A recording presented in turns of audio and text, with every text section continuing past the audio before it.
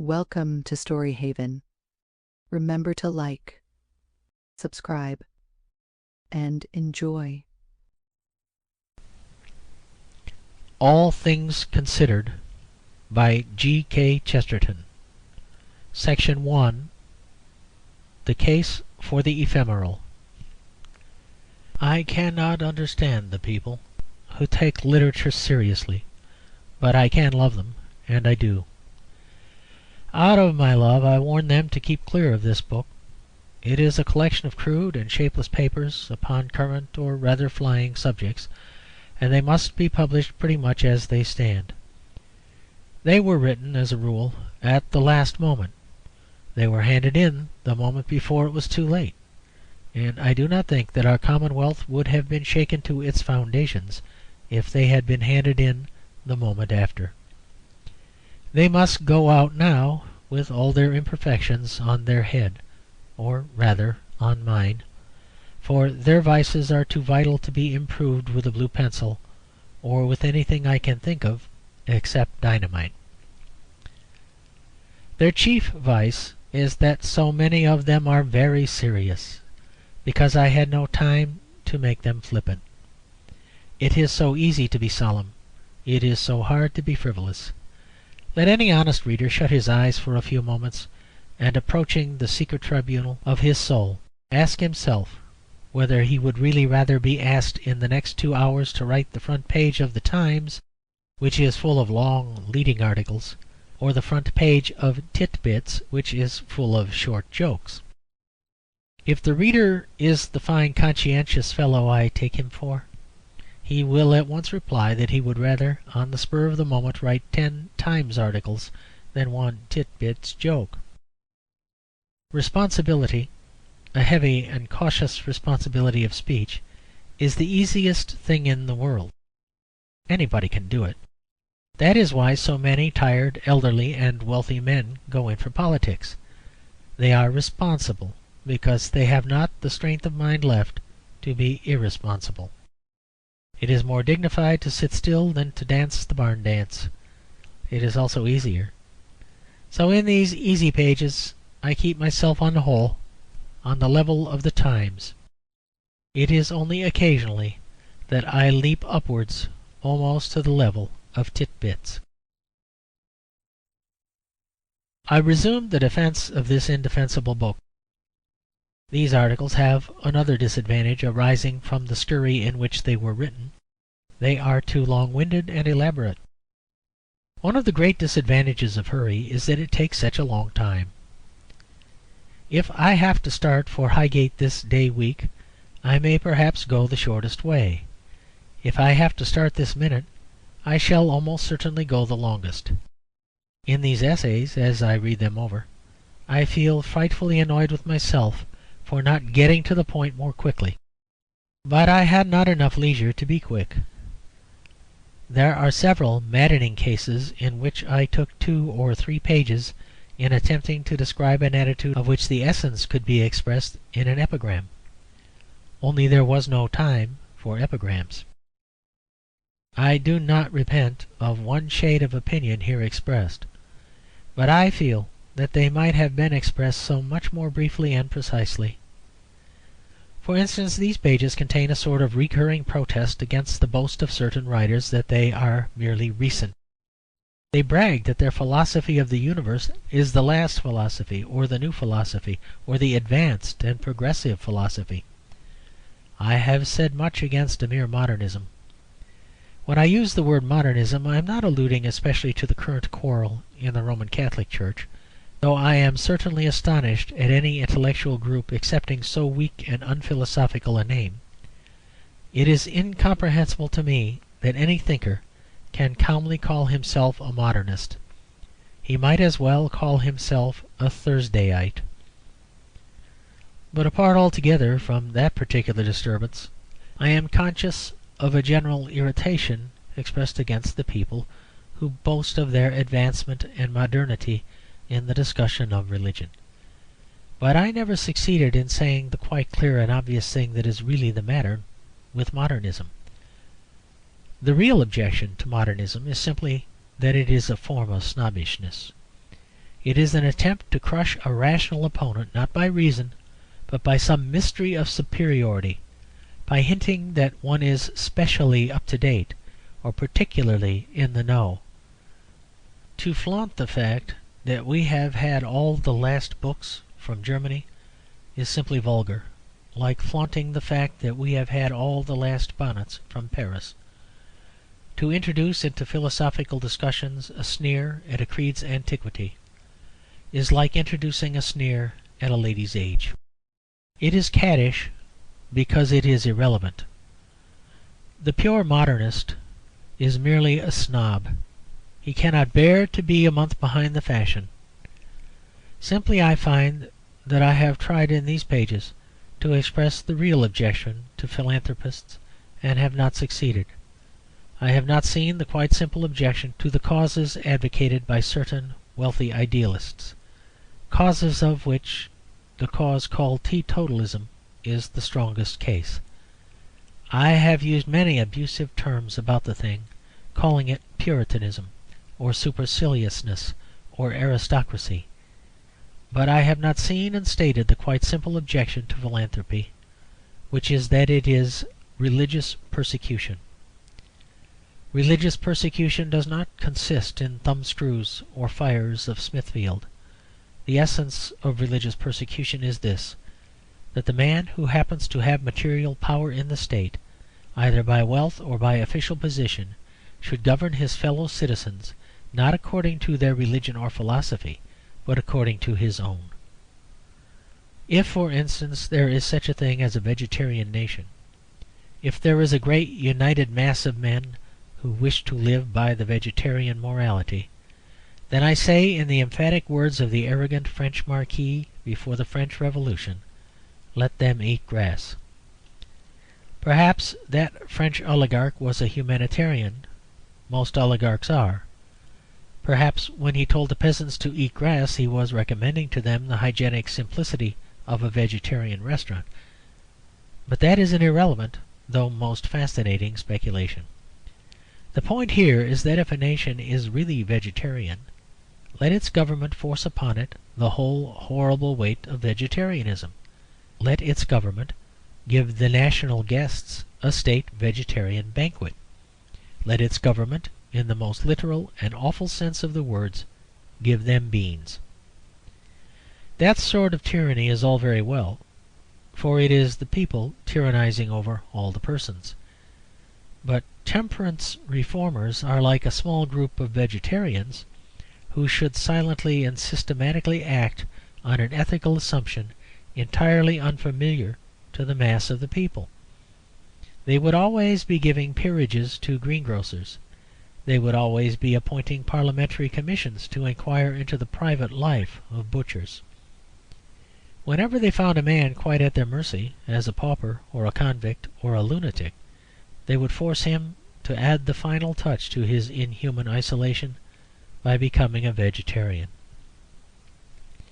All the meals for school children will be vegetarian meals.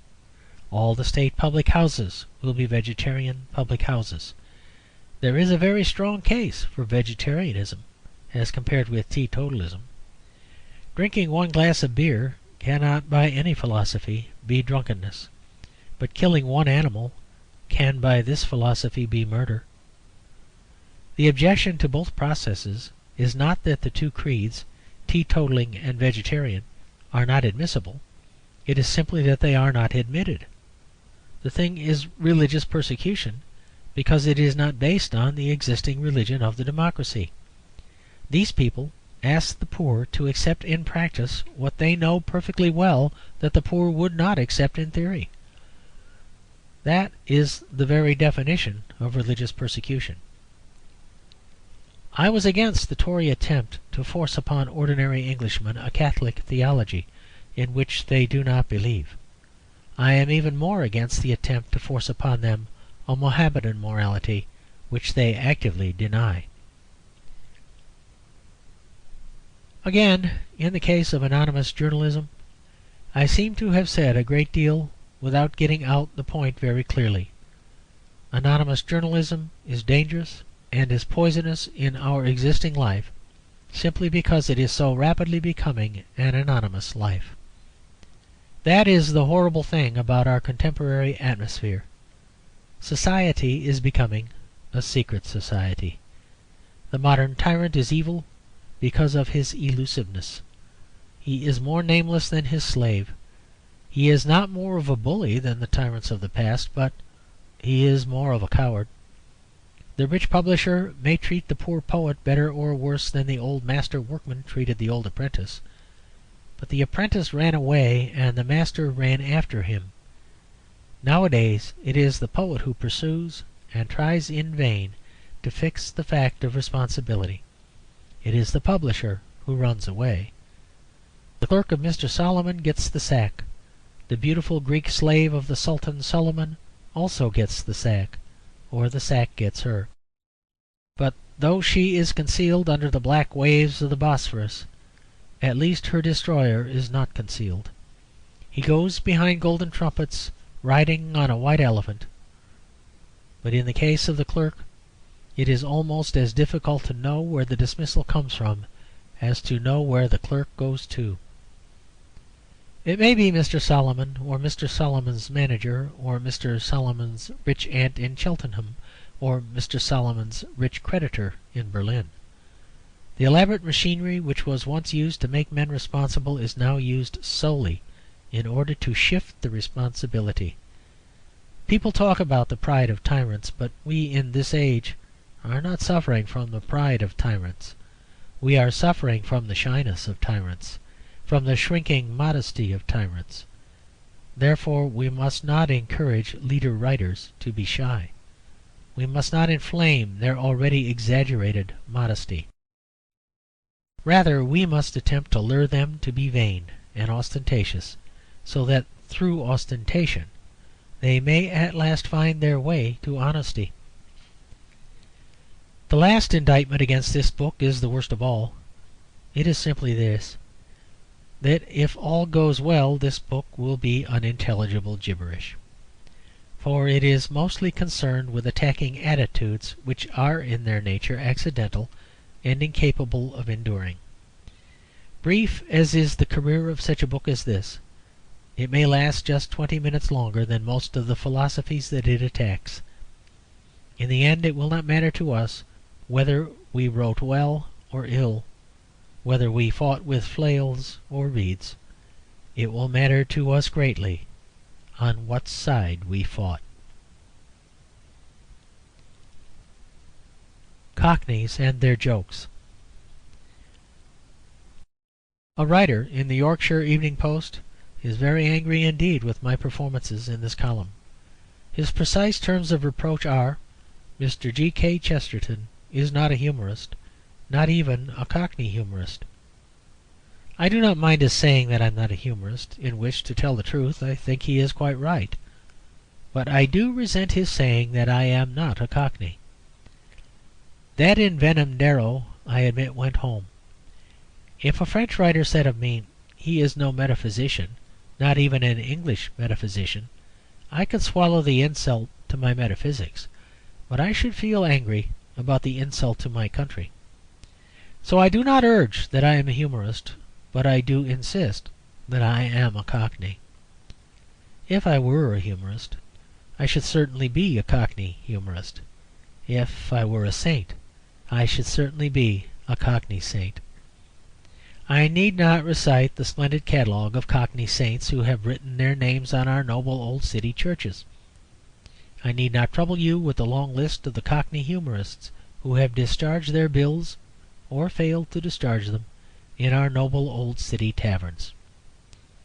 We can weep together over the pathos of the poor Yorkshireman, whose country has never produced some humour not intelligible to the rest of the world. And we can smile together when he says that somebody or other is not even a Cockney humorist, like Samuel Johnson or Charles Lamb. It is surely sufficiently obvious that all the best humour that exists in our language is Cockney humour. Chaucer was a Cockney. He had his house close to the Abbey. Dickens was a Cockney. He said he could not think without the London streets. The London taverns heard always the quaintest conversation, whether it was Ben Jonson's at the Mermaid or Sam Johnson's at the Cock. Even in our own time it may be noted that the most vital and genuine humour is still written about London.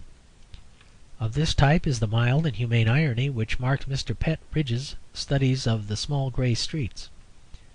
Of this type is the simple but smashing laughter of the best tales of Mr. W. W. Jacobs, telling of the smoke and sparkle of the Thames. No, I concede that I am not a Cockney humorist. No, I am not worthy to be.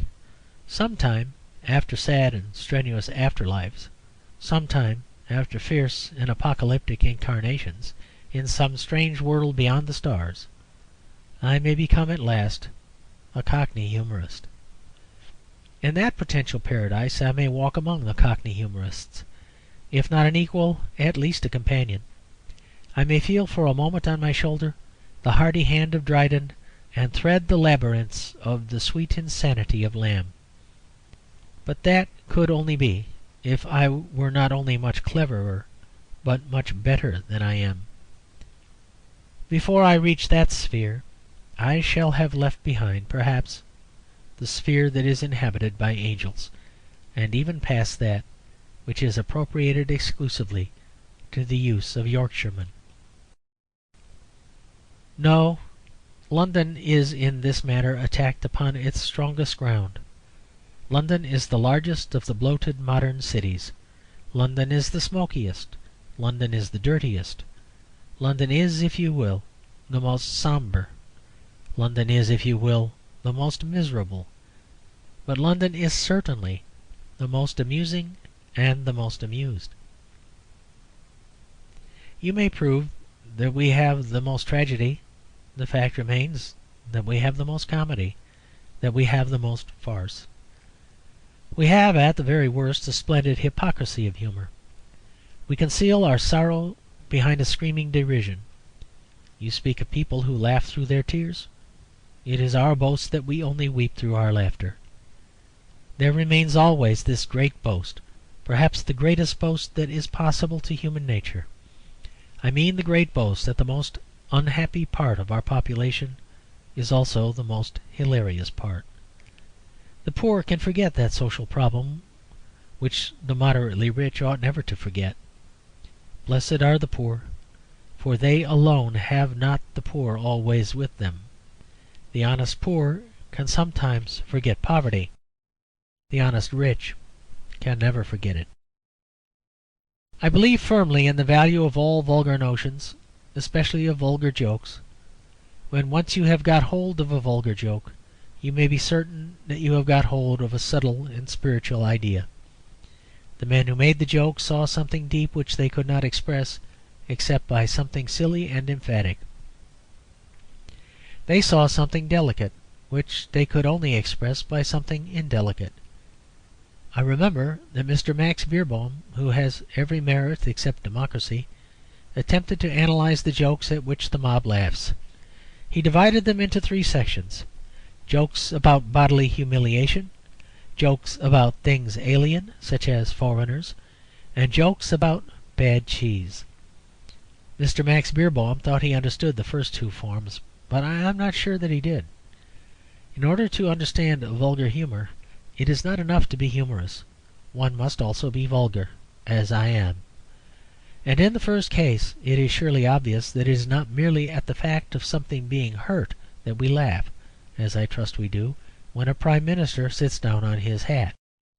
If that were so, we should laugh whenever we saw a funeral. We do not laugh at the mere fact of something falling down. There is nothing humorous about leaves falling or the sun going down. When our house falls down, we do not laugh. All the birds of the air might drop around us in a perpetual shower like a hailstone, without arousing a smile. If you really ask yourself why we laugh at a man sitting down suddenly in the street, you will discover that the reason is not only recondite, but ultimately religious. All the jokes about men sitting down on their hats are really theological jokes. They are concerned with the dual nature of man.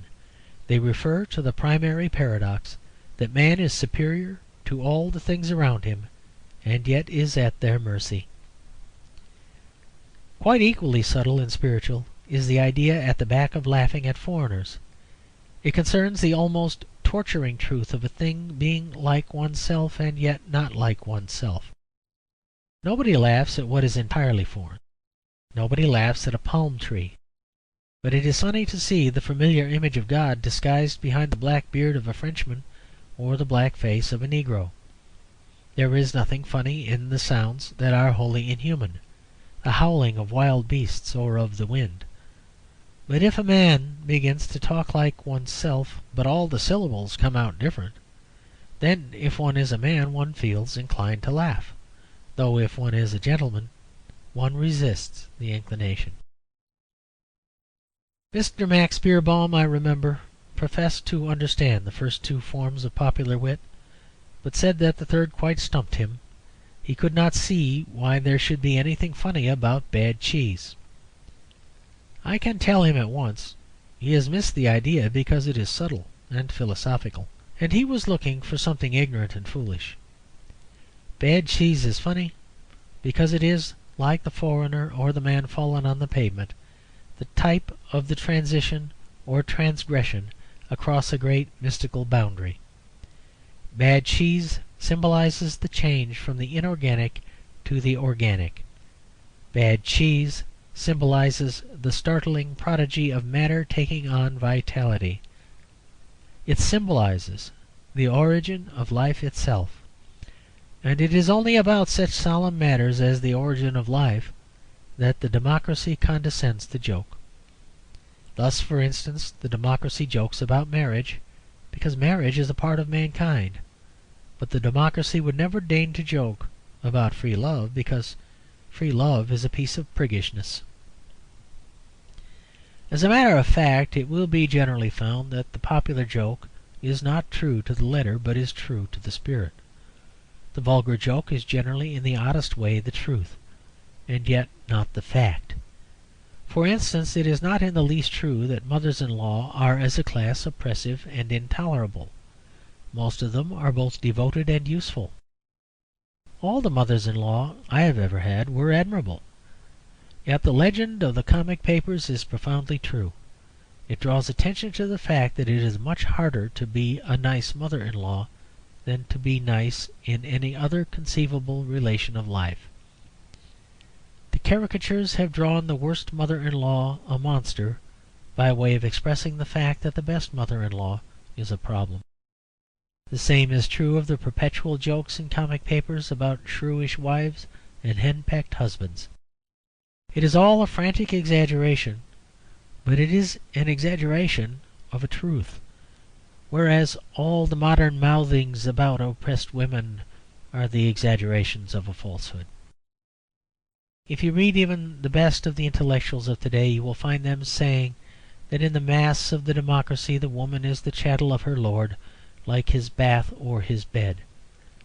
But if you read the comic literature of the democracy, you will find that the lord hides under the bed to escape from the wrath of his chattel. This is not the fact, but it is much nearer the truth. Every man who is married knows quite well not only that he does not regard his wife as a chattel, but that no man can conceivably ever have done so. The joke stands for an ultimate truth, and that is a subtle truth. It is one not very easy to state correctly. It can perhaps be most correctly stated by saying that, even if the man is the head of the house, he knows he is the figurehead. But the vulgar comic papers are so subtle and true that they are even prophetic. If you really want to know what is going to happen to the future of our democracy, do not read the modern sociological prophecies. Do not read even Mr. Wells' Utopias for this purpose, though you should certainly read them if you are fond of good honesty and good English. If you want to know what will happen, study the pages of Snaps or Patchy Bits, as if they were the dark tablets graven with the oracle of the gods. For mean and gross as they are, in all seriousness they contain what is entirely absent from all Utopias and all the sociological conjectures of our time. They contain some hint of the actual habits and manifest desires of the English people. If we are really to find out what the democracy will ultimately do with itself, we shall surely find it not in the literature which studies the people, but in the literature which the people studies. I can give two chance cases in which the common or cockney joke was a much better prophecy than the careful observations of the most cultured observer.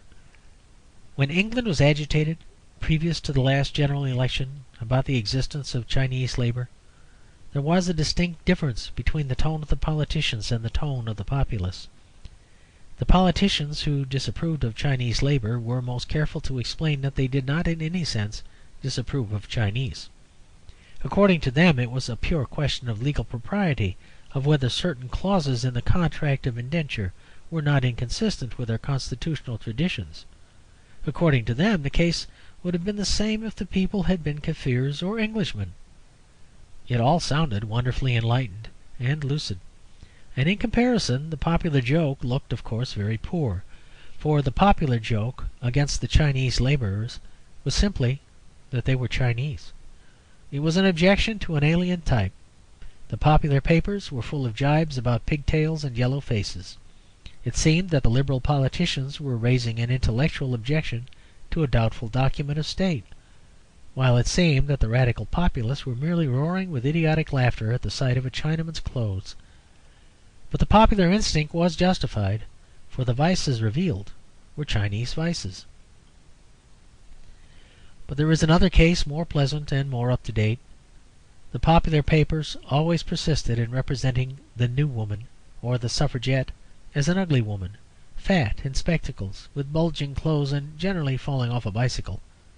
As a matter of plain external fact, there was not a word of truth in this. The leaders of the movement of female emancipation are not at all ugly. Most of them are extraordinarily good-looking. Nor are they at all indifferent to art or decorative costume.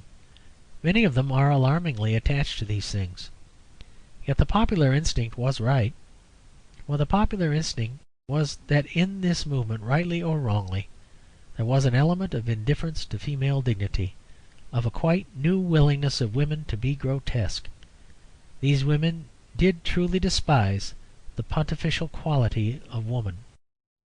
And in our streets and around our Parliament we have seen the stately woman of art and culture turn into the comic woman of comic bits. And whether we think the exhibition justifiable or not, the prophecy of the comic papers is justified. The healthy and vulgar masses were conscious of a hidden enemy to their traditions who has now come out into the daylight, that the Scriptures might be fulfilled. For the two things that a healthy person hates most between heaven and hell are a woman who is not dignified and a man who is. The fallacy of success. There has appeared in our time a particular class of books and articles which I sincerely and solemnly think may be called the silliest ever known among men. They are much more wild than the wildest romances of chivalry, and much more dull than the dullest religious tract. Moreover, the romances of chivalry were at least about chivalry. The religious tracts are about religion, but these things are about nothing. They are about what is called success. On every bookstall, in every magazine, you may find works telling people how to succeed. They are books showing men how to succeed in everything. They are written by men who cannot even succeed in writing books. To begin with, of course, there is no such thing as success. Or, if you like to put it so, there is nothing that is not successful. That a thing is successful merely means that it is. A millionaire is successful in being a millionaire, and a donkey in being a donkey. Any live man has succeeded in living, any dead man may have succeeded in committing suicide. But, passing over the bad logic and bad philosophy in the phrase, we may take it, as these writers do, in the ordinary sense of success in obtaining money or worldly position. These writers profess to tell the ordinary man how he may succeed in his trade or speculation, how, if he is a builder, he may succeed as a builder, how, if he is a stockbroker, he may succeed as a stockbroker. They profess to show him how, if he is a grocer, he may become a sporting yachtsman. how, if he is a tenth-rate journalist, he may become a peer, and how, if he is a German Jew, he may become an Anglo-Saxon. This is a definite and businesslike proposal, and I really think that the people who buy these books, if any people do buy them, have a moral if not legal right to ask for their money back. Nobody would dare to publish a book about electricity which literally told nothing about electricity. No one would dare to publish an article on botany which showed that the writer did not know which end of a plant grew in the earth. Yet our modern world is full of books about success and successful people which literally contain no kind of idea and scarcely any kind of verbal sense. It is perfectly obvious that in any decent occupation, such as bricklaying or writing books, there are only two ways, in any special sense, of succeeding. One is by doing very good work. The other is by cheating. Both are much too simple to require any literary explanation. If you are in for the high jump, either jump higher than anyone else, or manage somehow to pretend that you have done so. If you want to succeed at whist, either be a good whist player, or play with marked cards. You may want a book about jumping. You may want a book about whist. You may want a book about cheating at whist. But you cannot want a book about success. Especially you cannot want a book about success such as those which you can now find scattered by the hundred about the book market. You may want to jump to play cards, but you do not want to read wandering statements to the effect that jumping is jumping, or that games are won by winners. If these writers, for instance, said anything about success in jumping, he would be something like this. The jumper must have a clear aim before him. He must desire definitely to jump higher than the other men who are in for the same competition. He must let no feeble feelings of mercy, sneaked from the sickening Little Englander and pro-Boers, prevent him from trying to do his best. He must remember that a competition in jumping is distinctly competitive, and that, as Darwin has gloriously demonstrated, the weakest go to the wall. That is the kind of thing the book would say, and very useful it would be, no doubt, if read out in a low and tense voice to a young man just about to take the high jump. Or suppose that in the course of his intellectual rambles the philosopher of success dropped upon our other case, that of playing cards. His bracing advice would run: in playing cards it is very necessary to avoid the mistake, commonly made by maudlin humanitarians and free traders, of permitting your opponent to win the game. You must have grit and snap and go in to win. The days of idealism and superstition are over. We live in a time of science and hard common sense, and if it has now been definitely proved that in any game where two are playing, if one does not win the other will, it is all very stirring, of course, but I confess that if I were playing cards I would rather have some decent little book which told me the rules of the game. Beyond the rules of the game, it is all a question either of talent or dishonesty, and I will undertake to provide either one or the other, which is not for me to say. Turning over a popular magazine, I find a queer and amusing example. There is an article called "The Instinct That Makes People Rich." It is decorated in front with a formidable portrait of Lord Rothschild. There are many definite methods, honest and dishonest, which make people rich. The only instinct I know of which does it is that instinct which theological Christianity crudely describes as the sin of avarice. That, however, is beside the present point. I wish to quote the following exquisite paragraphs as a piece of typical advice as to how to succeed. It is so practical, it leaves so little doubt about what should be our next step. The name of Vanderbilt is synonymous with wealth gained by modern enterprise. Cornelius, the founder of the family, was the first of the great American magnates of commerce. He started as the son of a poor farmer. He ended as a millionaire 20 times over. He had the money-making instinct. He seized his opportunities the opportunities that were given by the application of the steam engine to ocean traffic and by the birth of railway locomotion in the wealthy but undeveloped United States of America, and consequently he amassed an immense fortune. Now it is, of course, obvious that we cannot all follow exactly in the footsteps of this great railway monarch. The precise opportunities that fell to him do not occur to us. Circumstances have changed. But although this is so, still in our own sphere and in our own circumstances, we can follow his general methods. We can seize those opportunities that are given us, and give ourselves a very fair chance of attaining riches.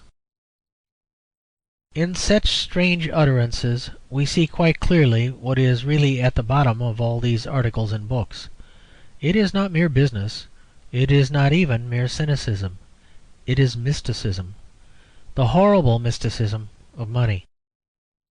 The writer of that passage did not really have the remotest notion of how Vanderbilt made his money, or of how anybody else is to make his. He does indeed conclude his remarks by advocating some scheme, but it has nothing in the world to do with Vanderbilt. He merely wished to prostrate himself before the mystery of a millionaire. For when we really worship anything, we love not only its clearness but its obscurity. We exult in its very invisibility. Thus, for instance, when a man is in love with a woman, he takes special pleasure in the fact that a woman is unreasonable. Thus again, the very pious poet, celebrating his Creator, takes pleasure in saying that God moves in a mysterious way. Now, the writer of the paragraph which I have quoted does not seem to have had anything to do with a God, and I should not think, judging by his extreme unpracticality, that he ever had been really in love with a woman. The thing he does worship, Vanderbilt, he treats in exactly this mystical manner. He really revels in the fact his deity, Vanderbilt, is keeping a secret from him, and fills his soul with a sort of transport of cunning, an ecstasy of priestcraft, that he should pretend to be telling to the multitude that terrible secret which he does not know. Speaking about the instinct that makes people rich, the same writer remarks, "In olden days its existence was fully understood. The Greeks enshrined it in the story of Midas of the golden touch. Here was a man who turned everything he laid his hands upon into gold. His life was a progress amidst riches. Out of everything that came in his way he created the precious metal. A foolish legend, said the wiseacres of the Victorian age. A truth, we say of to-day. We all know of such men. We are ever meeting or reading about such persons who turn everything they touch into gold. Success dogs their very footsteps. Their life's pathway leads unerringly upwards. They cannot fail." Unfortunately, however, Midas could fail. He did. His path did not lead unerringly upward. He starved because whenever he touched a biscuit or a ham sandwich it turned to gold. That was the whole point of the story, though the writer has to suppress it delicately, writing so near to a portrait of Lord Rothschild. The old fables of mankind are indeed unfathomably wise, but we must not have them expurgated in the interests of Mr. Vanderbilt. We must not have King Midas represented as an example of success.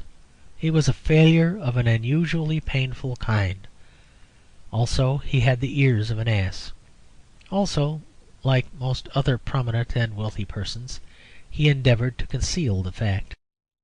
It was his barber, if I remember right, who had to be treated on a confidential footing with regard to this peculiarity, and his barber, instead of behaving like a go-ahead person of the succeed-at-all-costs school and trying to blackmail King Midas, went away and whispered this splendid piece of society scandal to the reeds, who enjoyed it enormously. It is said that they also whispered it as the wind swayed them to and fro. I look reverently at the portrait of Lord Rothschild. I read reverently about the exploits of Mr. Vanderbilt. I know that I cannot turn everything I touch to gold. Then I also know that I have never tried, having a preference for other substances such as grass and good wine. I know that these people have certainly succeeded in something, that they have certainly overcome somebody. I know that they are kings in a sense that no men ever were kings before, that they create markets and bestride continents. Yet it always seemed to me that there is some small domestic fact that they are hiding, and I have sometimes thought I heard upon the wind the laughter and whisper of the reeds. At least let us hope that we shall all live to see these absurd books about success covered with the proper derision and neglect. They do not teach people to be successful, but they do teach people to be snobbish. They do spread a sort of evil poetry of worldliness. The Puritans are always denouncing books that inflame lust. What shall we say of books that inflame the viler passions of avarice and pride? 100 years ago we had the ideal of the industrious apprentice. Boys were told that by thrift and work they would all become Lord Mayors. This was fallacious, but it was manly, and had a minimum of moral truth. In our society temperance will not help a poor man to enrich himself, but it may help him to respect himself. Good work will not make him a rich man, but good work may make him a good workman. The industrious apprentice rose by virtues few and narrow indeed, but still virtues. But what shall we say of the gospel preached to the new industrial apprentice, the apprentice who rises not by his virtues, but avowedly by his vices? End of section 1.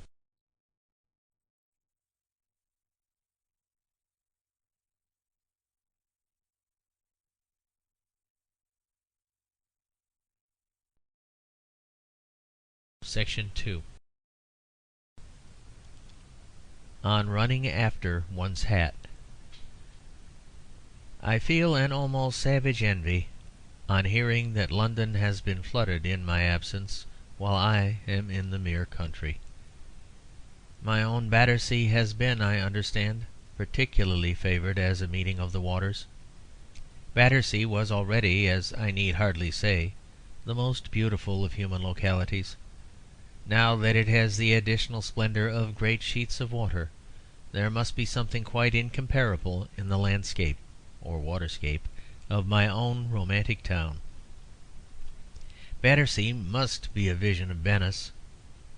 The boat that brought the meat from the butcher's must have shot along those lanes of rippling silver with the strange smoothness of the gondola. The greengrocer who brought cabbages to the corner of Latchmere Road must have leant upon the oar with the unearthly grace of the gondolier. There is nothing so perfectly poetical as an island, and when a district is flooded it becomes an archipelago. Some consider such romantic views of flood or fire slightly lacking in reality. But really this romantic view of such inconveniences is quite as practical as the other.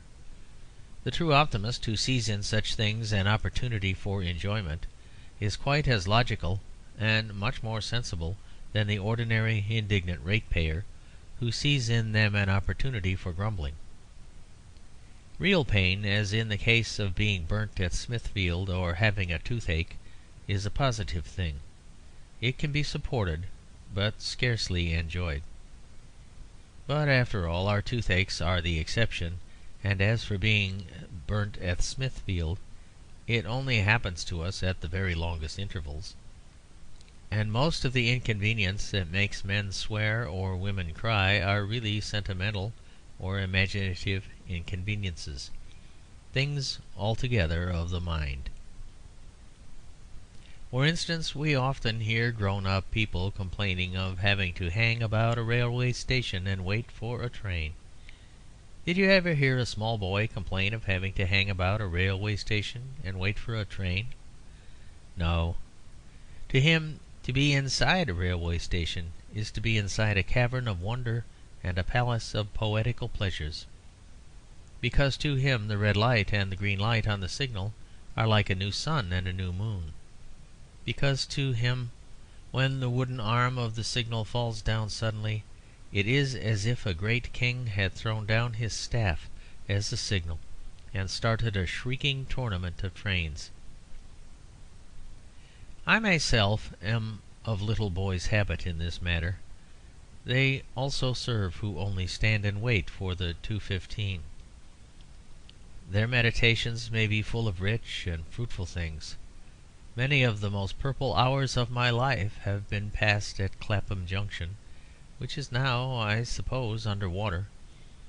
I've been there in many moods so fixed and mystical that the water might well have come up to my waist before I noticed it particularly. But in the case of all such annoyances, as I have said, everything depends upon the emotional point of view. You can safely apply the test to almost every one of the things that are currently talked of as the typical nuisance of daily life. For instance, there is a current impression that it is unpleasant to have to run after one's hat. Why should it be unpleasant to the well-ordered and pious mind? Not merely because it is running, and running exhausts one. The same people run much faster in games and sports. The same people run much more eagerly after an uninteresting little leather ball than they will after a nice silk hat. There is an idea that it is humiliating to run after one's hat, and when people say it is humiliating, they mean that it is comic. It certainly is comic. But man is a very comic creature, and most of the things he does are comic. Eating, for instance. And the most comic things of all are exactly the things that are most worth doing, such as making love. A man's running after a hat is not half so ridiculous as a man's running after a wife.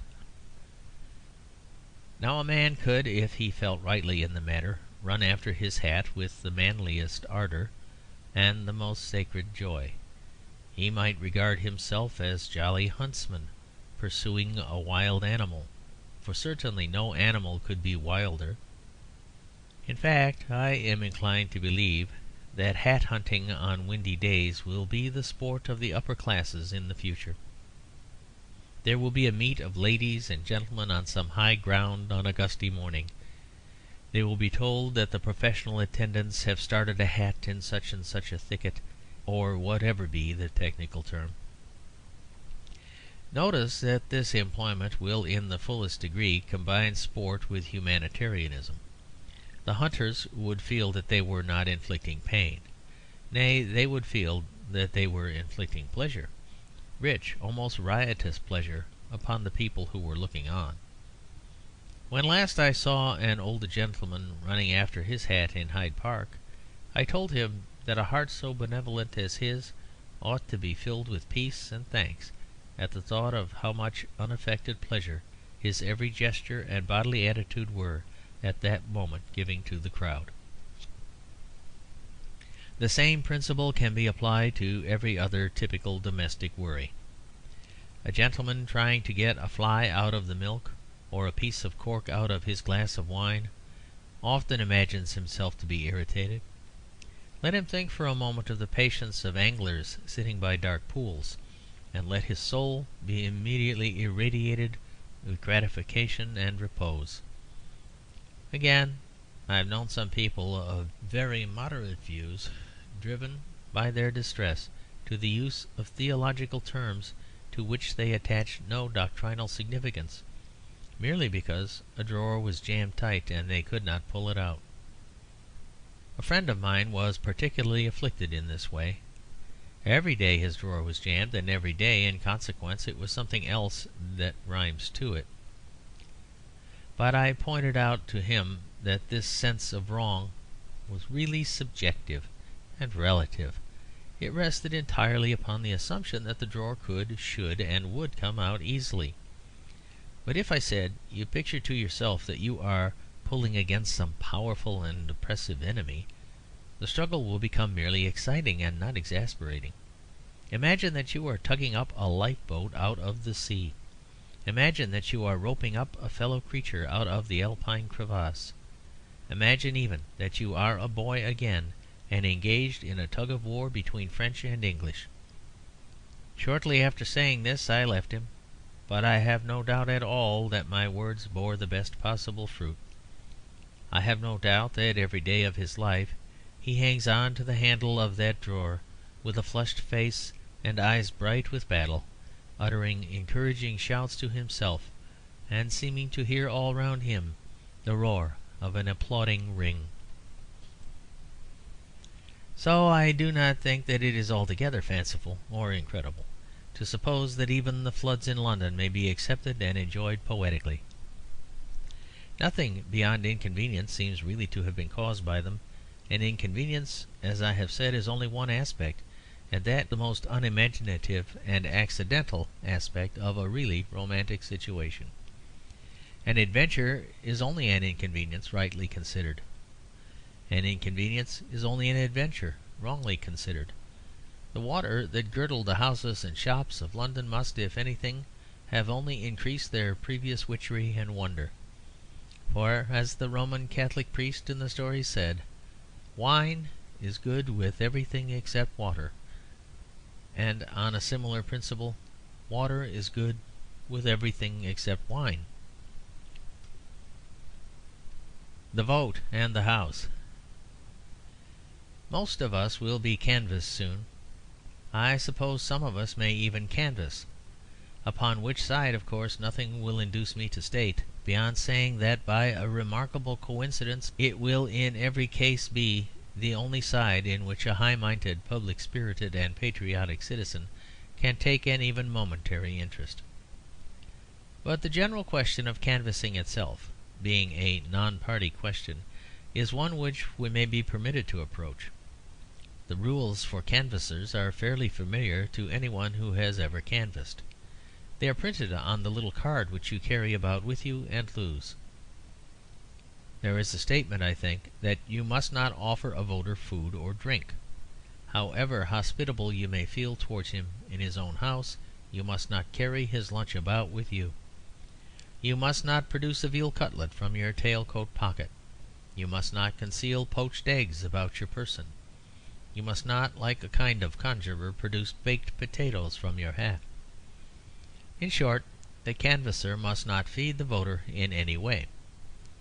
Whether the voter is allowed to feed the canvasser, whether the voter may give the canvasser veal cutlets and baked potatoes, is a point of law on which I have never been able to inform myself. When I found myself canvassing a gentleman, I have sometimes felt tempted to ask him if there was any rule against his giving me food and drink. But the matter seemed a delicate one to approach.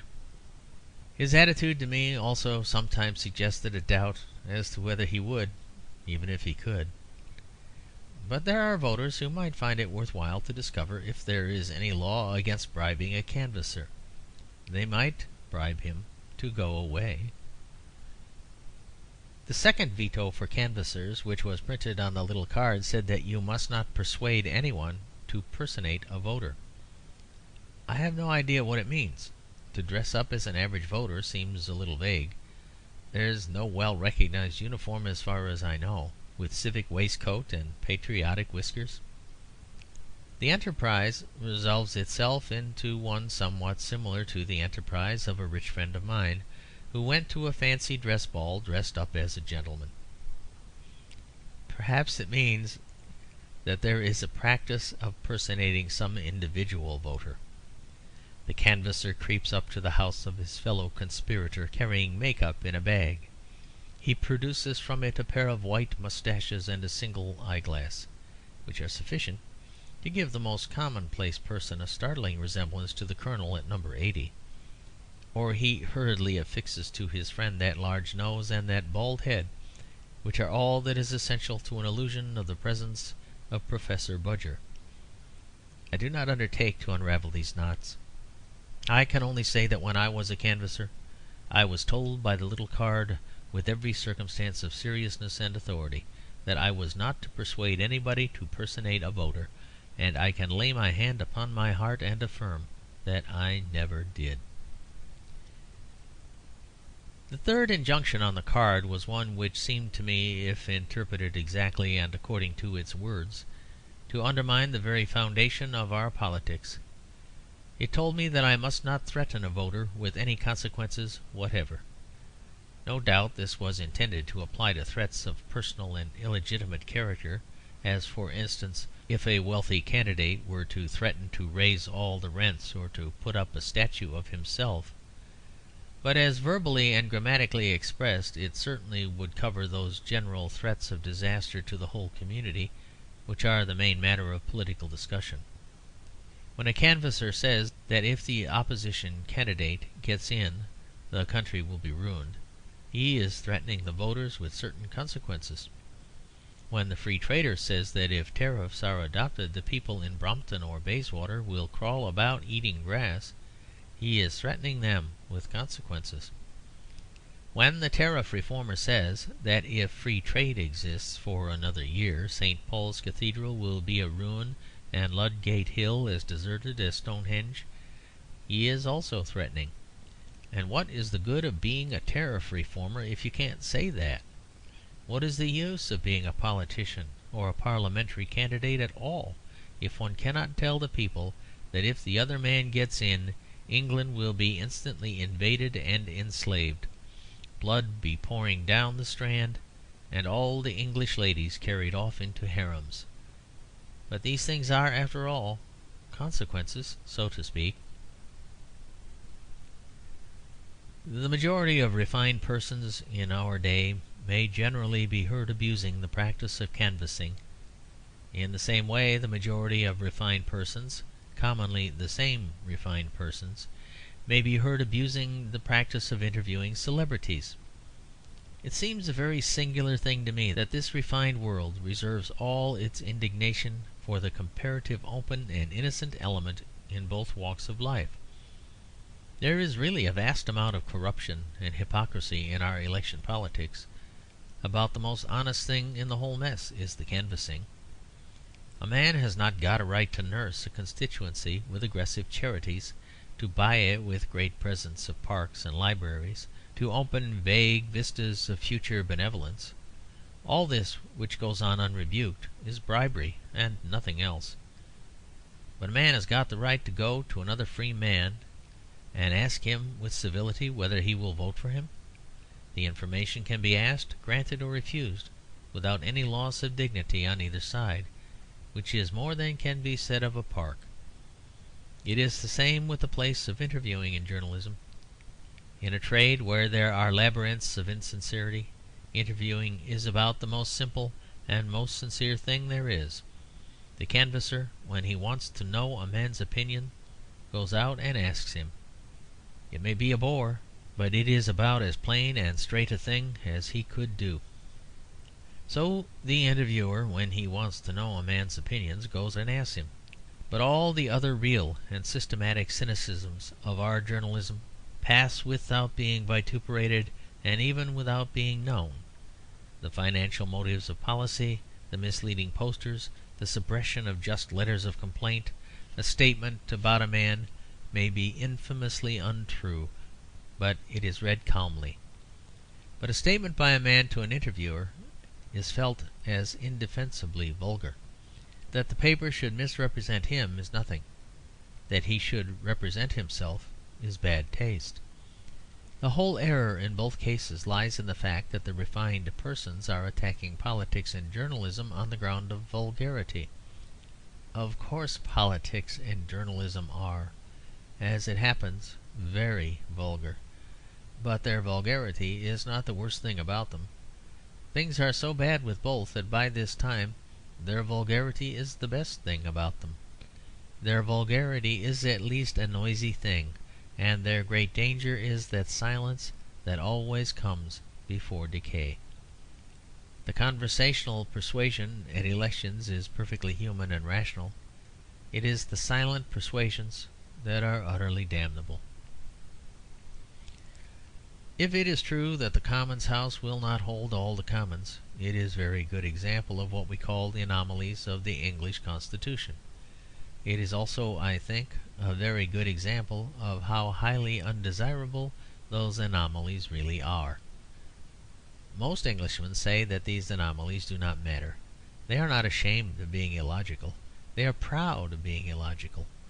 Lord Macaulay, a very typical Englishman, romantic, prejudiced, poetical, Lord Macaulay said that he would not lift his hand to get rid of an anomaly that was not also a grievance. Many other sturdy romantic Englishmen say the same thing. They boast of our anomalies. They boast of our illogicality.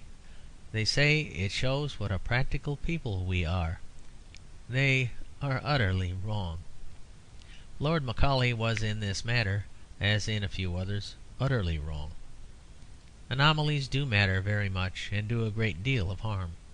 Abstract illogicalities do matter a great deal and do a great deal of harm. And this for a reason that anyone at all acquainted with human nature can see for himself. All injustice begins in the mind, and anomalies accustom the mind to the idea of unreason and untruth. Suppose I had by some prehistoric law the power of forcing every man in Battersea to nod his head 3 times before he got out of bed.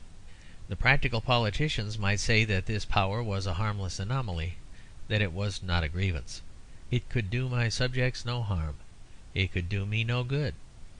The people of Battersea, they would say, might safely submit to it, but the people of Battersea could not safely submit to it for all that. If I had nodded their heads for them for 50 years, I could cut off their heads for them at the end of it with immeasurably greater ease. For there would have permanently sunk into every man's mind the notion that it was a natural thing for me to have a fantastic and irrational power. They would have grown accustomed to insanity.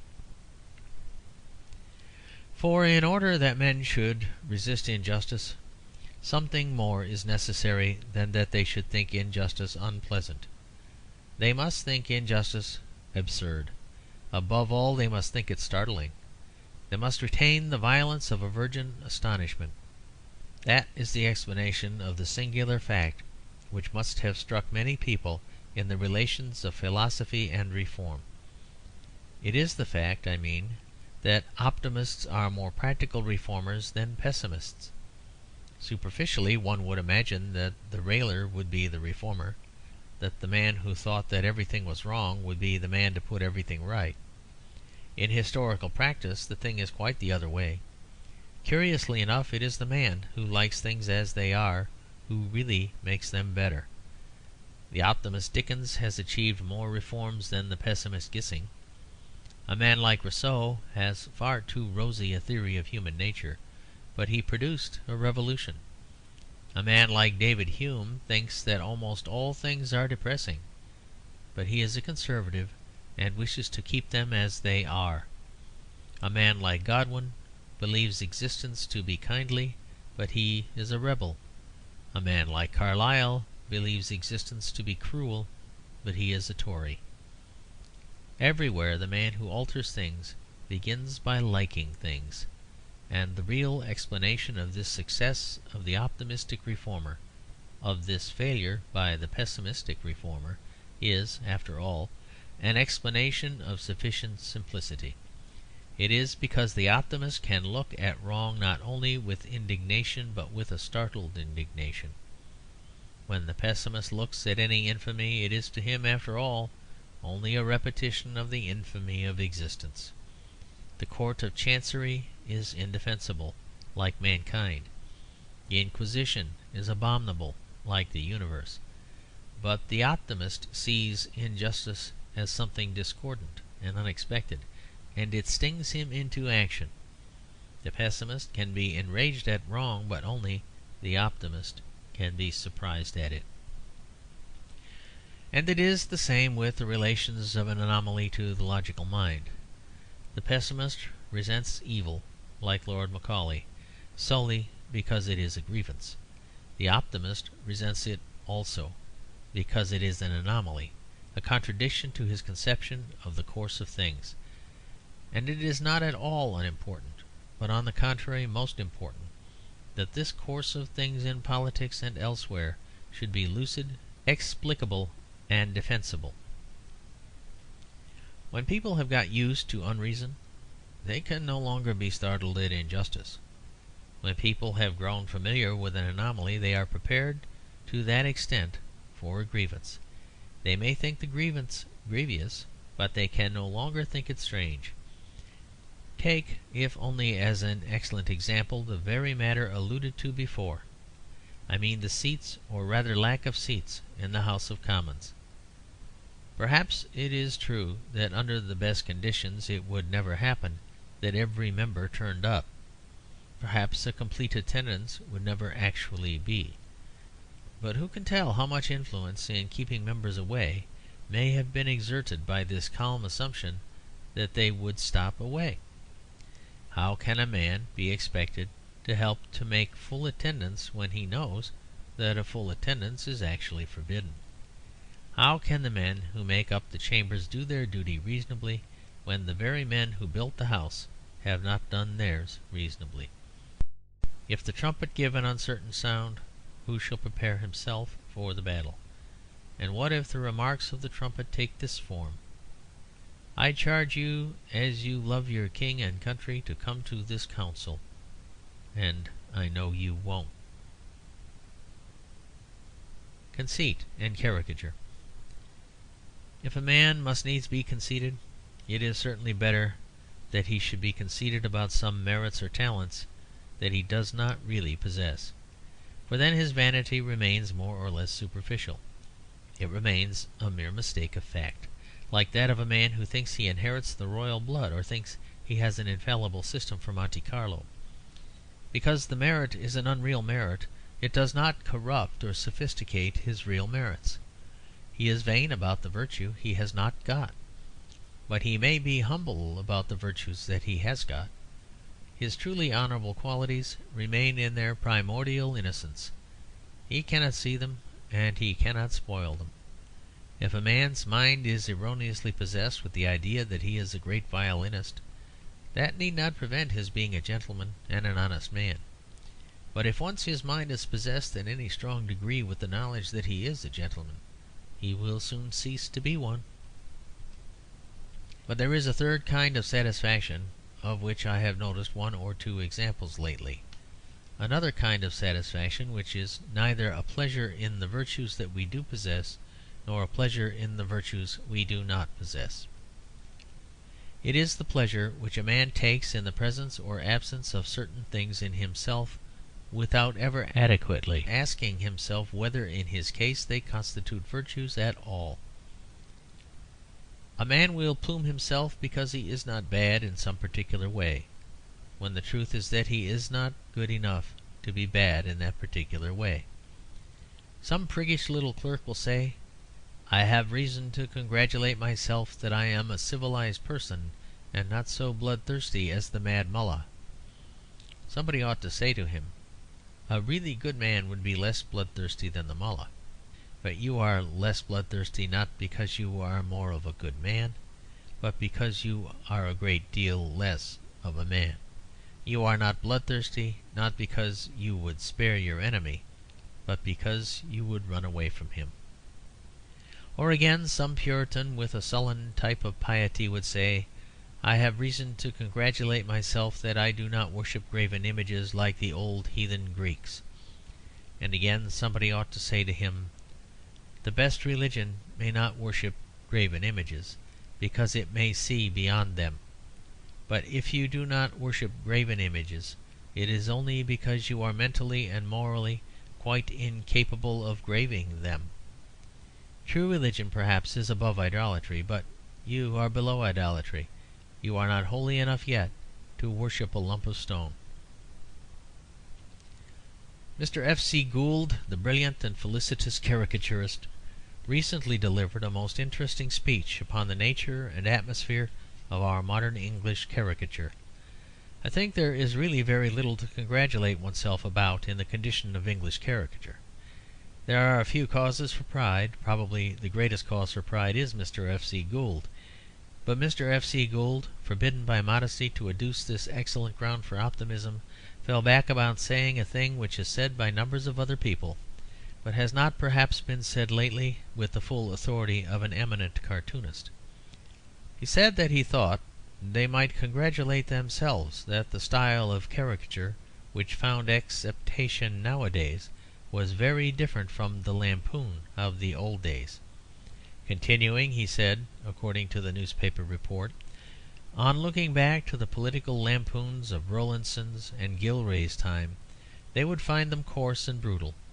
In some countries abroad, still, even in America, the method of political caricature was of the bludgeon kind. The fact was, we had passed the bludgeon stage. If they were brutal in attacking a man, even for political reasons, they roused sympathy for the man who was attacked. What they had to do was rub in the point they wanted to emphasise as gently as they could. Laughter and applause.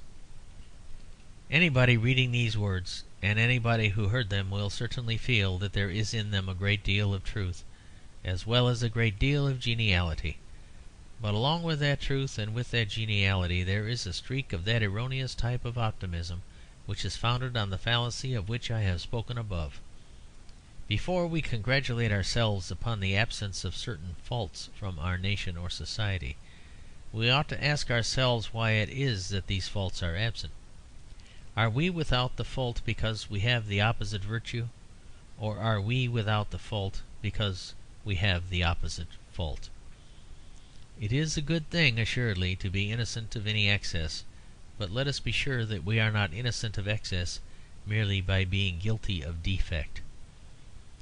Is it really true that our English political satire is so moderate because it is so magnanimous, so forgiving, so saintly? Is it penetrated through and through with a mystical charity, with a psychological tenderness? Do we spare the feelings of the Cabinet Minister because we pierce through all his apparent crimes and follies down to the dark virtues of which his own soul is unaware? Do we temper the wind to the leader of the opposition because in all our embracing heart we pity and cherish the struggling spirit of the leader of the opposition? Briefly, have we left off being brutal because we are too grand and generous to be brutal? Is it really true that we are better than brutality? Is it really true that we have passed the bludgeon stage? I fear that there is, to say the least of it, another side to the matter. It is not only too probable that the mildness of our political satire, when compared with the political satire of our fathers, arises simply from the profound unreality of our current politics. Rowlandson and Gilray did not fight merely because they were natural pothouse pugilists. They fought because they had something to fight about. It is easy enough to be refined about things that do not matter, but men kicked and plunged a little in that portentous wrestle in which swung to and fro, like dizzy with danger, the independence of England, the independence of Ireland, the independence of France. If we wish for a proof of this fact, that the lack of refinement did not come from mere brutality, the proof is easy. The proof is that in the struggle no personalities were more brutal than the really refined personalities. None were more violent and intolerant than those who were by nature polished and sensitive. Nelson, for instance, had the nerves and good manners of a woman. Nobody in his senses, I suppose, would call Nelson brutal. But when he was touched upon the national matter, there sprang out of him a spout of oaths, and he could only tell men to kill, kill, kill the Frenchman. It would be as easy to take examples on the other side. Camille Desmoulins was a man of much the same type, not only elegant and sweet in temper, but almost tremulously tender and humanitarian. But he was ready, he said, to embrace liberty upon a pile of corpses. In Ireland there were even more instances. Robert Emmet was only one famous example of a whole family of men, at once sensitive and savage. I think that Mr. F.C. Gould is altogether wrong in talking of this political ferocity as if it were some sort of survival from ruder conditions, like a flint axe or a hairy man. Cruelty is perhaps the worst kind of sin. Intellectual cruelty is certainly the worst kind of cruelty. But there is nothing in the least barbaric or ignorant about intellectual cruelty. The great Renaissance artists who mixed colours exquisitely mixed poisons equally exquisitely. The great Renaissance princes who designed instruments of music also designed instruments of torture. Barbarity, malignity, the desire to hurt men are the evil things generated in atmospheres of intense reality when great nations or great causes are at war. We may perhaps be glad that we have not got them, but it is somewhat dangerous to be proud that we have not got them. Perhaps we are hardly great enough to have them. Perhaps some great virtues have to be generated, as in men like Nelson or Emmett, before we can have these vices at all. Even as temptations, I for one believe that if our caricaturists do not hate their enemies, it is not because they are too big to hate them, but because their enemies are not big enough to hate. I do not think we have passed the bludgeon stage. I believe we have not come to the bludgeon stage. We must be better, braver, and purer men than we are before we come to the bludgeon stage. Let us then, by all means, be proud of the virtues that we have not got. But let us not be too arrogant about the virtues that we cannot help having. It may be that a man living on a desert island has a right to congratulate himself upon the fact that he can meditate at his ease, but he must not congratulate himself on the fact that he is on a desert island, and at the same time congratulate himself on the self-restraint he shows in not going to a ball every night. Similarly, our England may have a right to congratulate itself upon the fact that her politics are very quiet, amicable, and humdrum. But she must not congratulate herself upon that fact, and also congratulate herself upon the self-restraint she shows in not tearing herself and her citizens into rags. Between two English Privy Councillors, polite language is a mark of civilization, but really not a mark of magnanimity. Allied to this question is the kindred question on which we so often hear an innocent British boast, the fact that our statesmen are privately on very friendly relations, though in Parliament they sit on opposite sides of the House. Here again it is well to have no illusions. Our statesmen are not monsters of mystical generosity or insane logic, who are really able to hate a man from 3 to 12 and love him from 12 to 3. If our social relations are more peaceful than those of France or America or the England of 100 years ago, it is simply because our politics are more peaceful, not improbably because our politics are more fictitious. If our statesmen agree more in private, it is for the very simple reason that they agree more in public. And the reason they agree so much in both cases is really that they belong to one social class, and therefore the dining life is the real life. Tory and Liberal statesmen like each other, but it is not because they are both expansive. It is because they are both exclusive. End of section 2. Of section 3. Section 3. Patriotism and Sport. I notice that some papers, especially papers that call themselves patriotic, have fallen into quite a panic over the fact that we have been twice beaten in the world of sport, that a Frenchman has beaten us at golf, and that Belgians have beaten us at rowing. I suppose that the incidents are important to any people who ever believed in the self-satisfied English legend on this subject. I suppose that there are men who vaguely believed that we could never be beaten by a Frenchman, despite the fact that we have often been beaten by Frenchmen and once by a French woman. In the old pictures in Punch you will find a recurring piece of satire. The English caricaturists always assumed that a Frenchman could not ride to hounds or enjoy English hunting. It did not seem to occur to them that all the people who founded English hunting were Frenchmen. All the kings and nobles who originally rode to the hounds spoke French. Large numbers of those Englishmen who still ride to hounds have French names. I suppose that the thing is important to any one who is ignorant of such evident matters as these. I suppose that if a man has ever believed that we English have some sacred and separate right to be athletic, such reverses do appear quite enormous and shocking. They feel as if, while the proper sun was rising in the east, some other and unexpected sun had begun to rise in the north-northwest by north. For the benefit, the moral and intellectual benefit of such people, it may be worth while to point out that the Anglo-Saxon has in these cases been defeated precisely by those competitors whom he has always regarded as being out of the running, by Latins, and by Latins of the most easy and unstrenuous type, not only by Frenchmen but by Belgians. All this, I say, is worth telling to any intelligent person who believes in the haughty theory of Anglo-Saxon superiority. But then no intelligent person does believe in the haughty theory of Anglo-Saxon superiority. No quite genuine Englishman ever did believe in it.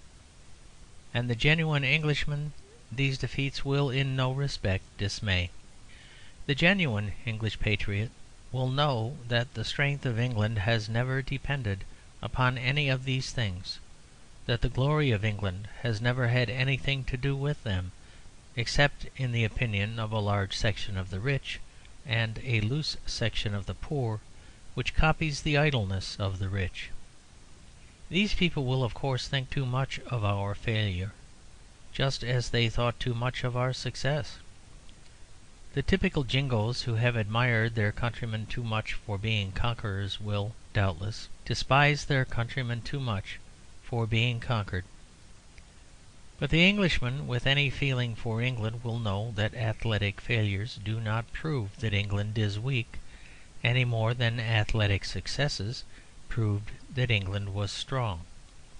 The truth is that athletics, like all other things, especially modern, are insanely individualistic.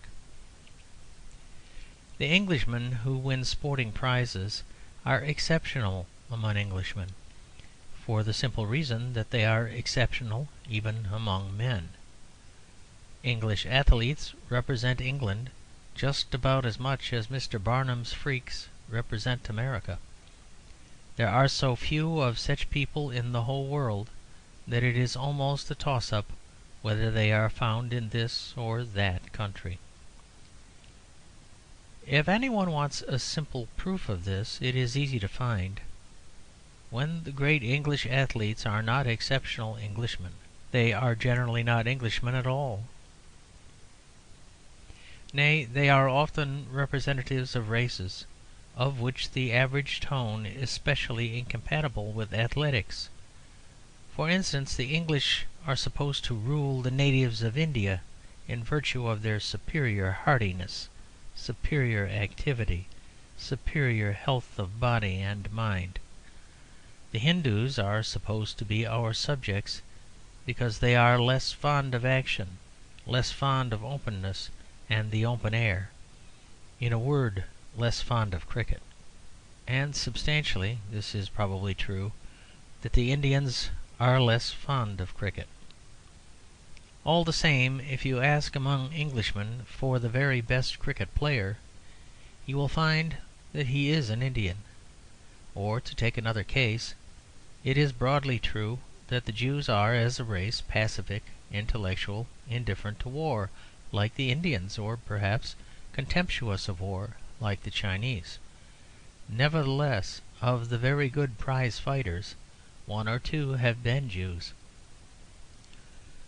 This is one of the strongest instances of the particular kind of evil that arises from our English form of the worship of athletics. It concentrates too much upon the success of individuals. It began quite naturally and rightly with wanting England to win. The second stage was that it wanted some Englishmen to win. The third stage was, in the ecstasy and agony of some special competition, that it wanted one particular Englishman to win. And the fourth stage was that when he had won, it discovered that he was not even an Englishman. This is one of the points, I think, on which something might really be said for Lord Roberts and his rather vague ideas which vary between rifle clubs and conscription. Whatever may be the advantages or disadvantages or otherwise of the idea, it is at least an idea of procuring equality and a sort of average in the athletic capacity of the people. It might conceivably act as a corrective to our mere tendency to see ourselves in certain exceptional athletes. As it is, there are millions of Englishmen who really think that they are a muscular race because C.B. Fry is an Englishman, and there are many of them who think vaguely that athletics must belong to England because Ranjit Singh is an Indian. But the real historic strength of England, physical and moral, has never had anything to do with this athletic specialism. It has been rather hindered by it. Somebody said that the Battle of Waterloo was won on Eton playing fields. It was a particularly unfortunate remark, for the English contribution to the victory of Waterloo depended very much more than is common in victories upon the steadiness of the rank and file in an almost desperate situation. The Battle of Waterloo was won by the stubbornness of the common soldier. That is to say, it was won by the man who had never been to Eton. It was absurd to say that Waterloo was won on Eton cricket fields, but it might have been fairly said that Waterloo was won on the village green, where clumsy boys played a very clumsy cricket. In a word, it was the average of the nation that was strong, and athletic glories do not indicate much about the average of a nation. Waterloo was not won by good cricket players, but Waterloo was won by bad cricket players, by a mass of men who had some minimum of athletic instincts and habits. It is a good sign in a nation when such things are done badly. It shows that all the people are doing them, and it is a bad sign in a nation when such things are done very well, for it shows that only a few experts and eccentrics are doing them, and that the nation is merely looking on. Suppose that whenever we heard of walking in England, it always meant walking 45 miles a day without fatigue.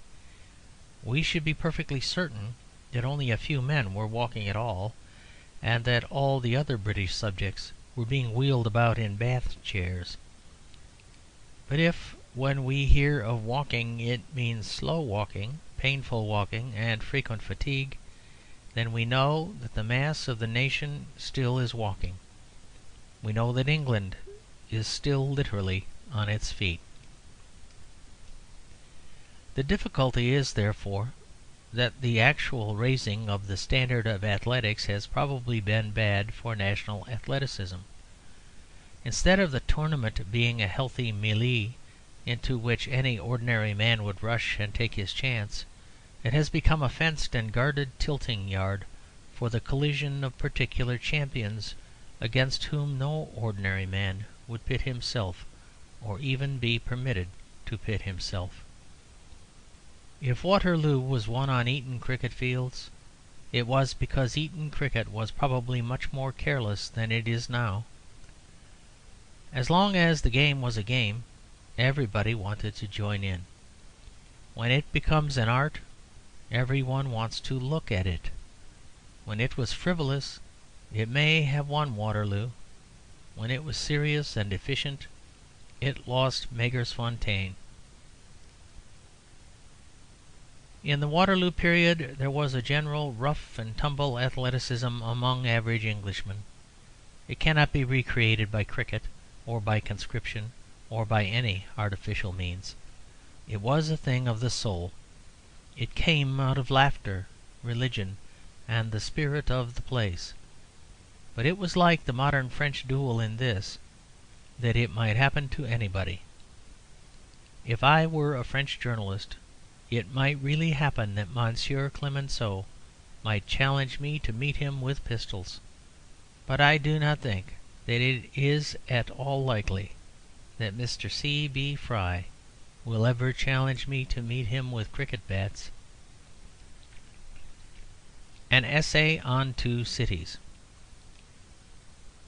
A little while ago I fell out of England into the town of Paris.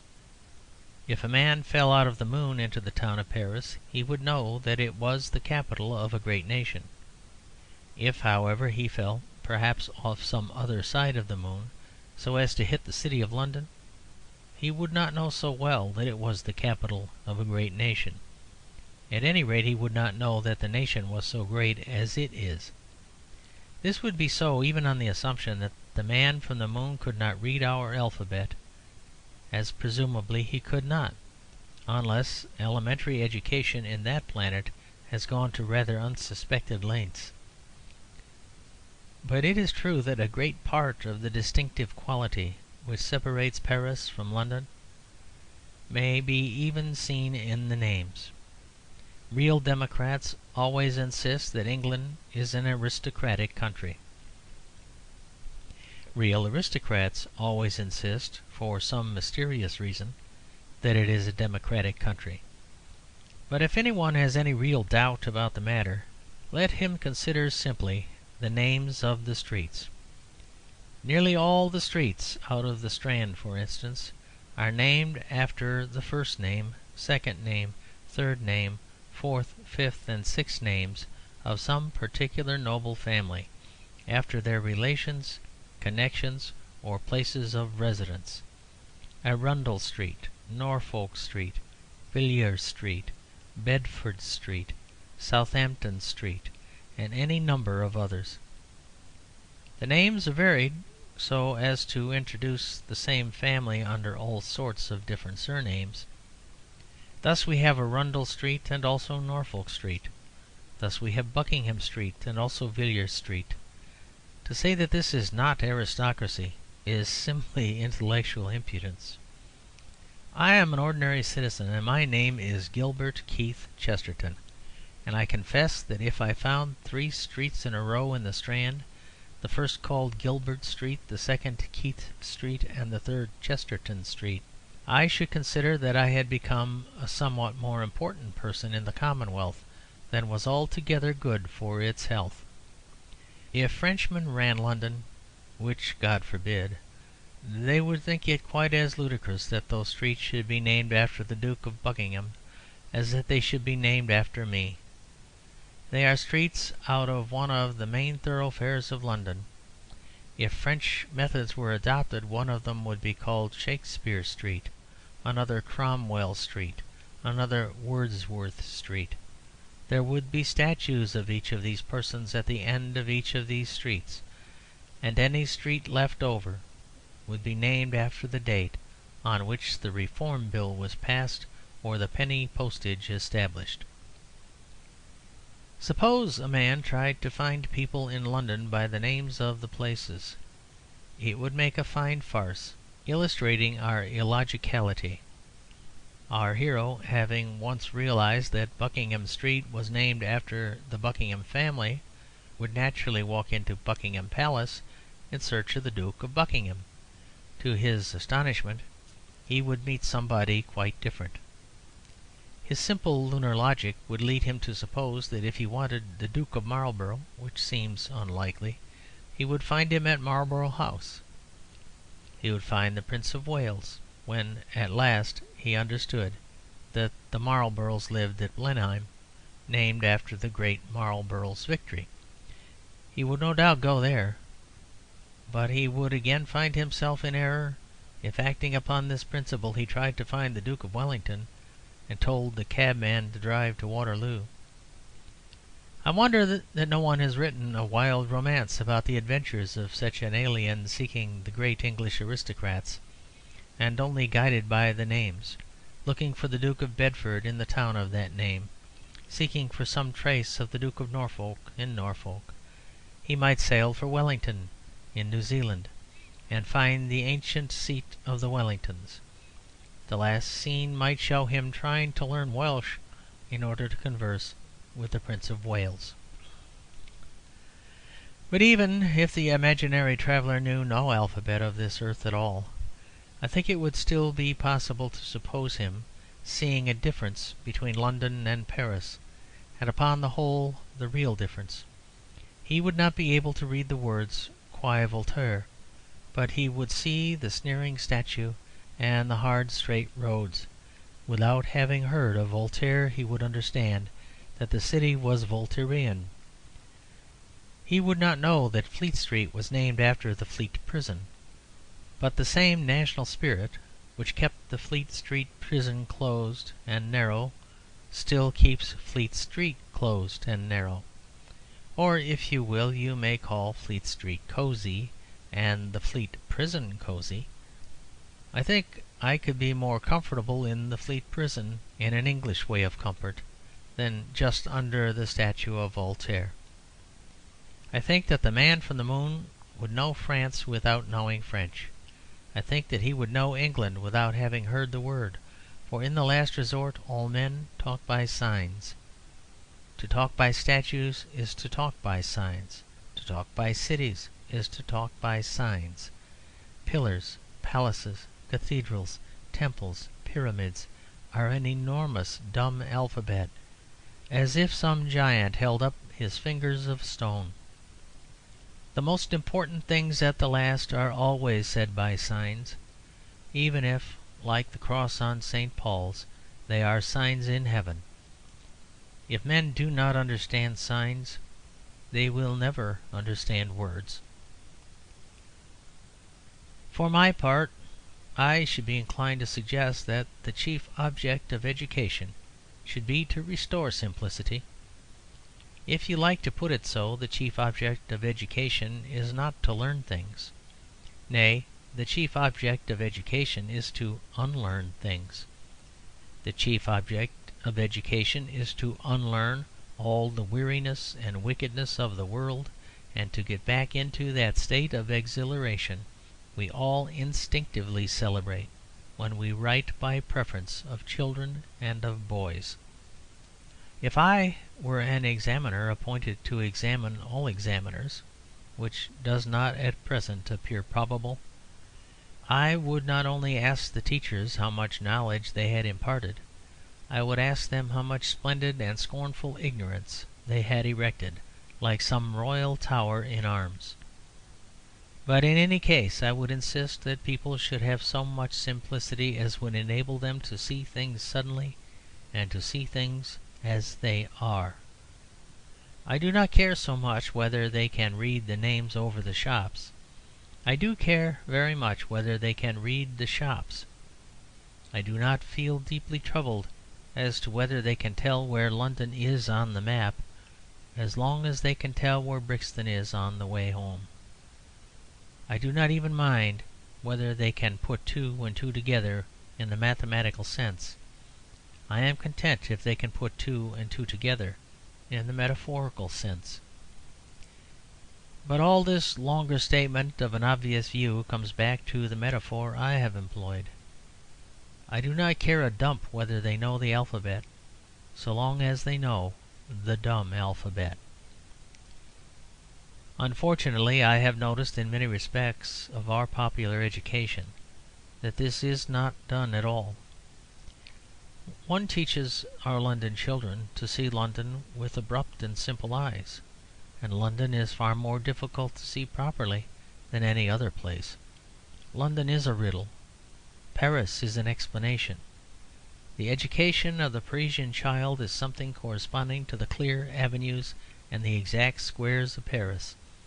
When the Parisian boy has done learning about the French reason and Roman order, he can go out and see the things repeated in the shapes of many shining public places, in the angles of many streets.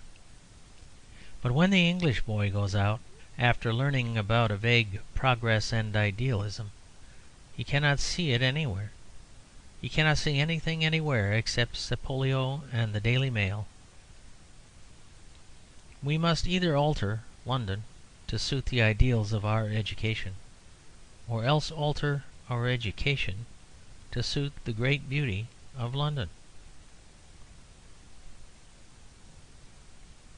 French and English.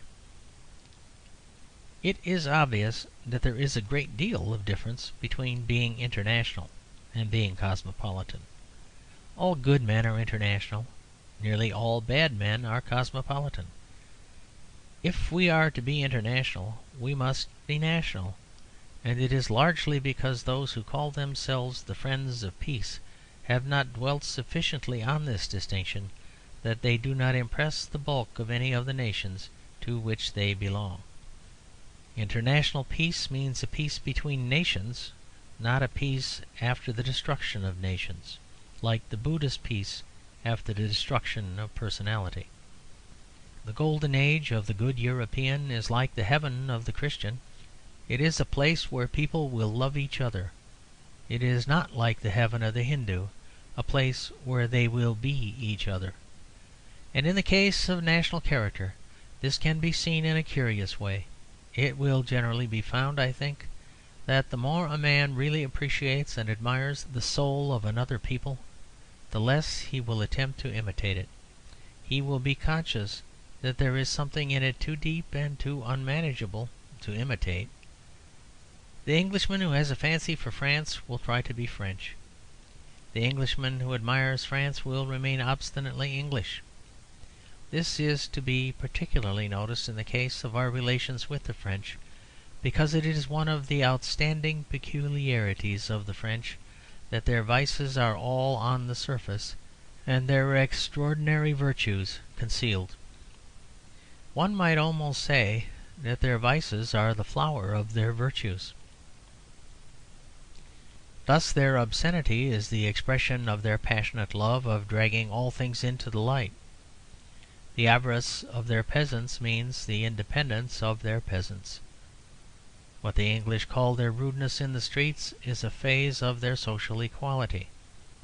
The worried look of their women is connected with the responsibilities of their women, and a certain unconscious brutality of hurry and gesture in the men is related to their inexhaustible and extraordinary military courage. Of all countries, therefore, France is the worst country for a superficial fool to admire. Let a fool hate France. If the fool loves it, he will soon be a knave. He will certainly admire it, not only for the things that are not creditable, but actually for the things that are not there. He will admire the grace and indolence of the most industrious people in the world. He will admire the romance and fantasy of the most determinedly respectable and commonplace people in the world. This mistake the Englishman will make if he admires France too hastily. But the mistake that he makes about France will be slight compared with the mistake that he makes about himself. An Englishman who professes really to like French realistic novels, really to be at home in a French modern theatre, really to experience no shock on first seeing the savage French caricatures, is making a mistake very dangerous for his own sincerity. He is not admiring something he does not understand. He is reaping where he has not sown, and taking up where he has not laid down. He is trying to taste the fruit when he never toiled over the tree. He is trying to pluck the exquisite fruit of French cynicism when he has never tilled the rude but rich soil of French virtue. The thing can only be made clear to Englishmen by turning it round. Suppose a Frenchman came out of the democratic France to live in England, where the shadow of the great houses still falls everywhere, and where even freedom was in its origin aristocratic. If the Frenchman saw our aristocracy and liked it, if he saw our snobbishness and liked it, if he set himself to imitate it, we all know what we should feel. We all know that we should feel that the particular Frenchman was a repulsive little gnat. He would not be imitating English aristocracy. He would be imitating the English vice. But he would not even understand the vice he plagiarized. Especially he would not understand that the vice is partly a virtue. He would not understand those elements in the English which balance the snobbishness and make it human, the great kindnesses of the English, their hospitality, their unconscious poetry, their sentimental conservatism, which really admires the gentry. The French royalist sees that the English like their king, but he does not grasp that while it is base to worship a king, it is almost noble to worship a powerless king. The impotence of the Hanoverian sovereigns has raised the English loyal subject almost to the chivalry and dignity of a Jacobite. The Frenchman sees that the English servant is respectful. He does not realise that he is also disrespectful, that there is an English legend of the humorous and faithful servant who is as much a personality as his master, the Caleb Balderstone, the Sam Weller. He sees that the English do admire a nobleman. He does not allow for the fact that they admire a nobleman most when he does not behave like one. They like a noble to be unconscious and amiable. The slave may be humble, but the master must not be proud. The master is life, as they would like to enjoy it, and among the joys they desire in him there is none which they desire more sincerely than that of generosity, of throwing money about among mankind, or to use the noble mediaeval word, largesse. The joy of largesse. That is why a cabman tells you you are no gentleman if you give him his correct fare. Not only his pocket but his soul is hurt. You have wounded his ideal. You have defaced his vision of the perfect aristocrat. All this is really very subtle and elusive. It is very difficult to separate what is mere slavishness from what is a sort of vicarious nobility in the English love of a lord. And no Frenchman could easily grasp it at all. He would think it was mere slavishness, and if he liked it he would be a slave. So every Englishman must at first feel French candour to be mere brutality, and if he likes it he is a brute. These national merits must not be understood so easily. It requires long years of plenitude and quiet, the slow growth of great parks, the seasoning of oaken beams, the dark enrichment of red wine in cellars and in inns, all the leisure and the life of England through many centuries, to produce at last the generous and genial fruit of English snobbishness. And it requires battery and barricade, songs in the streets and ragged men dead for an idea, to produce and justify the terrible flower of French indecency. When I was in Paris a short time ago, I went with an English friend of mine to an extremely brilliant and rapid succession of French plays, each occupying about 20 minutes. They were all astonishingly effective, but there was one of them which was so effective that my friend and I fought about it outside and had almost to be separated by the police. It was intended to indicate how men really behaved in a wreck or naval disaster, how they break down, how they scream, how they fight each other without object and in a mere hatred of everything. And then there was added, with all that horrible irony with which Voltaire began, a scene in which a great statesman made a speech over their bodies, saying that they were all heroes and had died in a fraternal embrace. My friend and I came out of this theatre, and as he had lived long in Paris, he said, like a Frenchman, "What admirable artistic arrangement! Is it not exquisite?" "No," I replied, assuming as far as possible the traditional attitude of John Bull in the pictures in Punch. "No, it is not exquisite. Perhaps it is unmeaning. If it is unmeaning I do not mind. But if it has a meaning, I know what the meaning is. It is that, under all their pageant of chivalry, men are not only beasts, but even hunted beasts. I do not know much of humanity, especially when humanity talks in French. But I know when a thing is meant to uplift the human soul and when it is meant to depress it. I know that Cyrano de Bergerac, where the actors talked even quicker, was meant to encourage man, and I know that this was meant to discourage him. "These sentimental and moral views of art," began my friend. But I broke into his words as a light broke into my mind. "Let me say to you," I said, "what Jaures said to Liebknecht at the Socialist Conference. You have not died on the barricades. You are an Englishman as I am, and you ought to be as amiable as I am.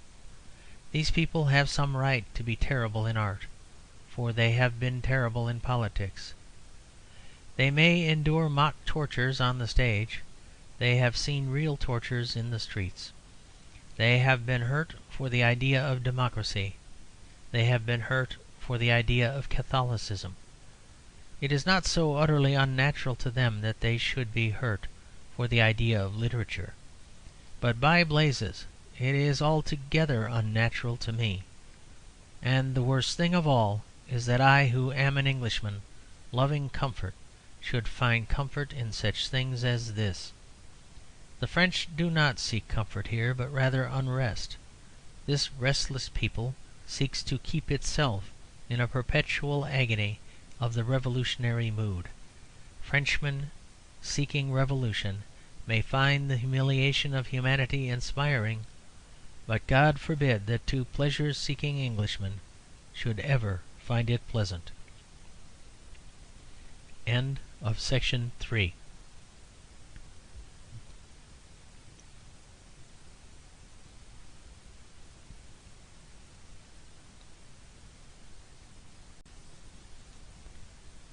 Section 4. The Zola Controversy.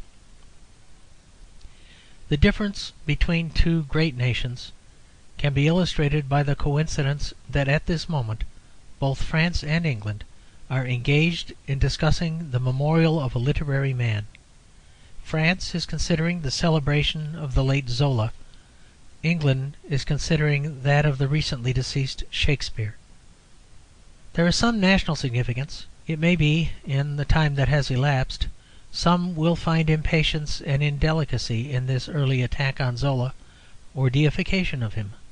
But the nation which has sat still for 300 years after Shakespeare's funeral may be considered perhaps to have carried delicacy too far. But much deeper things are involved than the mere matter of time. The point of the contrast is that the French are discussing whether there shall be any monument, while the English are discussing only what the monument shall be. In other words, the French are discussing a living question, while we are discussing a dead one, or rather, not a dead one, but a settled one, which is quite a different thing. When a thing of the intellect is settled, it is not dead, rather it is immortal. The multiplication table is immortal, and so is the fame of Shakespeare. But the fame of Zola is not dead or not immortal. It is at its crisis. It is in the balance, and it may be found wanting. The French, therefore, are quite right in considering it a living question. It is still living as a question, because it is not yet solved. But Shakespeare is not a living question. He is a living answer. For my part, therefore, I think the French Zola controversy much more practical and exciting than the English Shakespeare one. The admission of Zola to the Pantheon may be regarded as defining Zola's position. But nobody could say that a statue of Shakespeare, even 50 feet high, on the top of St. Paul's Cathedral, could define Shakespeare's position. It only defines our position towards Shakespeare. It is he who is fixed. It is we who are unstable. The nearest approach to an English parallel to the Zola case would be furnished if it were proposed to put some savagely controversial and largely repulsive author among the ashes of the great English poets. Suppose, for instance, it were proposed to bury Mr. Rudyard Kipling in Westminster Abbey. I should be against burying him in Westminster Abbey. First, because he is still alive, and here I think even he himself might admit the justice of my protest. And second, because I should like to reserve that rapidly narrowing space for the great permanent examples, not for the interesting foreign interruptions of English literature. I would not have either Mr. Kipling or Mr. George Moore in Westminster Abbey. though Mr. Kipling has certainly caught, even more cleverly than Mr. Moore, the lucid and cool cruelty of the French short story. I am very sure that Geoffrey Chaucer and Joseph Addison get on very well together in The Poet's Corner, despite the centuries that sunder them. But I feel that Mr. George Moore would be much happier in Père Lachaise with a riotous statue by Rodin on the top of him, and Mr. Kipling much happier under some huge Asiatic monument carved with all the cruelties of the gods. As to the affair of the English monument to Shakespeare, every people has its own mode of commemoration, and I think there is a great deal to be said for ours. There is the French monumental style, which consists in erecting very pompous statues very well done. There is the German monumental style, which consists in erecting very pompous statues badly done. And there is the English monumental method, the great English way with statues, which consists in not erecting them at all. A statue may be dignified, but the absence of a statue is always dignified. For my part, I feel there is something national, something wholesomely symbolic in the fact that there is no statue of Shakespeare. There is, of course, one in Leicester Square, but the very place where it stands shows that it was put up by a foreigner for foreigners. There is surely something modest and manly about not attempting to express our greatest poets in the plastic arts in which we do not excel. We honour Shakespeare as the Jews honour God, by not daring to make of him a graven image. Our sculpture, our statues, are good enough for bankers and philanthropists, who are our curse, not good enough for him who is our benediction. Why should we celebrate the very art in which we triumph by the very art in which we fail? England is most easily understood as the country of amateurs. It is especially the country of amateur soldiers, that is, of volunteers, of amateur statesmen, that is, of aristocrats, and it is not unreasonable or out of keeping that it should be rather specially the country of a careless and lounging view of literature. Shakespeare has no academic monument, for the same reason that he had no academic education. He had small Latin and less Greek, and in the same spirit he has never been commemorated in Latin epitaphs or Greek marble. If there is nothing clear and fixed about the emblems of his fame, it is because there was nothing clear and fixed about the origins of it. Those great schools and universities which watch a man in his youth may record him in his death, but Shakespeare had no such unifying traditions. We can only say of him what we can say of Dickens. We can only say that he came from nowhere and that he went everywhere. For him a monument in any place is out of place. A cold statue in a certain square is unsuitable to him as it would be unsuitable to Dickens.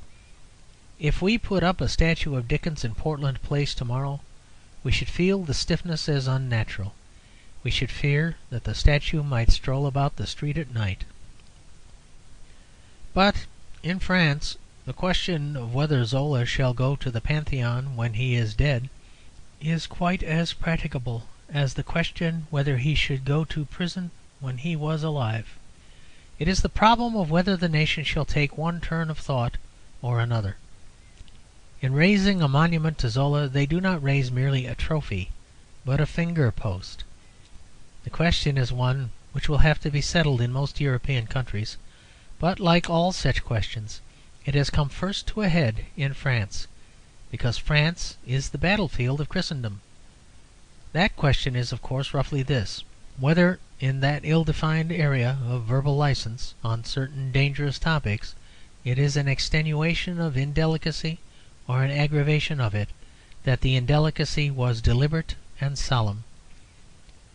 Is indecency more indecent if it is grave, or more indecent if it is gay? For my part, I belong to an old school in this matter. When a book or play strikes me as a crime, I am not disarmed by being told that it is a serious crime. If a man has written something vile, I am not comforted by the explanation that he quite meant to do it. I know all the evils of flippancy. I do not like the man who laughs at the sight of virtue, but I prefer him to the man who weeps at the sight of virtue and complains bitterly of there being any such thing. I am not reassured when ethics are as wild as cannibalism by the fact that they are also as grave and sincere as suicide. And I think there is an obvious fallacy in the bitter contrast drawn by some moderns between the aversion to Ibsen's ghosts and the popularity of some such joke as Dear Old Charlie. Surely there is nothing mysterious or unphilosophic in the popular's preference. The joke of Dear Old Charlie is passed because it is a joke. Ghosts are exorcised because they are ghosts. This is, of course, the whole question of Zola. I am grown up, and I do not worry myself much about Zola's immorality. The thing I cannot stand is his morality. If ever a man on this earth lived to embody the tremendous text, "But if the light in your body be darkness, how great is the darkness?" it was certainly he. Great men like Aristo, Rabelais, and Shakespeare fall in foul places, flounder in violent but venial sin, sprawl for pages, exposing their gigantic weaknesses, are dirty, are indefensible, and then they struggle up again, and can still speak with a convincing kindness and an unbroken honour of the best things in the world. Rabelais of the instruction of ardent and austere youth, Aristo of holy chivalry, Shakespeare of the splendid stillness of mercy. But in Zola even the ideals are undesirable. Zola's mercy is colder than justice. Nay, Zola's mercy is more bitter in the mouth than injustice. When Zola shows us an ideal training, he does not take us, like Rabelais, into the happy fields of humanist learning. He takes us into the schools of inhumanist learning, where there are neither books nor flowers, nor wine nor wisdom, but only deformities in glass bottles, and where the rule is taught from the exceptions. Zola's truth answers the exact description of the skeleton in the cupboard.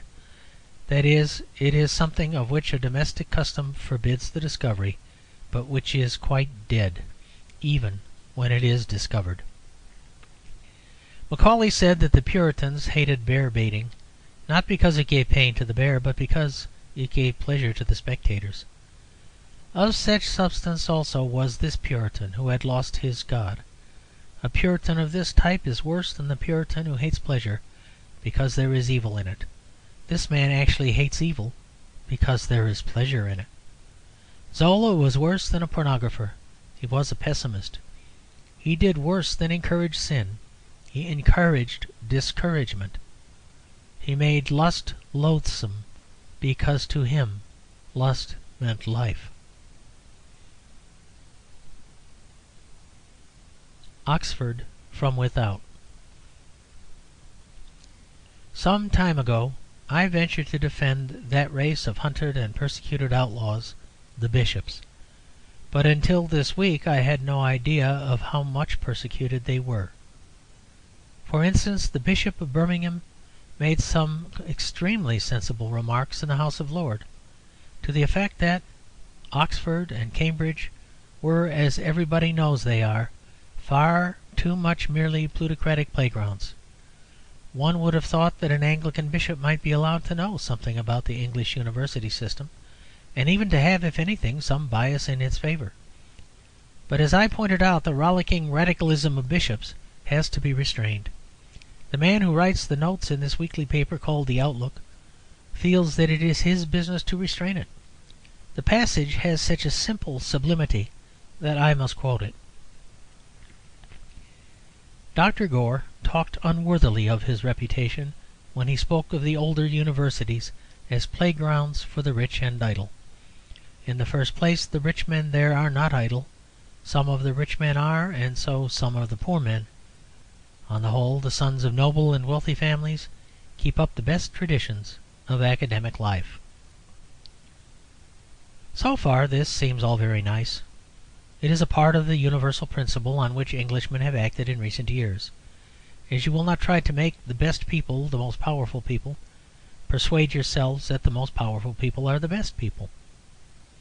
Mad Frenchmen and Irishmen try to realize the ideal. To you belongs the nobler and much easier task of idealising the real. First give your universities entirely into the power of the rich, then let the rich start traditions, and then congratulate yourself on the fact that the sons of the rich keep up these traditions. All that is quite simple and jolly. But then this critic, who crushes Dr. Gore from the high throne of the Outlook, goes on in a way that is really perplexing. It is distinctly advantageous, he says, that rich and poor, example, young men with smooth path in life before them and those who have to hew out a road for themselves, should be brought into association. Each class learns a great deal from the other. On the one side, social conceit and exclusiveness gives way to the free spirit of competition among all classes. On the other side, angularities and prejudices are rubbed away. Even this I might have swallowed. But the paragraph concludes with this extraordinary sentence: "We get the net result in such careers as those of Lord Milner, Lord Curzon, and Mr. Asquith." Those three names lay my intellect prostrate. The rest of the argument I understand quite well. The social exclusiveness of aristocrats at Oxford and Cambridge gives way before the free spirit of competition among all classes. That is to say, there is at Oxford so hot and keen a struggle, consisting of coal heavers, London clerks, gypsies, navvies, drapers' assistants, grocers' assistants, in short, all the classes that make up the bulk of England. There is such a fierce competition at Oxford among all these people that in its presence aristocratic exclusiveness gives way. That is all quite clear. I'm not quite sure about the facts, but I quite understand the argument. But then, having been called upon to contemplate this bracing picture of a boisterous turmoil of all the classes of England, I am suddenly asked to accept as example of it Lord Milner, Lord Curzon, and the present Chancellor of the Exchequer. What part do these gentlemen play in the mental process? Is Lord Curzon one of the rugged and ragged poor men whose angularities have been rubbed away? Or is he one of those whom Oxford immediately deprived of all kind of social exclusiveness? His Oxford reputation does not seem to bear out either account of him. To regard Lord Milner as a typical product of Oxford would surely be unfair. It would be to deprive the educational tradition of Germany of one of its most typical products. English aristocrats have their faults, but they are not at all like Lord Milner. What Mr. Asquith was meant to prove, whether he was a rich man who lost his exclusiveness or a poor man who lost his angles, I am utterly unable to conceive. There is, however, one mild but very evident truth that might perhaps be mentioned, and it is this: that none of those three excellent persons is, or ever has been, a poor man, in the sense that the word is understood by the overwhelming majority of the English nation. There are no poor men at Oxford in the sense that the majority of men in the street are poor. The very fact that the writer in the Outlook can talk about such people as poor shows that he does not understand what the modern problem is. His kind of poor man rather reminds me of the Earl in the ballad by the great English satirist, Sir W.S. Gilbert, whose angles, very acute angles, had, I fear, never been rubbed down by an old English university. The reader will remember that when the Periwinkle girl was adored by two dukes, the poet added, "A third adorer had the girl, a man of lowly station, a miserable grovelling earl besought her approbation."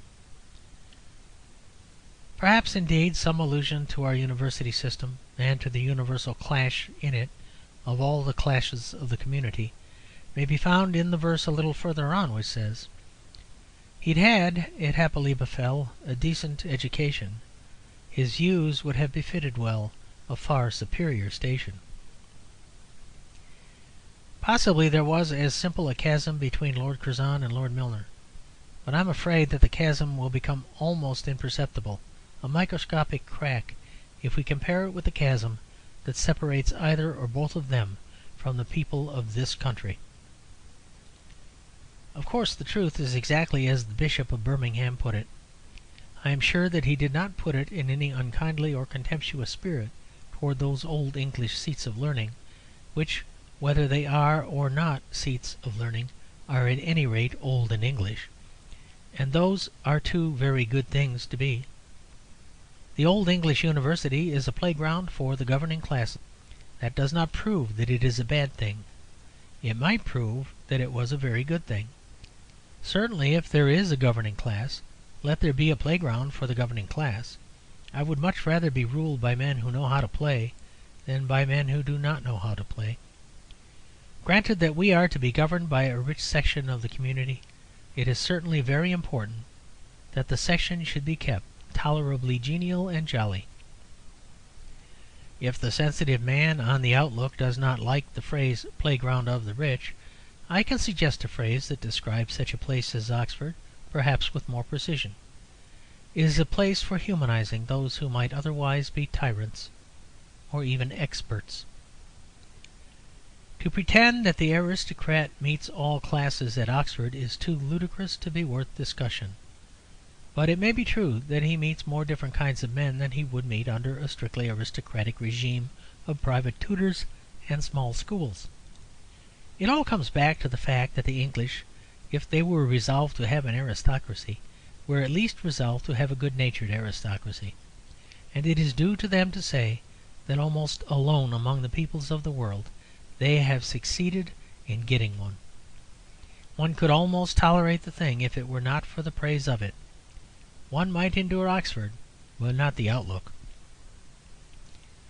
When the poor man at Oxford loses his ankles, which means, I suppose, his independence, he may perhaps, even if his poverty is of that highly relative type possible at Oxford, gain a certain amount of worldly advantage from the surrender of those ankles. I must confess, however, that I can imagine nothing nastier than to lose one's ankles. It seems to me that a desire to retain some ankles about one's person is a desire common to all those human beings who do not set their ultimate hopes upon looking like Humpty Dumpty. Our ankles are simply our shapes. I cannot imagine any phrase more full of the subtle and exquisite vileness which is poisoning and weakening our country than such a phrase as this about the desirability of rubbing down the angularities of poor men. Reduced to permanent and practical human speech, it means nothing whatever except the corrupting of that very first human sense of justice which is the critic of all human institutions. It is not in any such spirit of facile and reckless assurance that we should approach the really difficult problem of the delicate virtues and deep dangers of our two historic seats of learning. A good son does not easily admit that his sick mother is dying, but neither does a good son cheerily assert that she is all right. There are many good arguments for leaving the two historic universities exactly as they are. There are many good arguments for smashing them or altering them entirely. But in either case the plain truth told by the Bishop of Birmingham remains. If these universities were destroyed, they would not be destroyed as universities. If they are preserved, they will not be preserved as universities. They will be preserved strictly and literally as playgrounds, places valued for their hours of leisure more than for their hours of work. I do not say that this is unreasonable. As a matter of private temperament, I find it attractive. It is not only possible to say a great deal in praise of play, it is really possible to say the highest things in praise of it. It might reasonably be maintained that the true object of all human life is play. Earth is a task garden. Heaven is a playground. To be at last in such secure innocence that one can juggle with the universe and the stars is to be so good that one can treat everything as a joke. That may be, perhaps, the real end and final holiday of human souls. When we are really holy, we may regard the universe as a lark. So perhaps it is not essentially wrong to regard the university as a lark. But the plain and present fact is that our upper classes do regard the university as a lark, and do not regard it as a university. It also happens very often that through some oversight they neglect to provide themselves with that extreme degree of holiness which I have postulated as a necessary preliminary to such indulgence in the higher frivolity. Humanity, always dreaming of a happy race, free, fantastic, and at ease, has sometimes pictured them in some mystical island, sometimes in some celestial city, sometimes as fairies, gods, or citizens of Atlantis. But one method in which it has often indulged is to picture them as aristocrats, as a special human class that could actually be seen hunting in the woods or driving about the streets. And this never was, as some silly Germans say, a worship of pride and scorn. Mankind never really admired pride. Mankind never had anything but scorn for scorn. It was a worship of the spectacle of happiness, especially of the spectacle of youth. This is what the old universities, in their noblest aspect, really are, and this is why there is always something to be said for keeping them as they are. Aristocracy is not a tyranny. It is not even merely a spell. It is a vision. It is a deliberate indulgence in a certain picture of pleasure painted for the purpose. Every duchess is, in an innocent sense, painted like Gainsborough's Duchess of Devonshire. She is only beautiful because, at the back of all, the English people wanted her to be beautiful.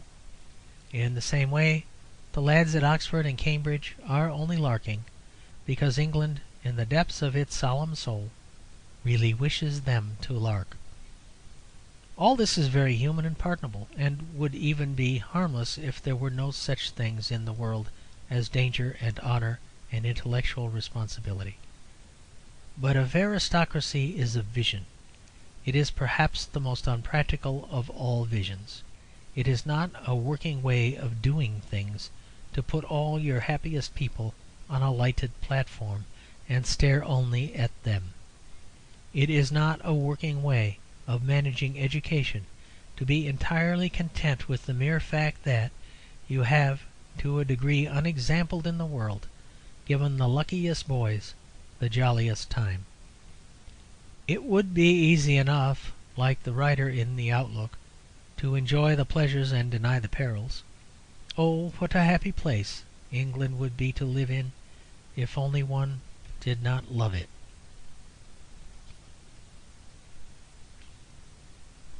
Woman. A correspondent has written me an able and interesting letter in the matter of some allusions of mine to the subject of communal kitchens. He defends communal kitchens very lucidly from the standpoint of the calculating collectivist, but like many of his school, he cannot apparently grasp that there is another test of the whole matter with which such calculation has nothing at all to do. He knows it would be cheaper if a number of us ate at the same time, so as to use the same table. It would also be cheaper if a number of us slept at different times, so as to use the same pair of trousers. But the question is not how cheap are we buying a thing, but what are we buying. It is cheap to own a slave, and it is cheaper still to be a slave. My correspondent also says that the habit of dining out in restaurants, etc., is growing. So I believe is the habit of committing suicide. I do not desire to connect the two facts together. It seems fairly clear that a man could not dine at a restaurant because he had just committed suicide, and it would be extreme perhaps to suggest that he commits suicide because he has just dined at a restaurant. But the two cases, when put side by side, are enough to indicate the falsity and poltroonery of this eternal modern argument from what is in fashion. The question for brave men is not whether a certain thing is increasing. The question is whether we are increasing it. I dine very often in restaurants because the nature of my trade makes it convenient. But if I thought that by dining in restaurants I was working for the creation of communal meals, I would never enter a restaurant again. I would carry bread and cheese in my pocket or eat chocolate out of automatic machines. For the personal element in some things is sacred. I heard Mr. Will Crooks put it perfectly the other day. The most sacred thing is to be able to shut your own door. My correspondent says, would not our women be spared the drudgery of cooking and all its attendant worries? leaving them free for higher culture? The first thing that occurs to me to say about this is very simple, and is, I imagine, a part of all our experience. If my correspondent can find any way of preventing women from worrying, he will indeed be a remarkable man. I think the matter is a much deeper one. First of all, my correspondent overlooks a distinction which is elementary in our human nature. Theoretically, I suppose, everyone would like to be freed from worries. But nobody in the world would always like to be freed from worrying occupations. I should very much like, as far as my feelings at the moment go, to be free from the consuming nuisance of writing this article. But it does not follow that I should like to be free from the consuming nuisance of being a journalist. Because we are worried about a thing, it does not follow that we are not interested in it. The truth is the other way around. The truth is the other way. If we are not interested, why on earth should we be worried? Women are worried about housekeeping, but those that are most interested are the most worried.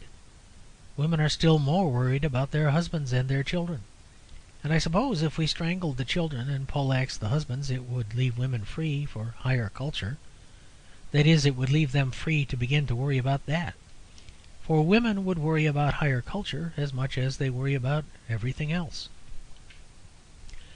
I believe this way of talking about women and their higher culture is almost entirely a growth of the classes which, unlike the journalistic class to which I belong, have always a reasonable amount of money. One odd thing I especially notice: those who write like this seem entirely to forget the existence of the working and wage-earning classes. They say eternally, like my correspondent, that the ordinary woman is always a drudge. And what in the name of the nine gods is the ordinary man? These people seem to think that the ordinary man is a cabinet minister. They are always talking about a man going forth to wield power, to carve his own way, to stamp his individuality on the world, to command and to be obeyed. This may be true of a certain class. Dukes, perhaps, are not drudges, but then neither are duchesses.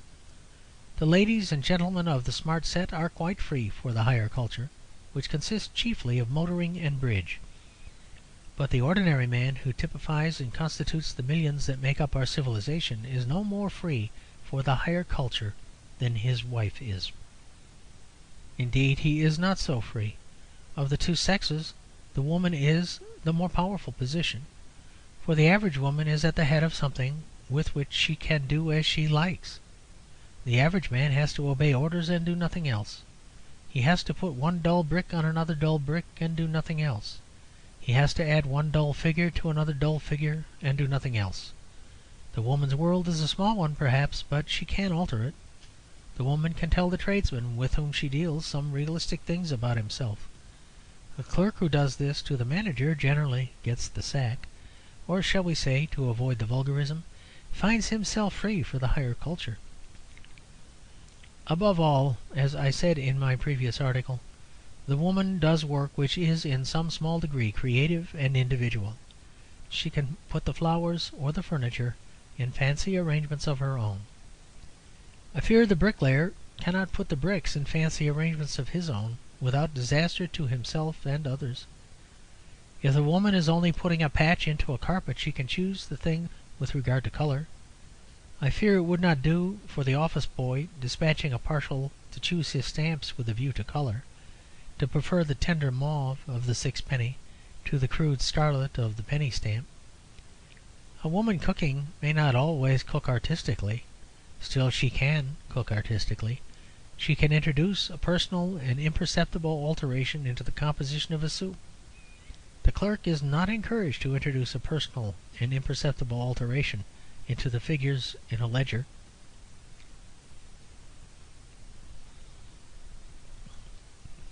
The trouble is that the real question I raised is not discussed. It is argued as a problem in pennies, not as a problem in people. It is not the proposals of these reformers that I feel to be false so much as their temper and their arguments. I am not nearly so certain that communal kitchens are wrong as I am that the defenders of communal kitchens are wrong. Of course, for one thing, there is a vast difference between the communal kitchens of which I spoke and the communal meal. monstrous horrendum in form, which the darker and wilder mind of my correspondent diabolically calls up. But in both the trouble is that their defenders will not defend them humanly as human institutions. They will not interest themselves in the staring psychological fact that there are some things that a man or a woman, as the case may be, wishes to do for himself or herself. He or she must do it inventively, creatively, artistically, individually, in a word, badly. Choosing your wife, say, is one of these things. Is choosing your husband's dinner one of these things? That's the whole question. It's never asked. And then the higher culture. I know that culture. I would not set any man free for it if I could help it. The effect of it on the rich men who are free for it is so horrible that it is worse than any of the other amusements of the millionaires, worse than gambling, worse even than philanthropy. It means thinking the smallest poet in Belgium greater than the greatest poet in England. It means losing every democratic sympathy. It means being unable to talk to a navvy about sport, or about beer, or about the Bible, or about the Derby, or about patriotism, or about anything whatever that he, the navvy, wants to talk about. It means taking literature seriously, a very amateurish thing to do. It means pardoning indecency only when it is gloomy indecency. Its disciples will call a spade, but only when it is a grave-digger's spade. The higher culture is sad, cheap, impudent, unkind, without honesty, and without ease. In short, it is high. That abominable word also applied to game admirably describes it. No, if you were setting women free for something else, I might be more melted if you can assure me privately and gravely that you are setting women free to dance on the mountains like Maenads, or to worship some monstrous goddess. I will make a note of your request if you are quite sure that the ladies in Brixton, the moment they give up cooking, will bear great gongs and blow horns and mumbo-jumbo. Then I will agree that the occupation is at least human, and is more or less entertaining. Women have been set free to be Bacchanites. They have been set free to be virgin martyrs. They have been set free to be witches. Do not ask them now to sink so low as the higher culture. I have my own little notions of the possible emancipation of women, but I suppose I should not be taken very seriously if I propounded them. I should favour anything that would increase the present enormous authority of women, and their creative action in their own homes. The average woman, as I have said, is a despot. The average man is a serf.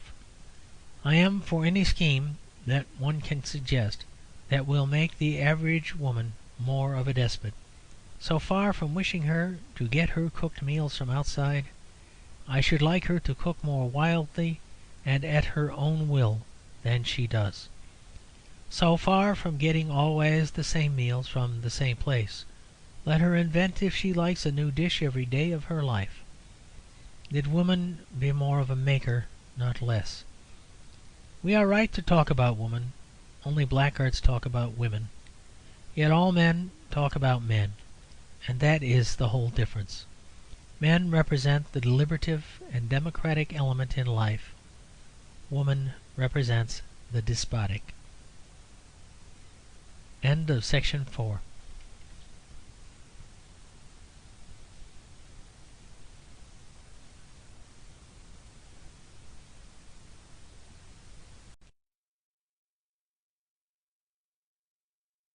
Section 5. The Modern Martyr. The incident of the suffragettes who chained themselves with iron chains to the railings of Downing Street is a good ironical allegory of most modern martyrdom. It generally consists of a man chaining himself up and then complaining that he is not free. Some say that such larks retard the cause of female suffrage. Others say that such larks alone can advance it. As a matter of fact, I do not believe that they have the smallest effect one way or the other. The modern notion of impressing the public by a mere demonstration of unpopularity, by being thrown out of meetings or thrown into jail, is largely a mistake. It rests on a fallacy touching the true popular value of martyrdom. People look at human history and see that it has often happened that persecutions have not only advertised but even advanced a persecuted creed, and given to its validity the public and dreadful witness of dying men. The paradox was pictorially expressed in Christian art, in which saints were shown brandishing as weapons the very tools that had slain them. And because his martyrdom is thus a power to the martyr, modern people think that anyone who makes himself slightly uncomfortable in public will immediately be uproariously popular. This element of inadequate martyrdom is not true only of the suffragettes. It is true of many movements I respect and some that I agree with. It was true, for instance, of the passive resisters who had pieces of their furniture sold up. The assumption is that if you show your ordinary sincerity, or even your political ambition, by being a nuisance to yourself as well as to other people, you will have the strength of the great saints who passed through the fire. Anyone who can be hustled in a hall for 5 minutes or put in a cell for 5 days has achieved what was meant by martyrdom, and has a halo in the Christian art of the future. Miss Pankhurst will be represented holding a policeman in each hand, the instruments of her martyrdom. The passive resister will be shown symbolically carrying the teapot that was torn from him by tyrannical auctioneers. But there is a fallacy in this analogy of martyrdom. The truth is that the special impressiveness which does come from being persecuted only happens in the case of extreme persecution. For the fact that modern enthusiasts will undergo some inconvenience for the creed he holds only proves that he does hold it, which no one ever doubted. No one doubts that the Nonconformist minister cares more for nonconformity than he does for his teapot. No one doubts that Miss Pankhurst wants a vote more than she wants a quiet afternoon and an armchair. All our ordinary intellectual opinions are worth a bit of a row. I remember during the Boer War fighting an imperialist clerk outside the Queen's Hall, and giving and receiving a bloody nose. But I did not think it one of the incidents that produced the psychological effect of the Roman amphitheatre or the stake at Smithfield. For that impression there is something more than the mere fact that a man is sincere enough to give his time or his comfort. Pagans were not impressed by the torture of Christians merely because it showed that they honestly held their opinion. They knew that millions of people honestly held all sorts of opinions. The point of such extreme martyrdom is much more subtle. It is that it gives an appearance of a man having something quite specially strong to back him up, of his drawing upon some power, and this can only be proved when all his physical contentment is destroyed, when all the current of his bodily being is reversed and turned to pain. If a man is seen to be roaring with laughter all the time that he is skinned alive, it would not be unreasonable to deduce that somewhere in the recesses of his mind he had thought of a rather good joke. Similarly, if men smiled and sang, as they did while they were being boiled or torn to pieces, the spectators felt the presence of something more than mere mental honesty. They felt the presence of some new and unintelligible kind of pleasure which presumably came from somewhere. It might be a strength of madness, or a lying spirit from hell, but it was something quite positive and extraordinary, as positive as brandy and as extraordinary as conjuring. The pagan said to himself, "If Christianity makes a man happy while his legs are being eaten by a lion, might it not make me happy while my legs are still attached to me and walking down the street?" The secularists laboriously explain that martyrdoms do not prove a faith to be true, as if anybody was ever such a fool as to suppose that they did. What they did prove, or rather strongly suggest, was that something had entered human psychology which was stronger than strong pain. If a young girl, scourged and bleeding to death, saw nothing but a crown descending on her from God, the first mental step was not that her philosophy was correct, but that she was certainly feeding on something. But this particular point of psychology does not arise at all in the modern cases of mere public discomfort or inconvenience. The causes of Miss Pankhurst's cheerfulness require no mystical explanations. If she were being burned alive as a witch, if she then looked up in unmixed rapture and saw a ballot box descending out of heaven, then I should say that the incident, though not conclusive, was frightfully impressive. It would not prove logically that she ought to have the vote, or that anybody ought to have the vote, but it would prove this, that there was for some reason a sacramental reality in the vote, that the soul could take the vote and feed on it, and that it was in itself a positive and overpowering pleasure, capable of being pitted against positive and overpowering pain. I should advise modern agitators, therefore, to give up this particular method, the method of making very big efforts to get a very small punishment. It does not really go down at all. The punishment is too small and the efforts are too obvious. It has not any of the effectiveness of the old savage martyrdom, because it does not leave the victim absolutely alone with his cause, so that his cause alone can support him. At the same time, it has about it that element of the pantomimic and the absurd, which was the cruellest part of the slaying and mocking of the real prophets. St. Peter was crucified upside down as a huge inhuman joke, but his human seriousness survived the inhuman joke, because in whatever posture he had died for his faith. The modern martyr of Pankhurst type courts the absurdity without making the suffering strong enough to eclipse the absurdity. She is like a St. Peter who should deliberately stand on his head for 10 seconds and then expect to be canonized for it. Or again, the matter might be put this way. Modern martyrdoms fail even as demonstrations, because they do not prove even that the martyrs are completely serious. I think, as a fact, that the modern martyrs generally are serious, perhaps a trifle too serious, but their martyrdom does not prove it, and the public does not always believe it. Undoubtedly, as a fact, Dr. Clifford is quite honourably indignant with what he considers to be clericalism, but he does not prove it by having his teapot sold. For a man might easily have his teapot sold, as an actress has her diamonds stolen, as a personal advertisement. As a matter of fact, Miss Pankhurst is quite in earnest about votes for women, but she does not prove it by being chucked out of meetings. A person might be chucked out of meetings just as young men are chucked out of music halls for fun. But no man has himself eaten by a lion as a personal advertisement. No woman is broiled on a gridiron for fun. That is where the testimony of St. Perpetua and St. Faith comes in. Doubtless it is no fault of these enthusiasts that they are not subjected to the old and searching penalties. Very likely they would pass through them as triumphantly as St. Agatha. I am simply advising them upon a point of policy, things being as they are.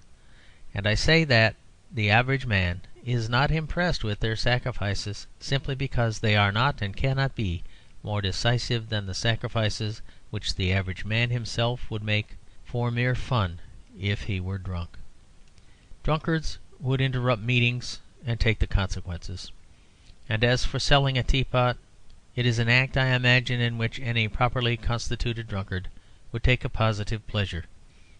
The advertisement is not good enough. It does not tell.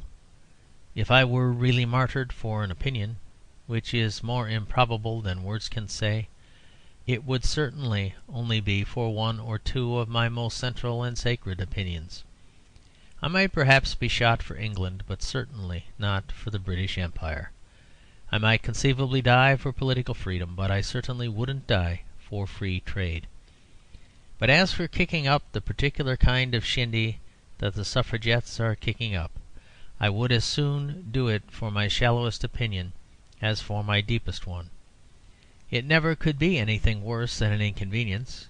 It never could be anything better than a spree. Hence the British public, and especially the working classes, regard the whole demonstration with fundamental indifference. For while it is a demonstration that probably is adopted from the most fanatical motives, it is a demonstration which might be adopted from the most frivolous. On political secrecy.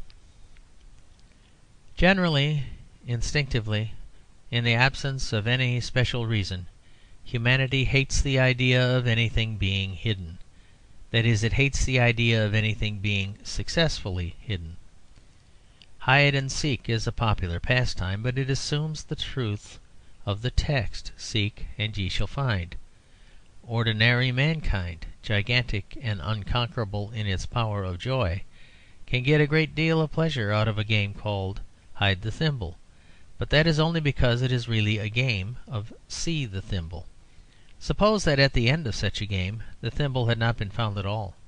Suppose its place was unknown for ever. The result on the players would not be playful, it would be tragic.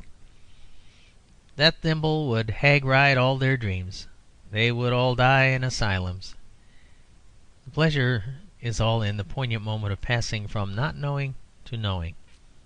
Mystery stories are very popular, especially when sold at sixpence. But that is because the author of a mystery story reveals. He is enjoyed not because he creates mystery, but because he destroys mystery. Nobody would have the courage to publish a detective story which left the problem exactly where it found it. That would arouse even the London public to revolution. No one dare publish a detective story that did not detect. There are three broad classes of the special things in which human wisdom does permit privacy. The first is the case I have mentioned, that of hide and seek, or the police novel in which it permits privacy only in order to explode and smash privacy. The author makes first a fastidious secret of how the bishop was murdered, only in order that he may at last declare, as from a high tower, to the whole democracy, the great glad news that he was murdered by the governess. In that case, ignorance is only valued because being ignorant is the best and purest preparation for receiving the horrible revelations of high life. Somewhat in the same way, being an agnostic is the best and purest preparation for receiving the happy revelations of St. John. This first sort of secrecy we may dismiss, for its whole ultimate object is not to keep the secret, but to tell it. Then there is a second and far more important class of things which humanity does agree to hide. They are so important that they cannot possibly be discussed here. But every one will know the kind of things I mean. In connection with these I wish to remark that though they are in one sense a secret, they are also always a secret de Polichinelle.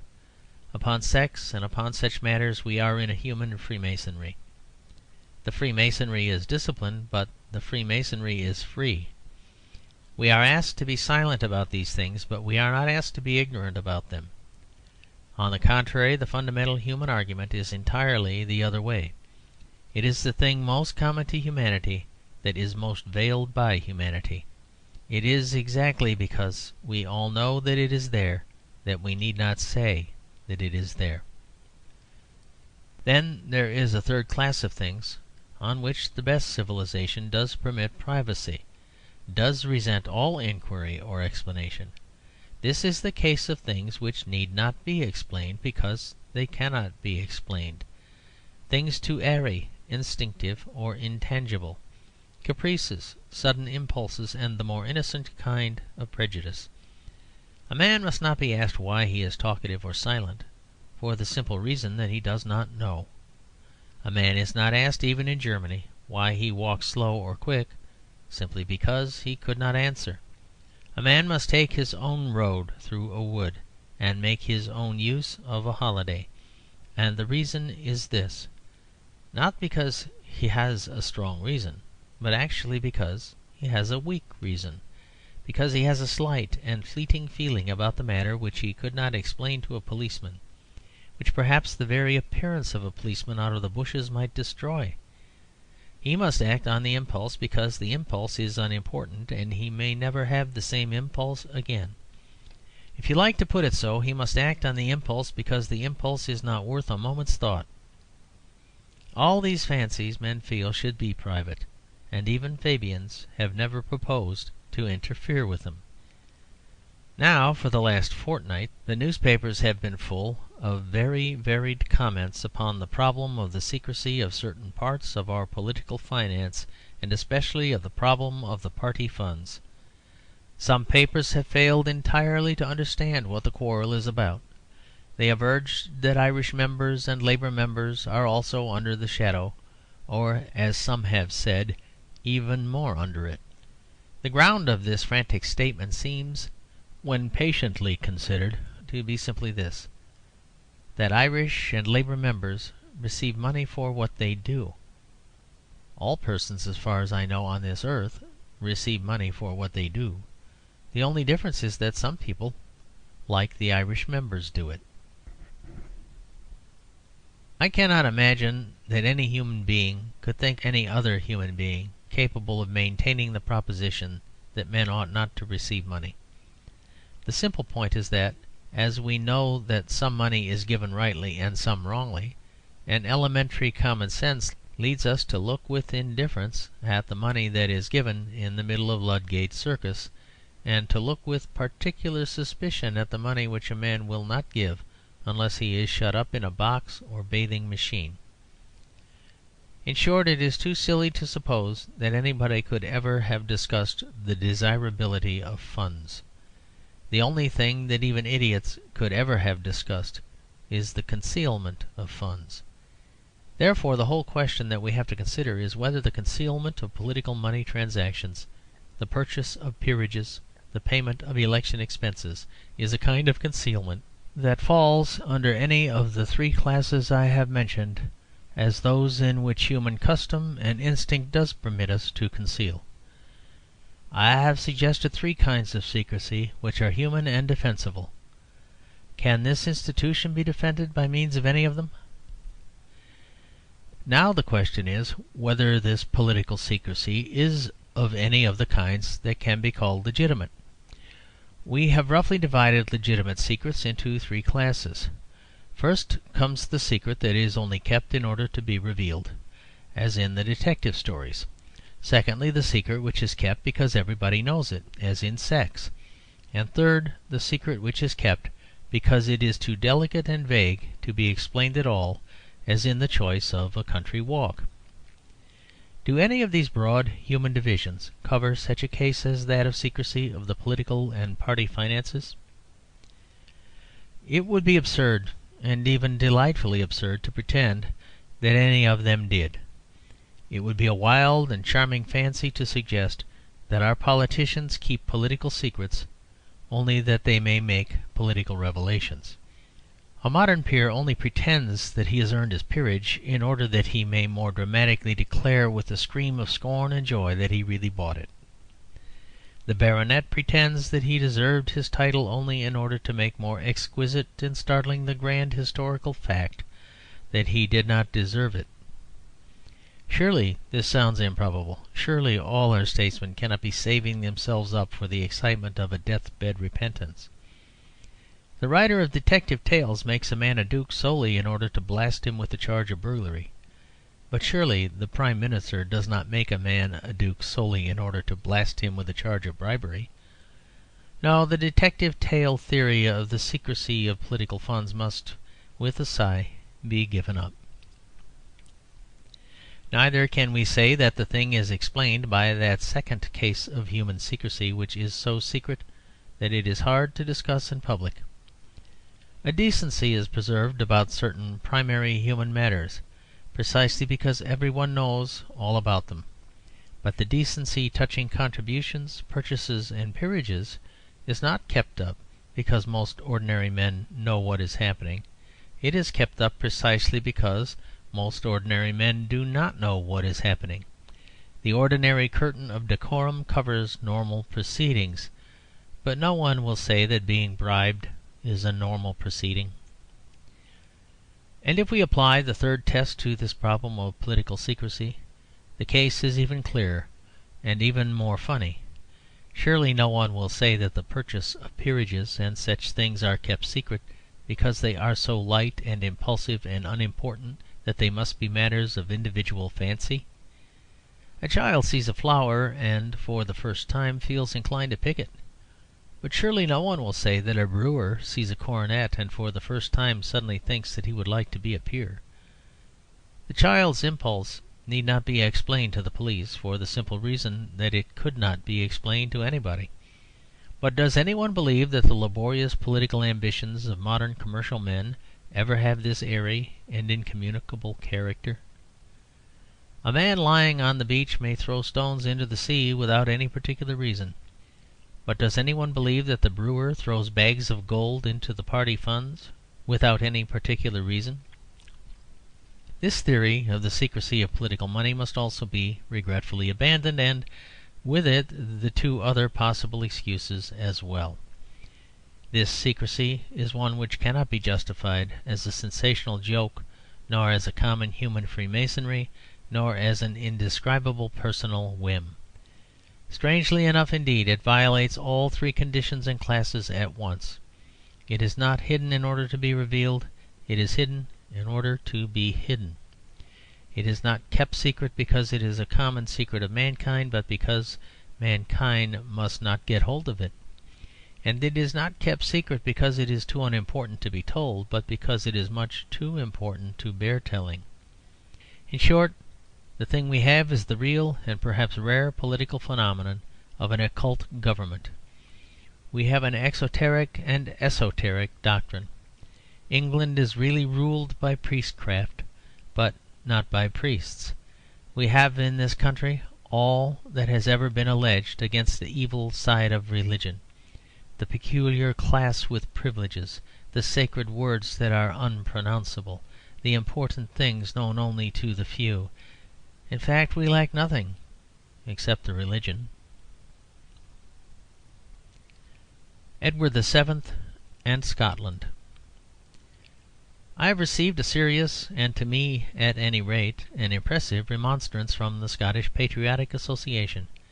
It appears that I recently referred to Edward VII of Great Britain and Ireland, King Defender of the Faith, under the horrible description of the King of England. The Scottish Patriotic Association draws my attention to the fact that, by the provisions of the Act of Union and the tradition of nationality, the monarch should be referred to as the King of Britain.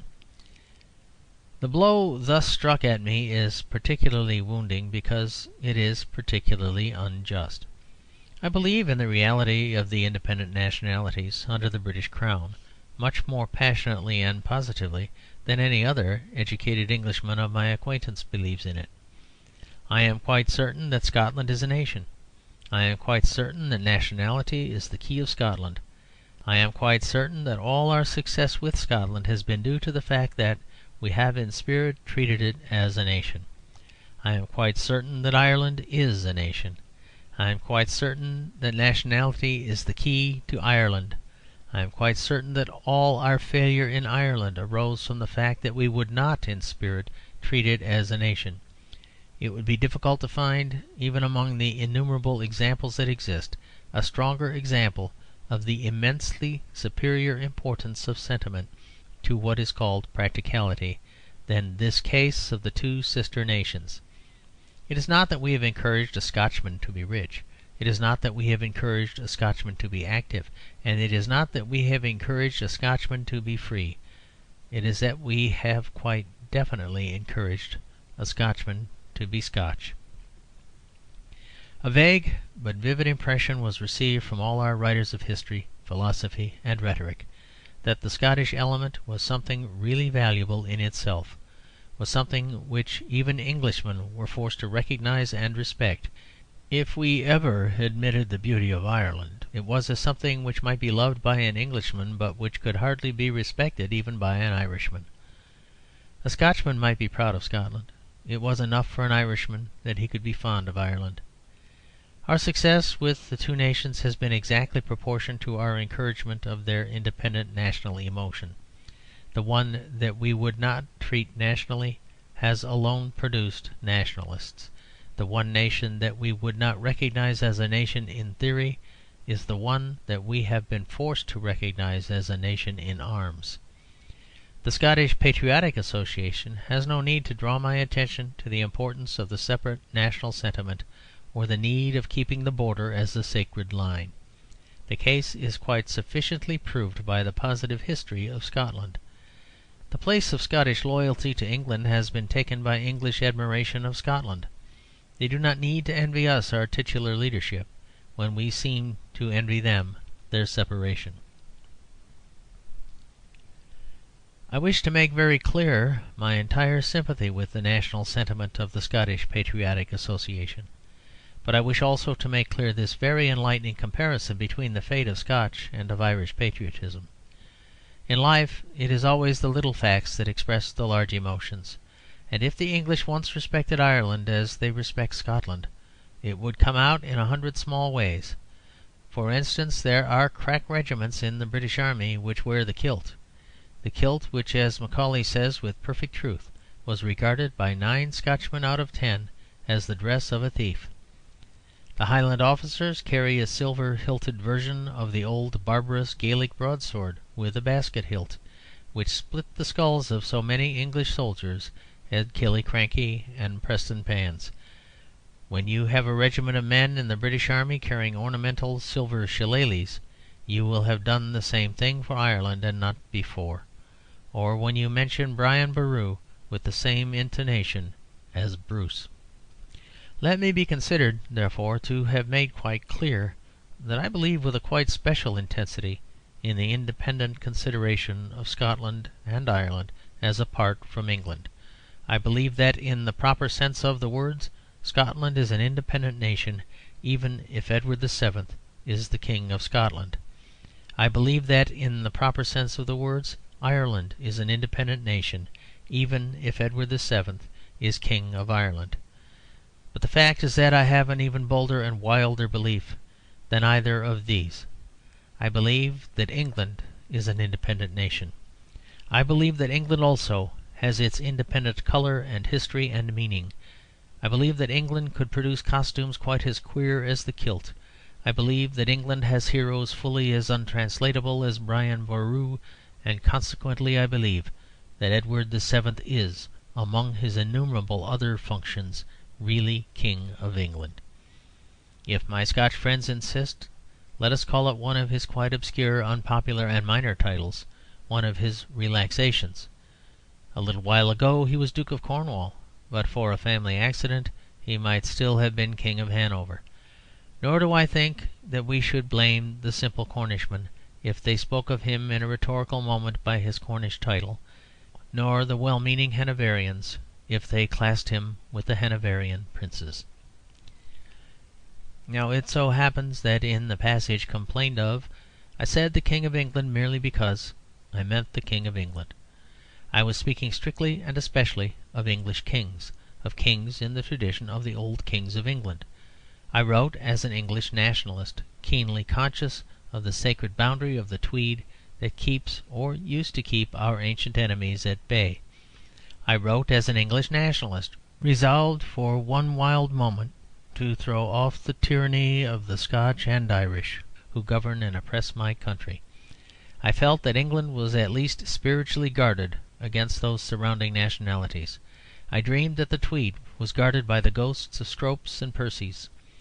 I dreamed that St. George's Channel was guarded by St. George, and in this insular security I spoke deliberately and specifically of the King of England, of the representative of the Tudors and Plantagenets. It is true that the two kings of England of whom I especially spoke, Charles II and George III, had both an alien origin, not very recent and not very remote. Charles II came of a family originally Scotch. George III came of a family originally German. But the same, so far as that goes, could be said of the English royal houses when England stood quite alone. The Plantagenets were originally a French family. The Tudors were originally a Welsh family.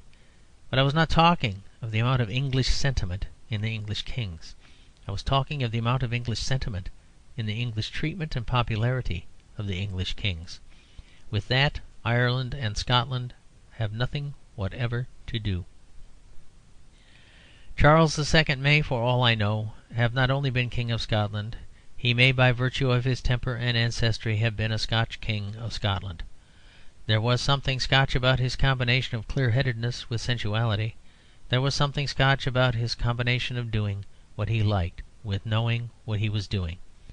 But I was not talking of the personality of Charles, which may have been Scotch.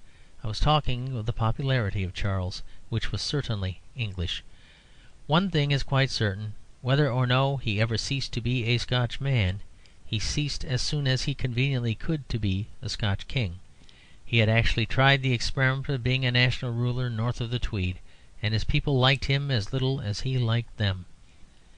Of Presbyterianism, of the Scottish religion, he left on record the exquisitely English judgment that it was no religion for a gentleman. His popularity then was purely English, his royalty was purely English, and I was using the words with the utmost narrowness and deliberation when I spoke of this particular popularity and royalty as the popularity and royalty of a King of England. I said of the English people especially that they like to pick up the king's crown when he has dropped it. I do not feel at all sure that this does apply to the Scotch or the Irish. I think that the Irish would knock his crown off for him. I think that the Scotch would keep it for him after they had picked it up. For my part, I should be inclined to adopt quite the opposite method of asserting nationality. Why should good Scottish nationalists call Edward VII the King of Britain? They ought to call him King Edward I of Scotland. What is Britain? Where is Britain? There is no such place. There never was a nation of Britain, and there never was a King of Britain, unless perhaps Vortigern, Uther Pendragon had a taste for the title. If we are to develop our monarchy, I should be altogether in favour of developing it along the line of local patriotism and of local proprietorship in the king. I think that the Londoners ought to call him the King of London, and the Liverpudlians ought to call him the King of Liverpool. I do not go so far as to say that the people of Birmingham ought to call Edward VII the King of Birmingham, for that would be high treason to a holier and more established power. But I think we might read in the papers the King of Brighton left Brighton at 2:30 this afternoon, and then immediately afterwards the King of Worthing entered Worthing at 3:10. Or the people of Margate bade a reluctant farewell to the popular King of Margate this morning, and then His Majesty the King of Ramsgate returned to his country and capital this afternoon after his long sojourn in strange lands. It might be pointed out that, by a curious coincidence, the departure of the King of Oxford occurred a very short time before the triumphal arrival of the King of Reading. I cannot imagine any method which would more increase the kindly and normal relations between the sovereign and his people. Nor do I think that such a method would be, in any sense, the depreciation of the royal dignity. For, as a matter of fact, it would put the king upon the same platform with the gods. The saints, the most exalted of human figures, were also the most local. It was exactly the men whom we most easily connected with heaven whom we also most easily connected with earth. End of section 5.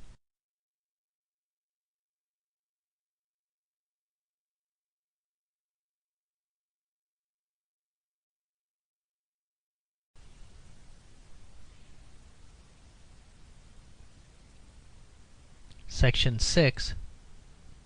Thoughts around Koepenick. A famous and epigrammatic author said that life copied literature. It seems clear that life really caricatures it. I suggested recently that the Germans submitted to and even admired a solemn and theatrical assertion of authority. A few hours after I had sent up my copy, I saw the first announcement of the affair of the comic captain at Koepenick. The most absurd part of this absurd fraud, at least to English eyes, is one which, oddly enough, has received comparatively little comment.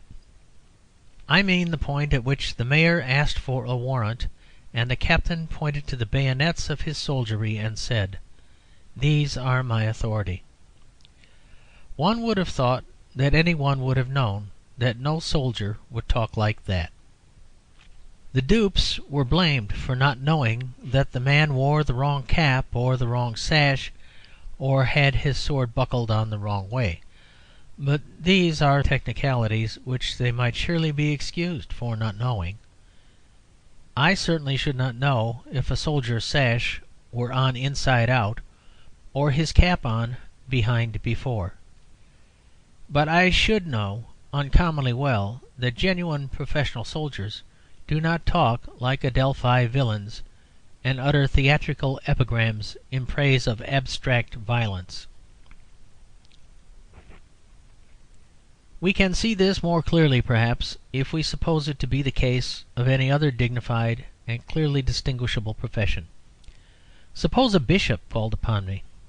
My great modesty and my rather distant reverence for the higher clergy might lead me certainly to a strong suspicion that any bishop who called on me was bogus bishop. But if I wished to test his genuineness, I should not dream of attempting to do so by examining the shape of his apron or the way his gaiters were done up. I have not the remotest idea of the way his gaiters ought to be done up. A very vague approximation to an apron would probably take me in, and if he behaved like an approximately Christian gentleman, he would be safe enough from my detection. But suppose the bishop, the moment he entered the room, fell on his knees on the mat, clasped his hands, and poured out a flood of passionate and somewhat hysterical extempore prayer. I should say at once, and without the smallest hesitation, whatever else this man is, he is not an elderly and wealthy cleric of the Church of England. They don't do such things. Or suppose a man came to me pretending to be a qualified doctor, and flourished a stethoscope, or what he said was a stethoscope. I am glad to say that I have not even the remotest notion of what a stethoscope looks like, so that if he flourished a musical box or a coffee mill, it would be all one to me. But I do think that I am not exaggerating my own sagacity if I say that I should begin to suspect the doctor if on entering my room he flung his legs and arms about, crying wildly, "Health, health, priceless gift of nature! I possess it, I overflow with it, I yearn to impart it.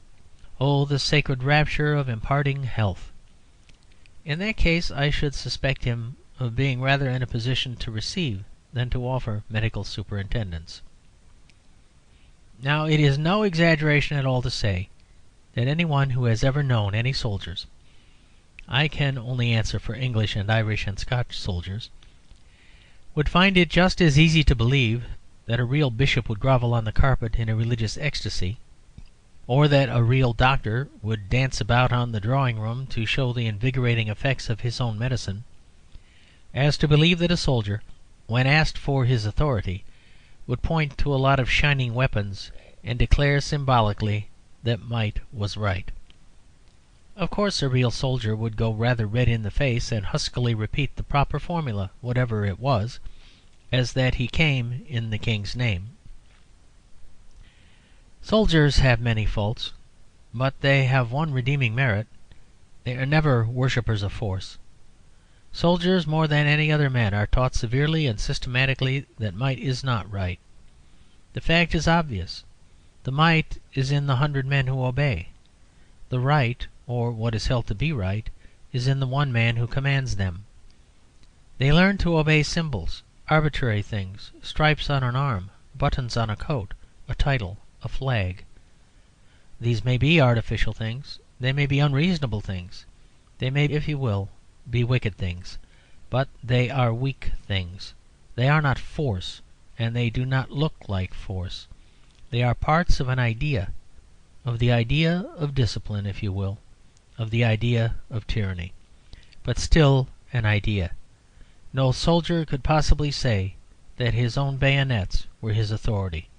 No soldier could possibly say that he came in the name of his own bayonets. It would be as absurd as if a postman said that he came inside his bag. I do not, as I have said, underrate the evils that really do arise from militarism and the military ethic. It tends to give people wooden faces and sometimes wooden heads. It tends, moreover, both through its specialisation and through its constant obedience, to a certain loss of real independence and strength of character. This has almost always been found when people made the mistake of turning the soldier into a statesman, under the mistaken impression that he was a strong man. The Duke of Wellington, for instance, was a strong soldier, and therefore a weak statesman. But the soldier is always, by the nature of things, loyal to something, and as long as one is loyal to something, one can never be a worshipper of mere force. For mere force, violence in the abstract, is the enemy of anything we love. To love anything is to see it at once under lowering skies of danger. Loyalty implies loyalty in misfortune, and when a soldier has accepted any nation's uniform, he has already accepted its defeat. Nevertheless, it does appear to be possible in Germany for a man to point to fixed bayonets and say, "These are my authority," and yet to convince ordinarily sane men that he is a soldier. If this is so, it does really seem to point to some habit of high faultin in the German nation, such as that of which I spoke previously. It almost looks as if the advisers and even the officials of the German army had become infected in some degree with the false and feeble doctrine that might is right. As this doctrine is invariably preached by physical weaklings like Nietzsche, it is a very serious thing even to entertain the supposition that it is affecting men who have really to do military work. It would be the end of German soldiers to be affected by German philosophy. Energetic people use energy as a means, but only very tired people ever use energy as a reason. Athletes go in for games because athletes desire glory. Invalids go in for calisthenics, for invalids, alone of all human beings, desire strength. So long as the German army points to its heraldic eagles and says, "I come in the name of this fierce but fabulous animal," the German army will be all right. If ever it says, "I come in the name of bayonets," the bayonets will break like glass, for only the weak exhibit strength without an aim. At the same time, as I said before, do not let us forge our own faults. Do not let us forget them any more easily because they are opposite to the German faults. Modern England is too prone to present the spectacle of a person who is enormously delighted because he has not got the contrary disadvantages of his own. The Englishman is always saying, "My house is not damp," at the moment when his house is on fire. The Englishman is always saying, "I have thrown off all traces of anaemia," in the middle of a fit of apoplexy. Let us always remember that if an Englishman wants to swindle English people, he does not dress up in the uniform of a soldier. If an Englishman wants to swindle English people, he would as soon think of dressing up in the uniform of a messenger boy. Everything in England is done unofficially, casually, by conversations and cliques. The one Parliament that really does rule England is a secret Parliament, the debates of which must not be published, the Cabinet. The debates of the Commons are sometimes important, but only the debates in the lobby, never the debates in the House. Journalists do control public opinion, but it is not controlled by the arguments they publish. It is controlled by the arguments between the editor and the sub-editor, which they do not publish. This casualness is our English vice. It is at once casual and secret. Our public life is conducted privately. Hence it follows that if an English swindler wished to impress us, the last thing he would think of doing would be to put on a uniform. He would put on a polite, slouching air and a careless, expensive suit of clothes. He would stroll up to the mayor, be so awfully sorry to disturb him, find that he had forgotten his card case, mention, as if he were ashamed of it, that he was the Duke of Mercia, and carry the whole thing through with the air of a man who could get 200 witnesses and 2,000 retainers, but who was too tired to call any of them. And if he did it very well, I strongly suspect that he would be as successful as the indefensible captain at Koepenick. Our tendency for many centuries past has been, not so much towards creating an aristocracy, which may or may not be a good thing in itself, as towards substituting an aristocracy for everything else. In England we have an aristocracy instead of a religion. The nobility are to the English poor what the saints and the fairies are to the Irish poor, what the large devil with the black face was to the Scotch poor, the poetry of life. In the same way in England we have an aristocracy instead of a government. We rely on a certain good humour and education in the upper classes to interpret to us our contradictory constitution. No educated man born of woman will be quite so absurd as the system that he has to administer. In short, we do not get good laws to restrain bad people. We get good people to restrain bad laws. And last of all, we in England have an aristocracy instead of an army. We have an army of which the officers are proud of their families and ashamed of their uniforms. If I were a king of any country whatever, and one of my officers were ashamed of my uniform, I should be ashamed of my officer. Beware, then, of the really well-bred and apologetic gentleman, whose clothes are at once quiet and fashionable, whose manner is at once diffident and frank. Beware how you admit him into your domestic secrets, for he may be a bogus earl, or worse still, a real one.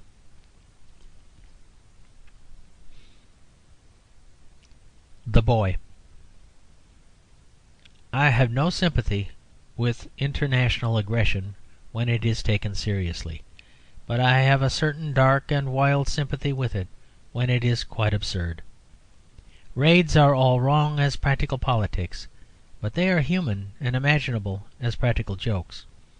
In fact, almost any act of ragging or violence can be forgiven on this strict condition, that it is of no use at all to anybody. If the aggressor gets anything out of it, then it is quite unpardonable. It is damned by the least hint of utility or profit.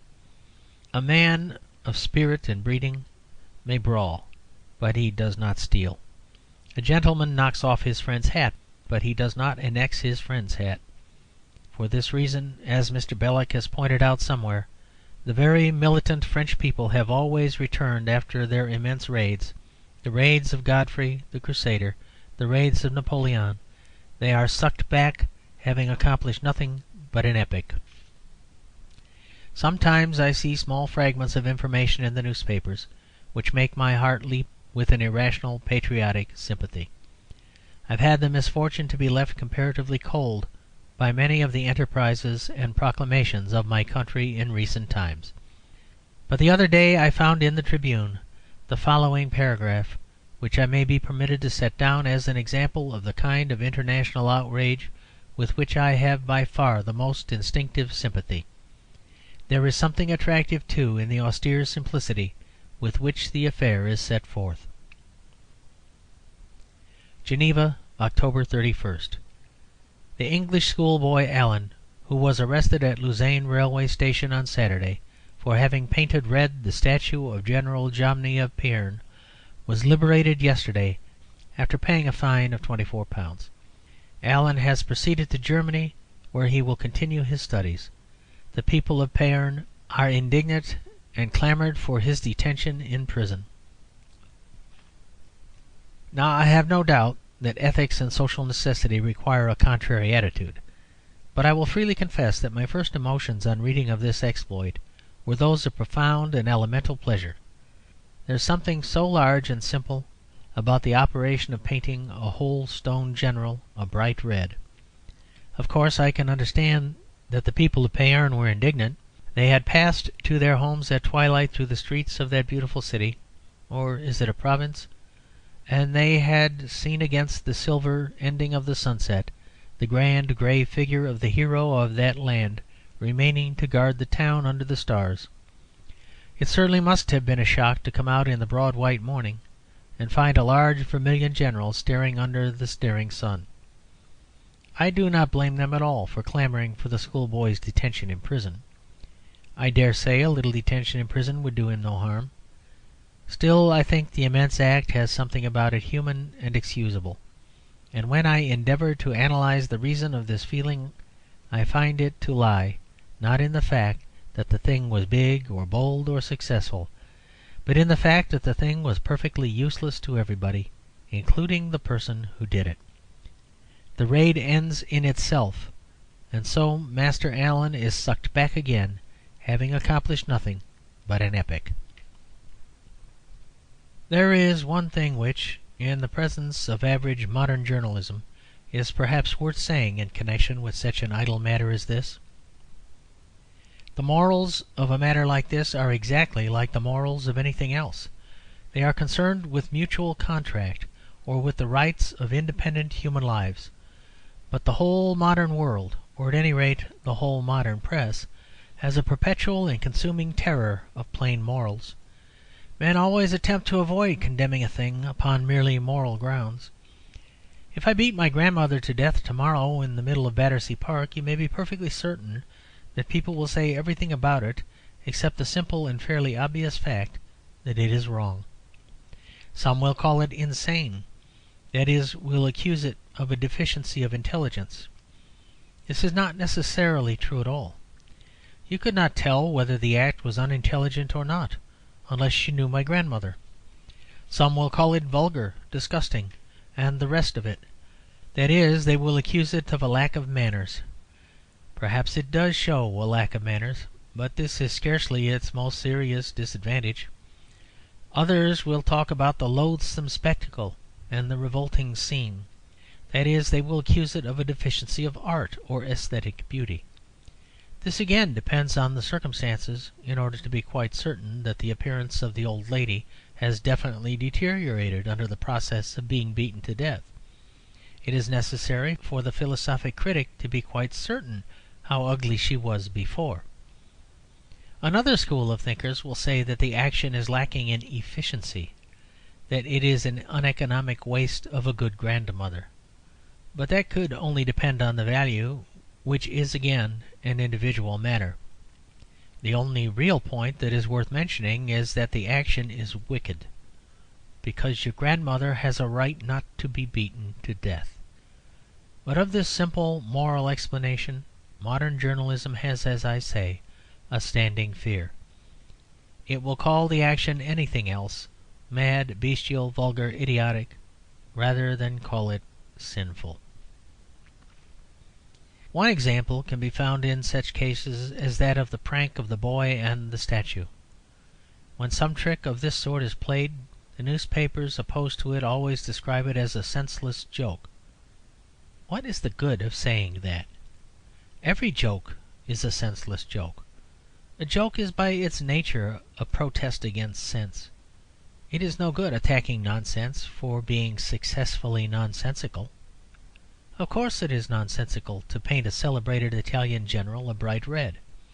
It is as nonsensical as Alice in Wonderland. It is also, in my opinion, very nearly as funny. But the real answer to the affair is not to say that it is nonsensical, or even to say that it is not funny, but to point out that it is wrong to spoil statues which belong to other people.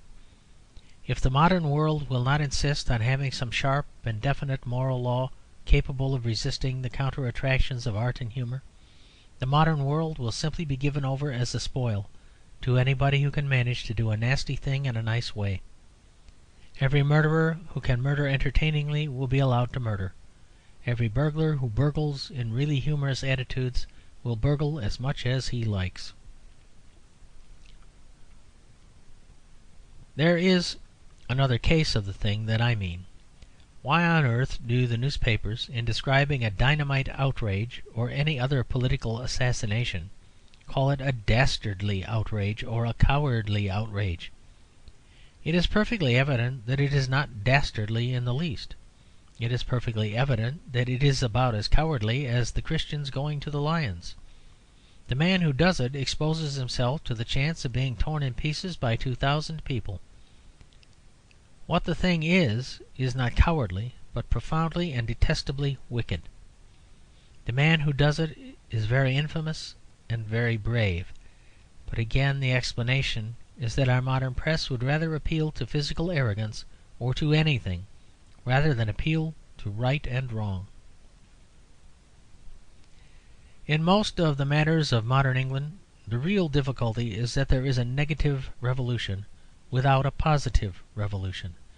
Positive aristocracy is breaking up without any particular appearance of positive democracy taking its place. The polished class is becoming less polished without becoming less of a class. The nobleman who becomes a guinea pig keeps all his privileges but loses some of his tradition.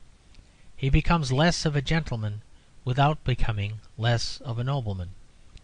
In the same way, until some recent and happy revivals, it seemed highly probable that the Church of England would cease to be a religion long before it had ceased to be a church. And in the same way the vulgarisation of this old simple middle class does not even have the advantage of doing away with class distinctions. The vulgar man is always the most distinguished, for the very desire to be distinguished is vulgar. At the same time, it must be remembered that when a class has a morality, it does not follow that it is an adequate morality. The middle class ethic was inadequate for some purposes. So is the public school ethic, the ethic of the upper classes.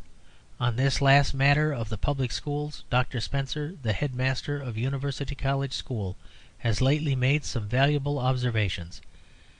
But even he, I think, overstates the claim of the public schools.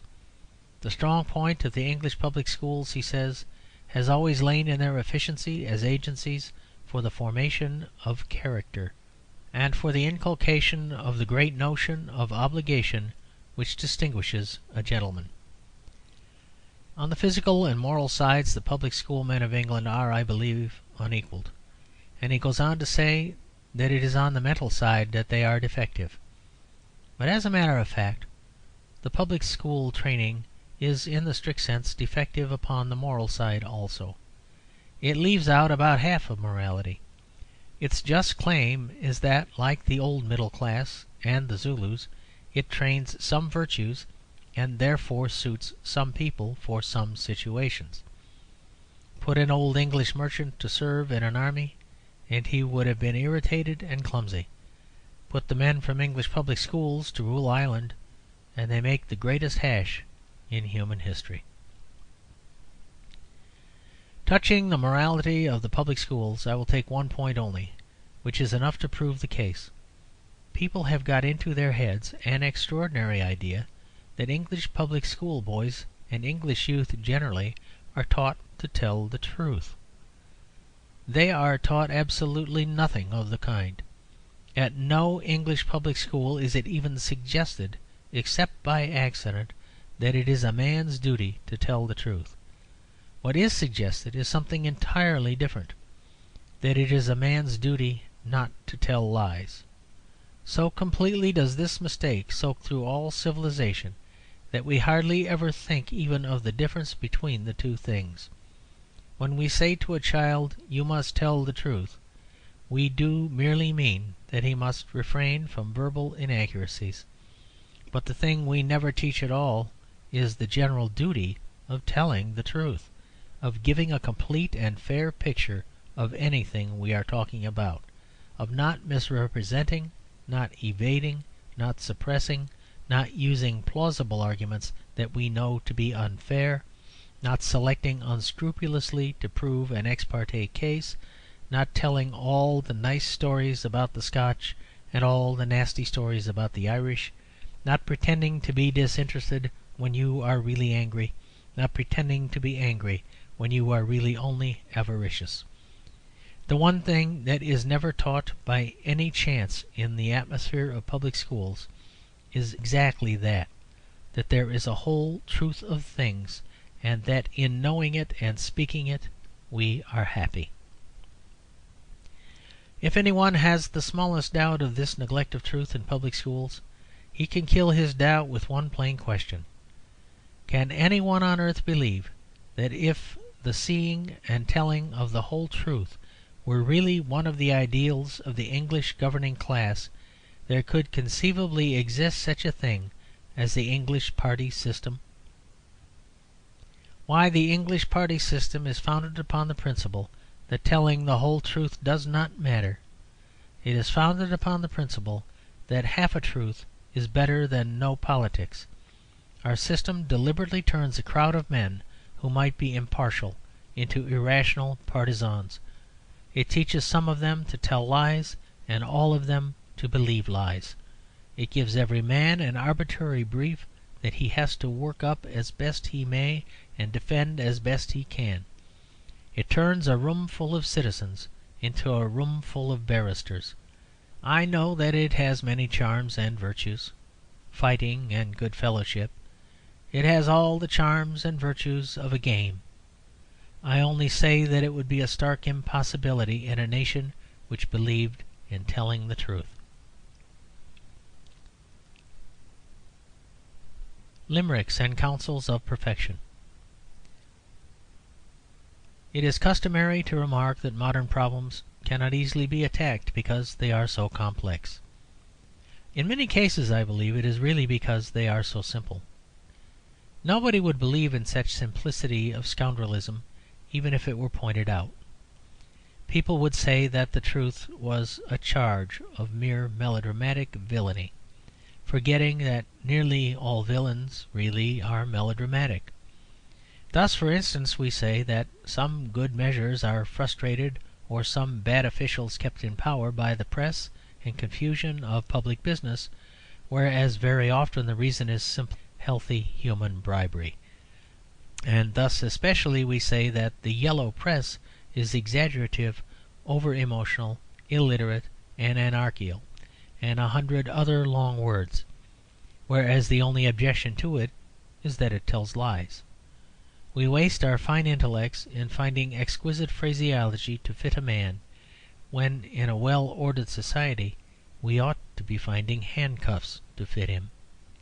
This criticism of the modern type of righteous indignation must have come into many people's minds, I think, in reading Dr. Horton's eloquent impressions of disgust at the corrupt press, especially in connection with the Limerick craze. Upon the Limerick craze itself I fear Dr. Horton will not have much effect. Such fads perish before one has had time to kill them. But Dr. Horton's protest may really do good if it enables us to come to some clear understanding about what is really wrong with the popular press, and which means it might be useful and which permissible to use for its reform. We do not want a censorship of the press, but we are long past talking about that. At present it is not what we call the silence of the press. It is the press that silences us. It is not a case of the Commonwealth settling how much the editor shall say. It is a case of the editors settling how much the Commonwealth shall know. If we attack the press, we shall be rebelling, not repressing. But shall we attack it? Now it is just here that the chief difficulty occurs. It arises from the very rarity and rectitude of those minds which commonly inaugurate such crusades. I have the warmest respect for Dr. Horton's thirst after righteousness, but it has always seemed to me that his righteousness would be more effective without his refinement. The curse of the Nonconformists is their universal refinement. They dimly connect being good with being delicate and even dapper, with not being grotesque, or loud, or violent, with not sitting down on one's hat. Now it is always a pleasure to be loud and violent, and sometimes it is a duty. Certainly it has nothing to do with sin. A man can be loudly and violently virtuous. Nay, he can be loudly and violently saintly, though that is not the type of saintliness that we recognize in Dr. Horton. And as for sitting on one's hat, if it is done for any sublime object, as for instance to amuse the children, it is obviously an act of very beautiful self-sacrifice, the destruction and surrender of the symbol of personal dignity upon the shrine of public festivity. Now it will not do to attack the modern editor merely for being unrefined like the great mass of mankind. We must be able to say that he is immoral, not that he is undignified or ridiculous. I do not mind the yellow press editor sitting on his hat. My only objection to him begins to dawn when he attempts to sit on my hat, or indeed, as is at present the case, when he proceeds to sit on my head. But in reading between the lines of Dr. Horton's invective, one continually feels that he is not only angry with the popular press for being unscrupulous, he is partly angry with the popular press for being popular. He is not only irritated with the Limericks for causing a mean money scramble, he is also partly irritated with the Limericks for being Limericks. The enormous size of the levity gets on his nerves, like the glare and blare of a bank holiday. Now this is a motive which, however human and natural, must be strictly kept out of the way. It takes all sorts to make a world, and it is not in the least necessary that everybody should have that love of subtle and unobtrusive perfections in the matter of manners or literature which does often go with the type of the ethical idealist. It is not in the least desirable that everybody should be earnest. It is highly desirable that everybody should be honest. But that is a thing that can go quite easily with a coarse and cheerful character, but largely due to the instinct of democracy, and the instinct of democracy is like the instinct of one woman, wild but quite right, that the people who were trying to purify the press were also trying to refine it. And to this the democracy very naturally and very justly objected. We are justified in enforcing good morals, for they belong to all mankind. But we are not justified in enforcing good manners, for good manners always mean our own manners. We have no right to purge the popular press of all that we think vulgar or trivial. Dr. Horton may possibly loathe and detest limericks just as I loathe and detest riddles, but I have no right to call them flippant and unprofitable. There are wild people in the world who like riddles. I am so afraid of this movement passing off into mere formless rhetoric and platform passion that I will even come close to the earth and lay down specifically some of the things that in my opinion could be and ought to be done to reform the press. First, I would make a law, if there is none such at present, by which an editor proved to have published false news without reasonable verification should simply go to prison. This is not a question of influences or atmospheres. The thing could be carried out as easily and as practically as the punishment of thieves and murderers. Of course, there would be the usual statement that the guilt was that of a subordinate. Let the accused editor have the right of proving this if he can. If he does, let the subordinate be tried and go to prison. 2 or 3 good rich editors and proprietors properly locked up would take the sting out of the yellow press better than centuries of Dr. Horton. Second, it's impossible to pass over altogether the most unpleasant but the most important part of this problem. I will deal with it as distantly as possible. I do not believe there is any harm whatever in reading about murders. Rather, if anything, good, for the thought of death operates very powerful with the poor in the creation of brotherhood and a sense of human dignity. I do not believe there is a pennyworth of harm in the police news as such. Even divorce news, though contemptible enough, can really in most cases be left to the discretion of grown people, and how far children get hold of such things is a problem for the home and not for the nation. But there is a certain class of evils which a healthy man or woman can actually go through life without knowing anything about at all. These, I say, should be stamped and blackened out of every newspaper with the thickest black of the Russian censor. Such cases should either be always tried in camera, or reporting them should be a punishable offence. The common weaknesses of nature and the sins that flesh is heir to, we can leave people to find in newspapers.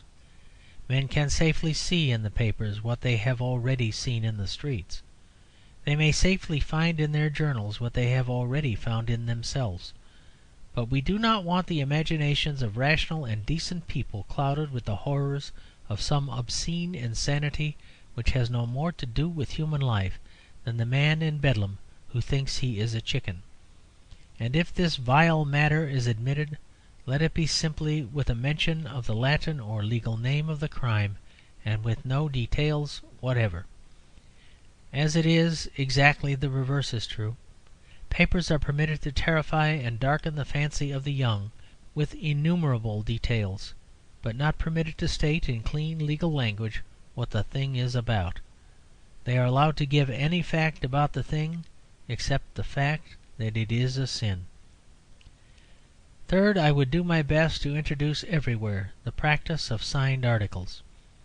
Those who urge the advantages of anonymity are either people who do not realize the special peril of our time, or they are people who are profiting by it.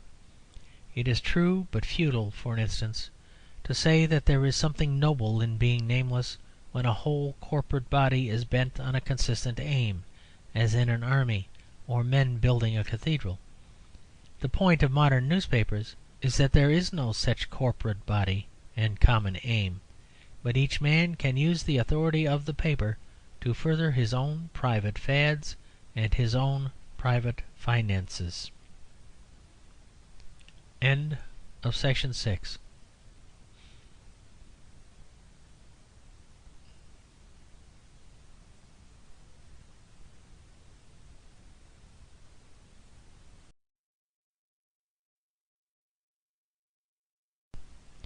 Section 7. Anonymity and Further Counsels. The end of the article which I write is always cut off, and unfortunately I belong to that lower class of animals in whom the tale is important. It is not anybody's fault but my own. It arises from the fact that I take such a long time to get to the point. Somebody the other day very reasonably complained of my being employed to write prefaces. He was perfectly right, for I always write a preface to the preface, and then I am stopped, also quite justifiably. In my last article I said that I favoured three things. First, the legal punishment of deliberately false information. Secondly, a distinction in the matter of reported immorality between those sins which any healthy man can see in himself and those which he had better not see anywhere. And thirdly, an absolute insistence in the great majority of cases upon the signing of articles. It was at this point that I was cut short. I will not say by the law of space, but rather by my own lawlessness in the matter of space. In any case, there is something more that ought to be said. It would be an exaggeration to say that I hope some day to see an anonymous article counted as dishonourable as an anonymous letter. For some time to come, the idea of the leading article, expressing the policy of the whole paper, must necessarily remain legitimate. At any rate, we have all written such leading articles, and should never think the worse of anyone for writing one. But I should certainly say that writing anonymously ought to have some definite excuse, such as that of the leading article. Writing anonymously ought to be the exception. Writing a signed article ought to be the rule. And anonymity ought to be not only an exception, but an accidental exception. A man ought always to be ready to say what anonymous article he had written. The journalistic habit of counting it something sacred to keep secret the origin of an article is simply part of the conspiracy which seeks to put us who are journalists in the position of a much worse sort of Jesuits or Freemasons. It has often been said, anonymity would be all very well if one could for a moment imagine that it was established from good motives.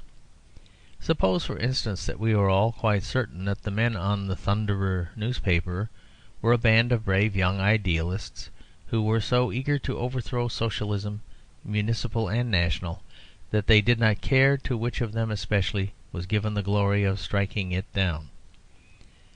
Unfortunately, however, we do not believe this. What we believe, or rather what we know, is that the attack on Socialism in the Thunderer arises from a chaos of inconsistent and mostly evil motives, any one of which would lose simply by being named. A jerry builder whose houses have been condemned writes anonymously and becomes the Thunderer. A Socialist who has quarrelled with the other Socialists writes anonymously, and he becomes the Thunderer. A monopolist who has lost his monopoly and a demagogue who has lost his mob can both write anonymously and become the same newspaper. It is quite true there is a young and beautiful fanaticism in which men do not care to reveal their names, but there is a more elderly and a much more common excitement in which men do not dare to reveal them.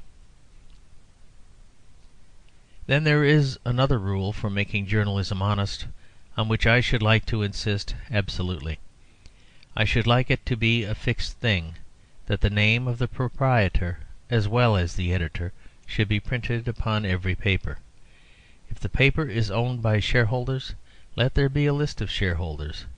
If, as is far more common in this singularly undemocratic age, it is owned by one man, let that one man's name be printed on the paper, if possible in large red letters. Then, if there are any obvious interests being served, we shall know that they are being served. My friends in Manchester are in a terrible state of excitement about the power of brewers and the dangers of admitting them to public office. But at least if a man has controlled politics through beer, people generally know it. The subject of beer is too fascinating for anyone to miss such personal peculiarities. But a man may control politics through journalism, and no ordinary English citizen know that he is controlling them at all. Again and again in the lists of birthday honours, you and I have seen some Mr. Robinson suddenly elevated to the peerage without any apparent reason. Even the society papers, which we read with avidity, could tell us nothing about him except that he was a sportsman, or a kind landlord, or interested in the breeding of badgers.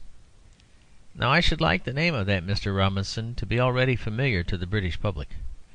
I should like them to know already the public services for which they have to thank him. I should like them to have seen the name already on the outside of that organ of public opinion called Tootsie's Tips, or the Boy Blackmailer, or Nosey Nose, that bright little financial paper which did so much for the Empire and which so narrowly escaped a criminal prosecution. If they had seen it thus, they would estimate more truly and tenderly the full value of the statement in the society paper that he is a true gentleman and a sound churchman. Finally, it should be practically imposed by custom.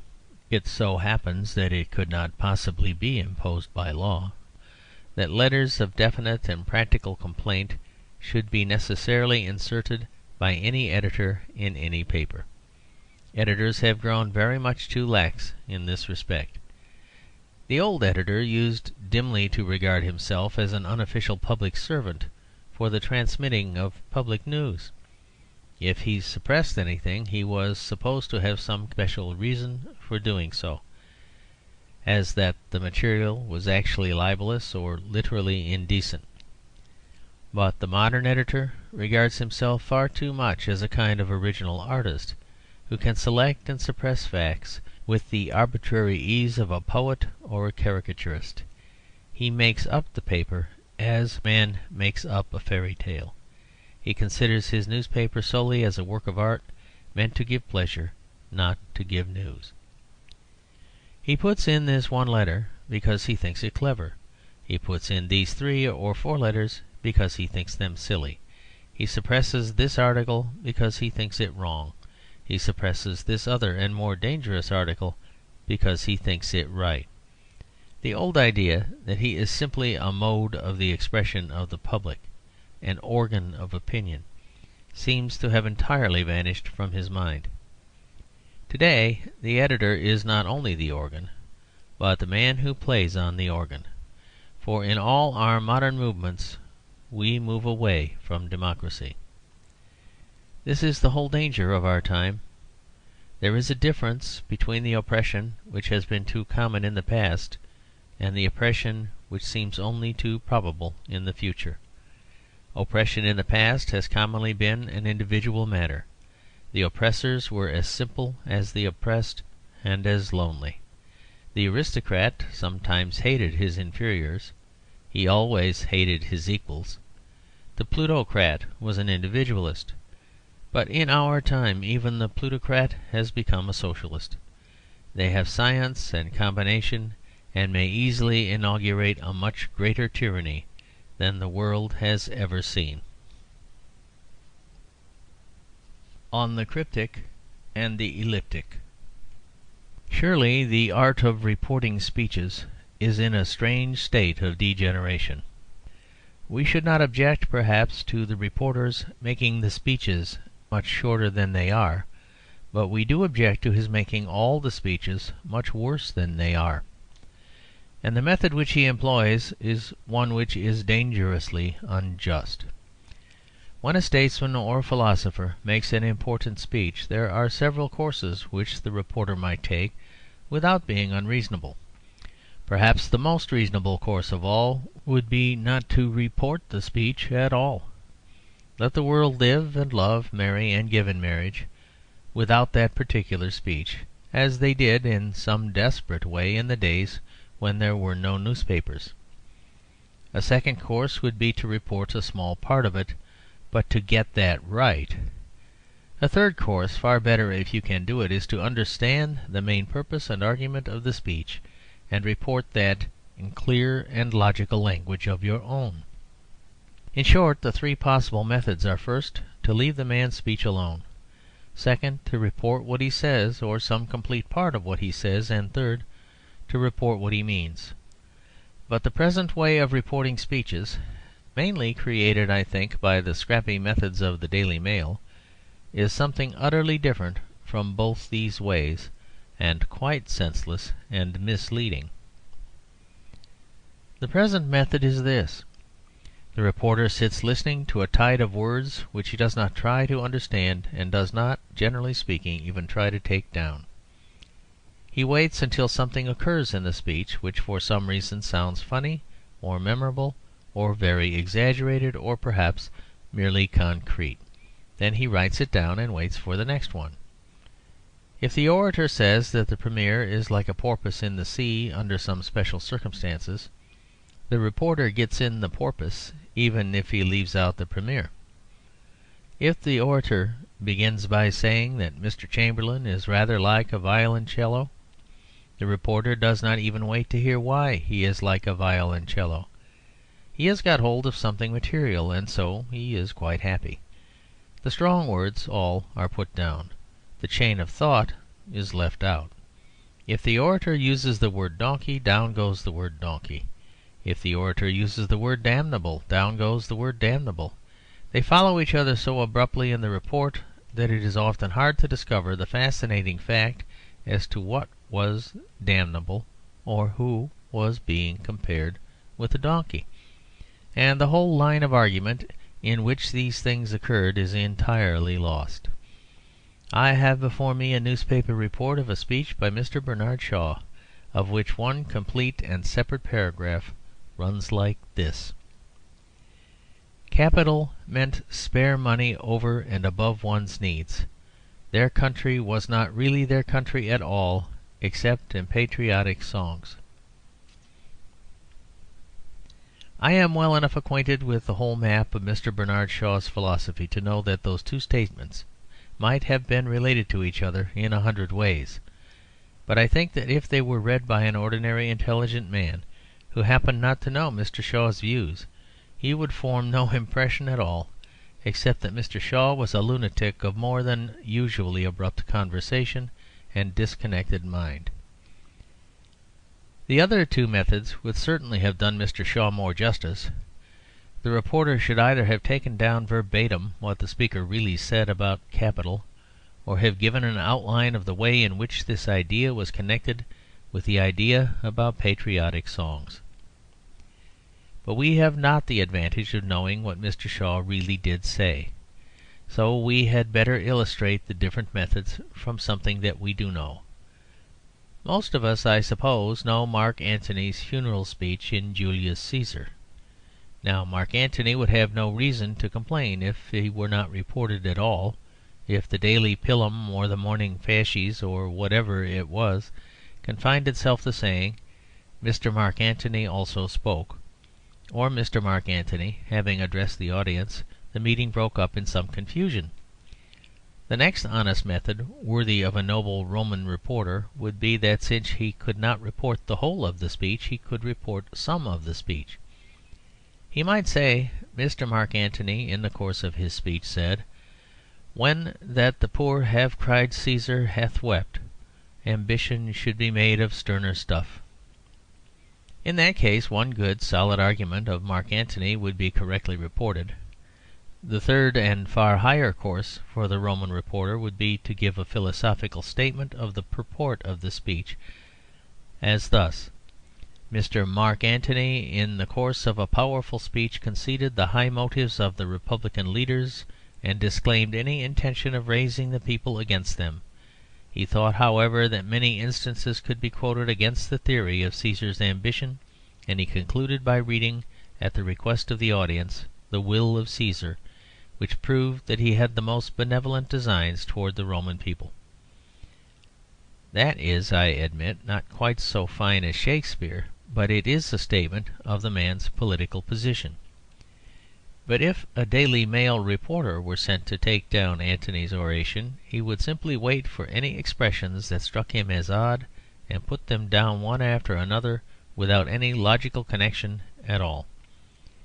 It would turn out something like this: "Mr. Mark Antony wished for his audience ears. He had thrice offered Caesar a crown. Caesar was like a deer. If he were Brutus, he would put a wound in every tongue. The stones of Rome would mutiny. See what a rent the envious Casca paid. Brutus was Caesar's angel." The right honourable gentleman concluded by saying that he and the audience had all fallen down. That is the report of a political speech in a modern, progressive, or American manner, and I wonder whether the Romans would have put up with it. The reports of the debates in the House of Parliament are constantly growing smaller and smaller in our newspapers. Perhaps this is partly because the speeches are growing duller and duller. I think in some degree the two things act and react on each other. For fear of the newspapers, politicians are dull, and at last they are too dull even for the newspapers. The speeches in our time are more careful and elaborate because they are meant to be read and not to be heard, and exactly because they are more careful and elaborate, they are not so likely to be worthy of a careful and elaborate report. They are not interesting enough, so the moral cowardice of modern politicians has, after all, some punishment attached to it by the silent anger of heaven. Precisely because our political speeches are meant to be reported, they are not worth reporting. Precisely because they are carefully designed to be read, nobody reads them. Thus we may concede that politicians have done something toward degrading journalism. It was not entirely done by us, the journalists, but most of it was. It was mostly the fruit of our first and most natural sin, the habit of regarding ourselves as conjurers rather than priests. For the definition is that a conjurer is apart from his audience, while a priest is a part of his. The conjurer despises his congregation. If the priest despises anyone, it must be himself. The curse of all journalism, but especially that of yellow journalism, which is the shame of our profession, is that we think ourselves cleverer than the people for whom we write, whereas in fact we are generally even stupider. But this insolence has its nemesis, and that nemesis is well illustrated in this matter of reporting. For the journalist, having grown accustomed to talking down to the public, commonly talks too low at last, and becomes merely barbaric and unintelligible. By his very efforts to be obvious he becomes obscure. This just punishment may specially be noted in the case of those staggering and staring headlines which American journalism introduced, and which some English journalism imitates. I once saw a headline in a London paper which ran simply thus: "Dobbin's Little Mary." This was intended to be familiar and popular, and therefore presumably lucid. But it was some time before I realised, after reading about half the printed matter underneath, that it had something to do with the proper feeding of horses. At first sight I took it as the historical leader of the future will certainly take it. as containing some allusion to the little daughter who so monopolised the affections of the Major at the end of Vanity Fair. The Americans carry to an even wider extreme this darkness by excess of light. You may find a column in an American paper headed "Poet Brown off Orange Flowers," or "Senator Robinson shoe horns hats now," and it may be quite a long time before the full meaning breaks upon you. It has not broken upon me yet. And something of this intellectual vengeance pursues also those who adopt the modern method of reporting speeches. They also become mystical simply by trying to be vulgar. They also are condemned to trying always to write like George R. Sims, and succeed in spite of themselves in writing like Maeterlinck. That combination of words which I have quoted from an alleged speech by Mr. Bernard Shaw was written down by the reporter with the idea that he was being particularly plain and democratic. But as a matter of fact, if there is any connection between the two sentences, it must be something as dark as the deepest roots of Browning, or something as invisible as the most airy filament of Meredith. To be simple and not to be democratic are two very honourable and austere achievements, and it is not given to all the snobs and self-seekers to achieve them. High above even Maeterlinck or Meredith stand those like Homer and Milton, whom no one can misunderstand. And Homer and Milton are not only better poets than Browning, great as he was, but they would also have been very much better journalists than the young men on the Daily Mail. As it is, however, this misrepresentation of speeches is only a part of a vast journalistic misrepresentation of all life as it is. Journalism is popular, but it is popular mainly as fiction. Life is one world, and life seen in the newspapers another.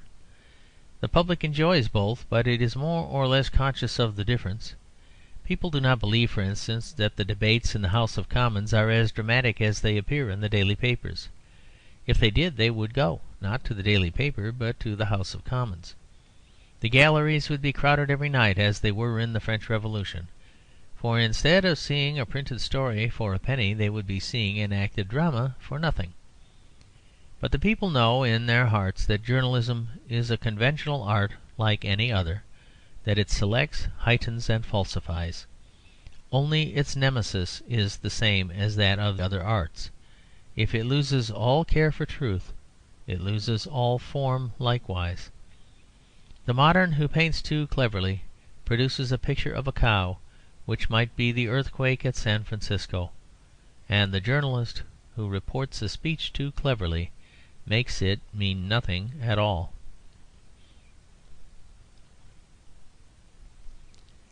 The worship of the wealthy. There has crept, I notice, into our literature and journalism a new way of flattering the wealthy and the great. In more straightforward times flattery itself was more straightforward. Falsehood itself was more true. A poor man wishing to please a rich man simply said that he was the wisest, bravest, tallest, strongest, most benevolent, and most beautiful of mankind. And as even the rich man probably knew that he wasn't that, the thing did the less harm. When courtiers sang the praises of a king, they attributed to him things that were entirely improbable, as that he resembled the sun at noonday, that they had to shade their eyes when he entered the room, that his people could not breathe without him, or that he had, with his single sword, conquered Europe, Asia, Africa, and America. The safety of this method was its artificiality. Between the king and his public image there was really no relation. But the moderns have invented a much subtler and more poisonous kind of eulogy. The modern method is to take the prince or rich man, to give a credible picture of his type of personality, as that he is a business-like or sportsman or fond of art or convivial or reserved, and then enormously exaggerate the value and importance of these natural qualities.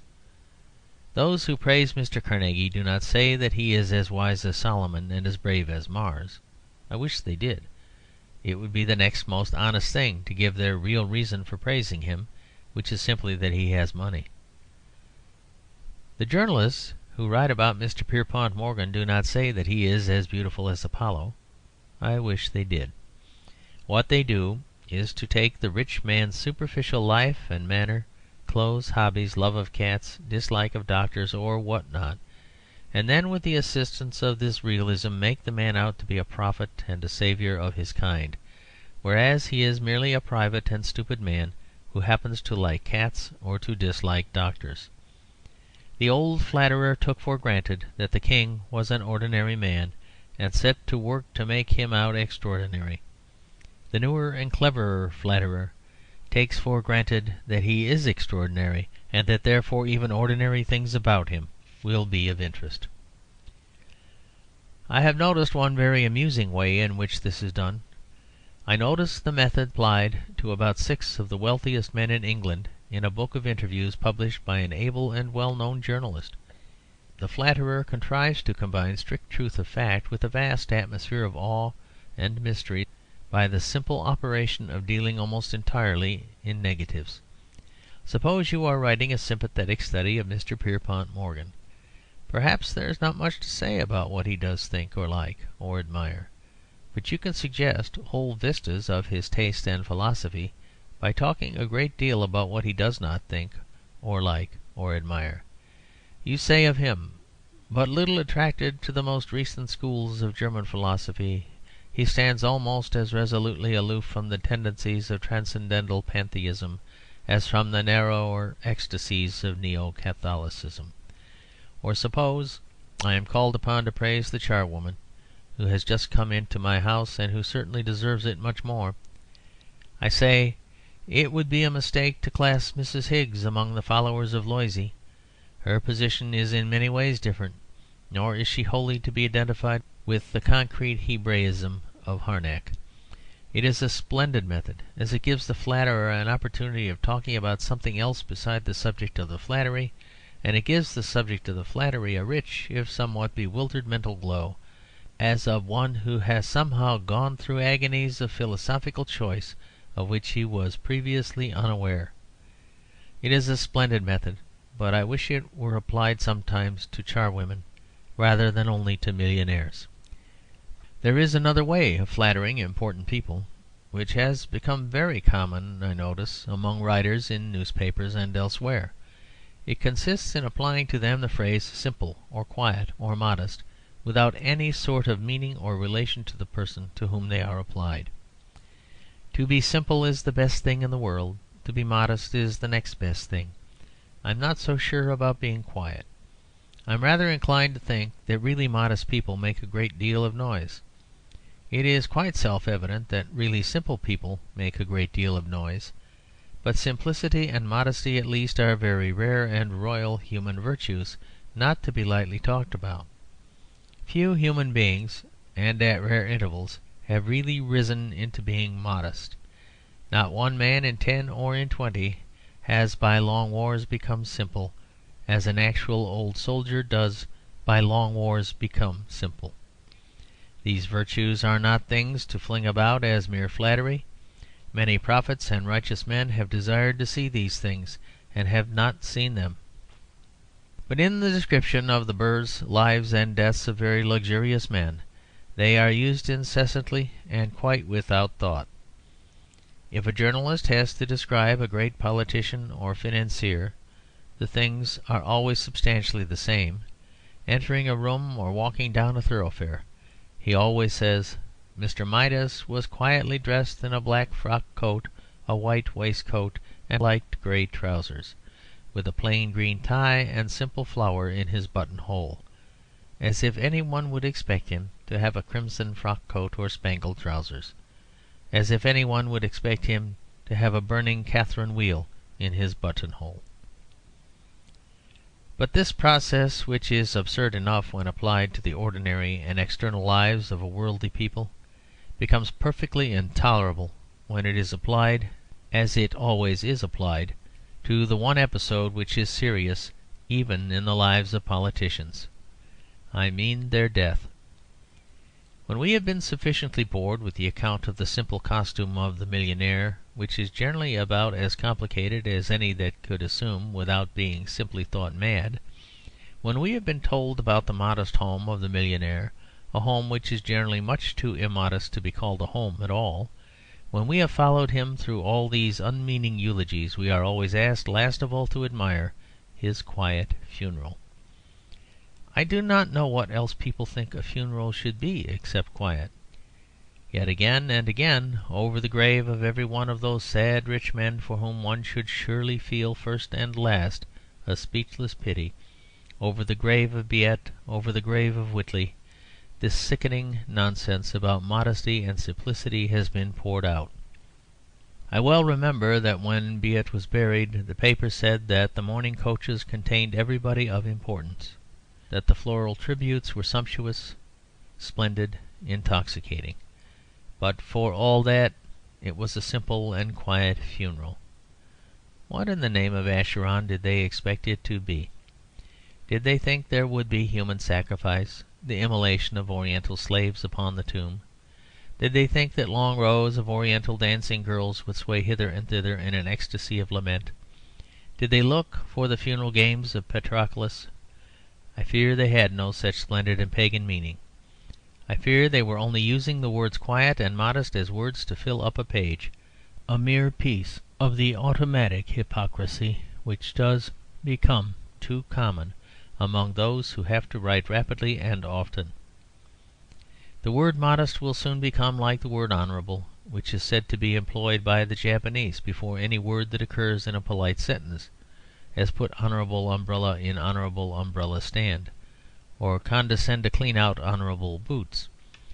We shall read in the future that the modest king went out in his modest crown, clad from head to foot in modest gold, and attended with 10,000 modest earls, their swords modestly drawn.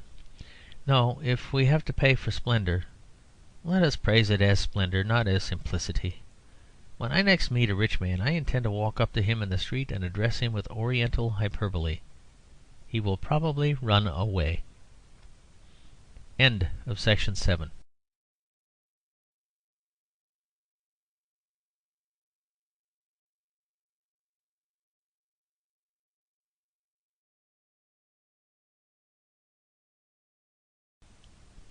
Section 8.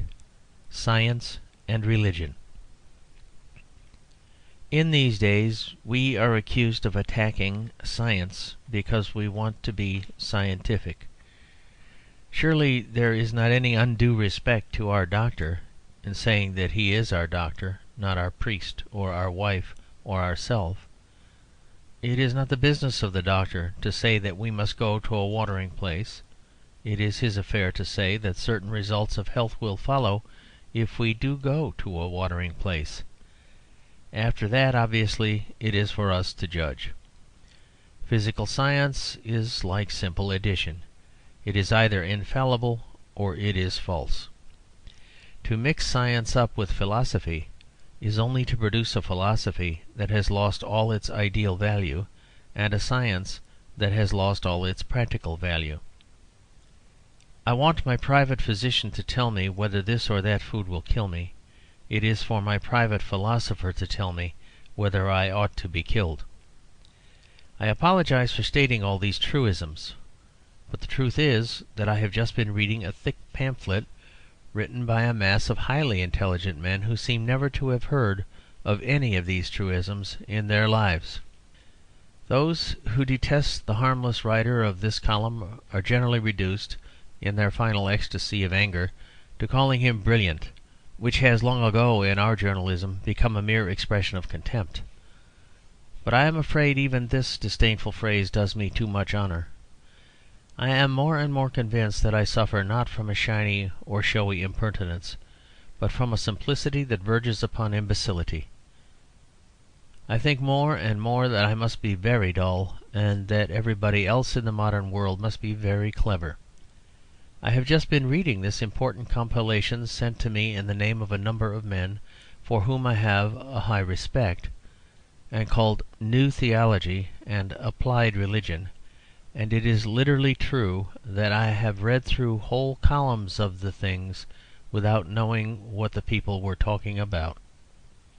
Either they must be talking about some black and bestial religion in which they were brought up and of which I never even heard, or else they must be talking about some blazing and blinding vision of God which they have found which I have never found, and which by its very splendour confuses their logic and confounds their speech.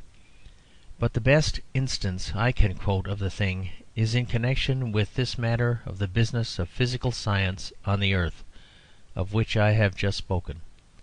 The following words are written over the signature of a man whose intelligence I respect, and I cannot make head or tail of them.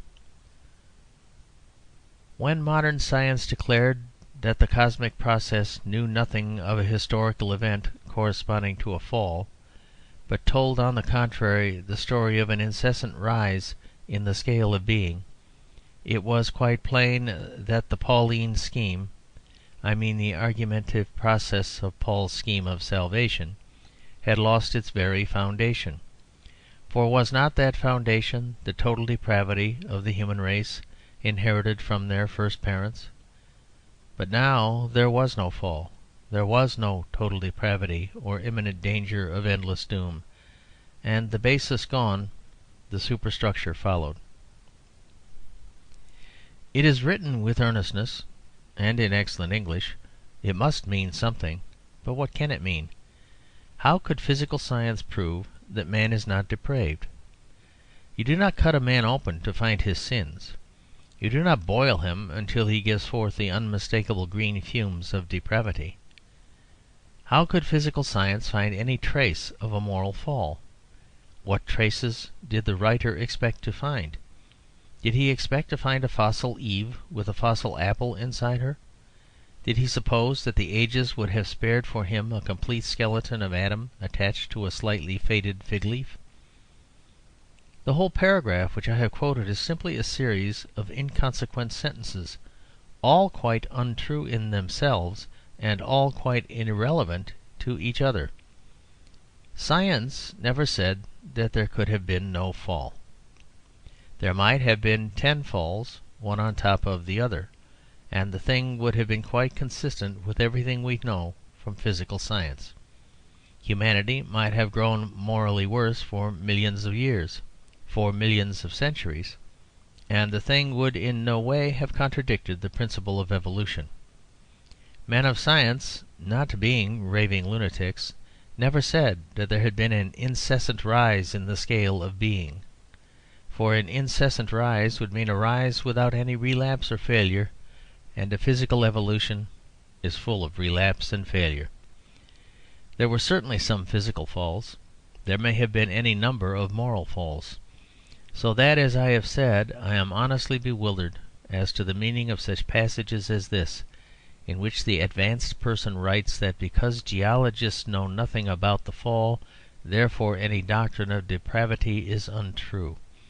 Because science has not found something which obviously it could not find, therefore something entirely different, the psychological sense of evil, is untrue.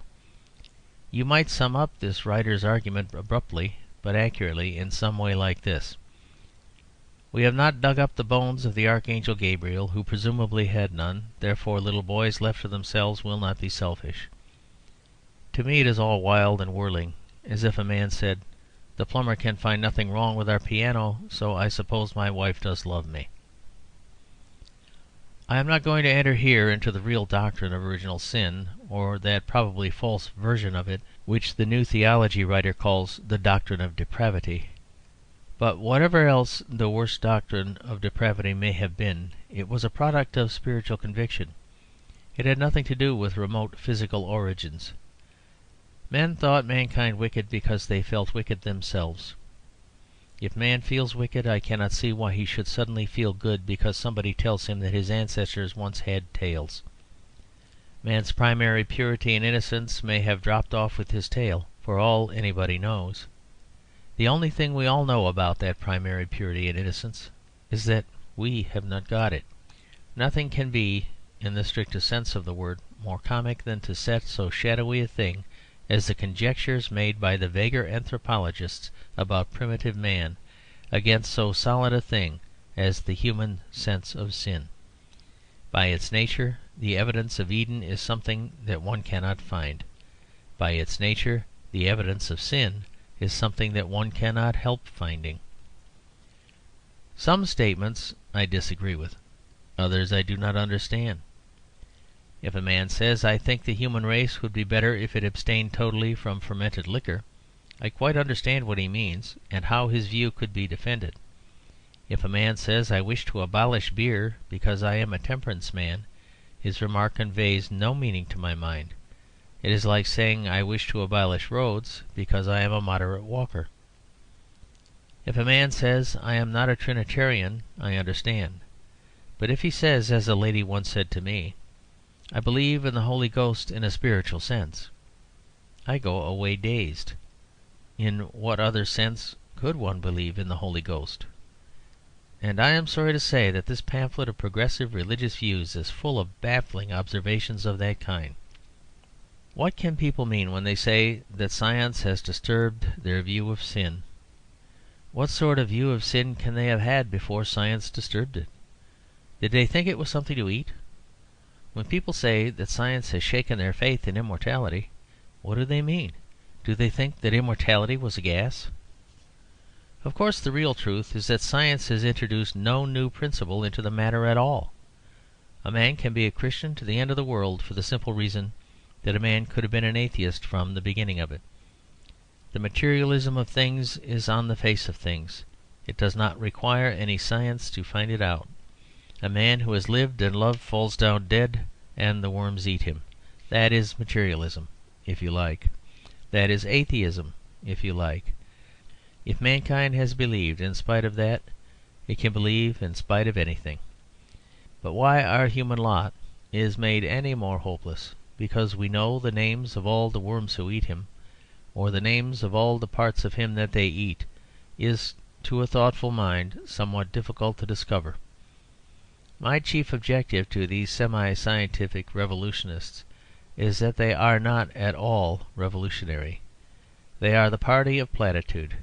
They do not shake religion. Rather, religion seems to shake them. They can only answer the great paradox by repeating the truism.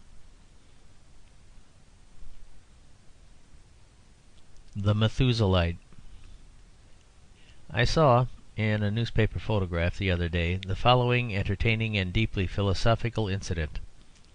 A man was enlisting as a soldier at Portsmouth, and some form was put before him to be filled up, common, I suppose, to all such cases, in which was, among other things, an inquiry about what was his religion. With an equal and ceremonial gravity the man wrote down the word Methuselahite. Whoever looks over such papers must, I should imagine, have seen some rum religion in his time, unless the army is going to the dogs. But with all his specialist knowledge he could not place Methuselahism among what Bossuet calls the variations of Protestantism. He felt a fervid curiosity about the tenets and tendencies of the sect, and asked the soldier what it meant. The soldier replied that it was his religion to live as long as he could. Now, considered as an incident in the religious history of Europe, that answer of that soldier was worth more than 100 cartloads of quarterly and monthly and weekly and daily papers discussing religious problems and religious books. Every day the daily paper reviews some new philosopher who has some new religion, and there is not in the whole 2,000 words of the whole 2 columns one word as witty or as wise as that word Methuselahite. The whole meaning of literature is simply to cut a long story short.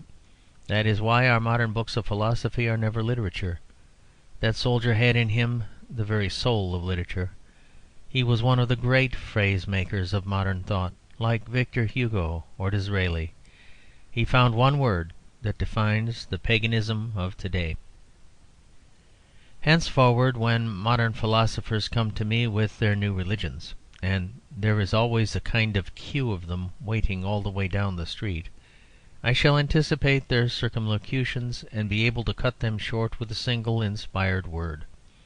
One of them will begin with the new religion, which is based upon that primordial energy in nature. Methuselahite, I shall say sharply, good morning. Human life, another will say, human life, the only ultimate sanctity, freed from creed and dogma. Methuselahite, I shall yell, out you go. My religion is the religion of joy, a third will explain. A bald old man with a cough and tinted glasses, the religion of physical pride and rapture, and Methuselahite, I shall cry again, and I shall slap him boisterously on the back, and he will fall down. Then a pale young poet with serpentine hair will come and say to me, as one did only the other day, moods and impressions are the only realities, and these are constantly and wholly changing. I could hardly, therefore, define my religion. I can, I should say, somewhat sternly. Your religion is to live a long time, and if you stop here a moment longer, you won't fulfil it. A new philosophy generally means in practice the praise of some old vice. We have had the sophist who defends cruelty and calls it masculinity. We have had the sophist who defends profligacy and calls it the liberty of the emotions. We have had the sophist who defends idleness and calls it art. It will almost certainly happen, it can almost certainly be prophesied, that in this saturnalia of sophistry there will at some time or other arise a sophist who desires to idealise cowardice.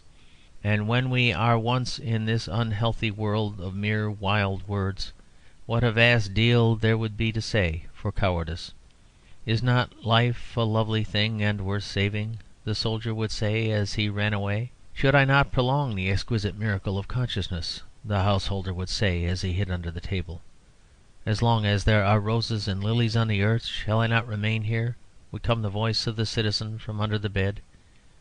It would be quite as easy to defend the coward as a kind of poet and mystic as it has been in many recent books to defend the emotionalist as a kind of poet and mystic, or the tyrant as a kind of poet and mystic. When that last grand sophistry and morbidity is preached in a book on a platform, you may depend upon it there will be a great stir in its favour. That is, a great stir among the little people who live among books and platforms. There will be a new great religion, the religion of Methuselahism, with pomps and priests and altars. Its devout crusaders will vow themselves in thousands with a great vow to live long. But there is one comfort: they won't. For indeed the weakness of this worship of mere natural life, which is a common enough creed to-day, is that it ignores the paradox of courage and fails in its own aim. As a matter of fact, no men would be killed quicker than the Methuselahites. The paradox of courage is that a man must be a little careless of his life, even in order to keep it. And in the very case I have quoted, we may see an example of how little the theory of Methuselahism really inspires our best life. For there is one riddle in that case which cannot easily be cleared up. If it was the man's religion to live as long as he could, why on earth was he enlisting as a soldier?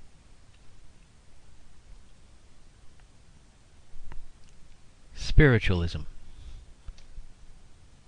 I have received a fancy letter from a gentleman who is very indignant at what he considers my flippancy in disregarding or degrading spiritualism.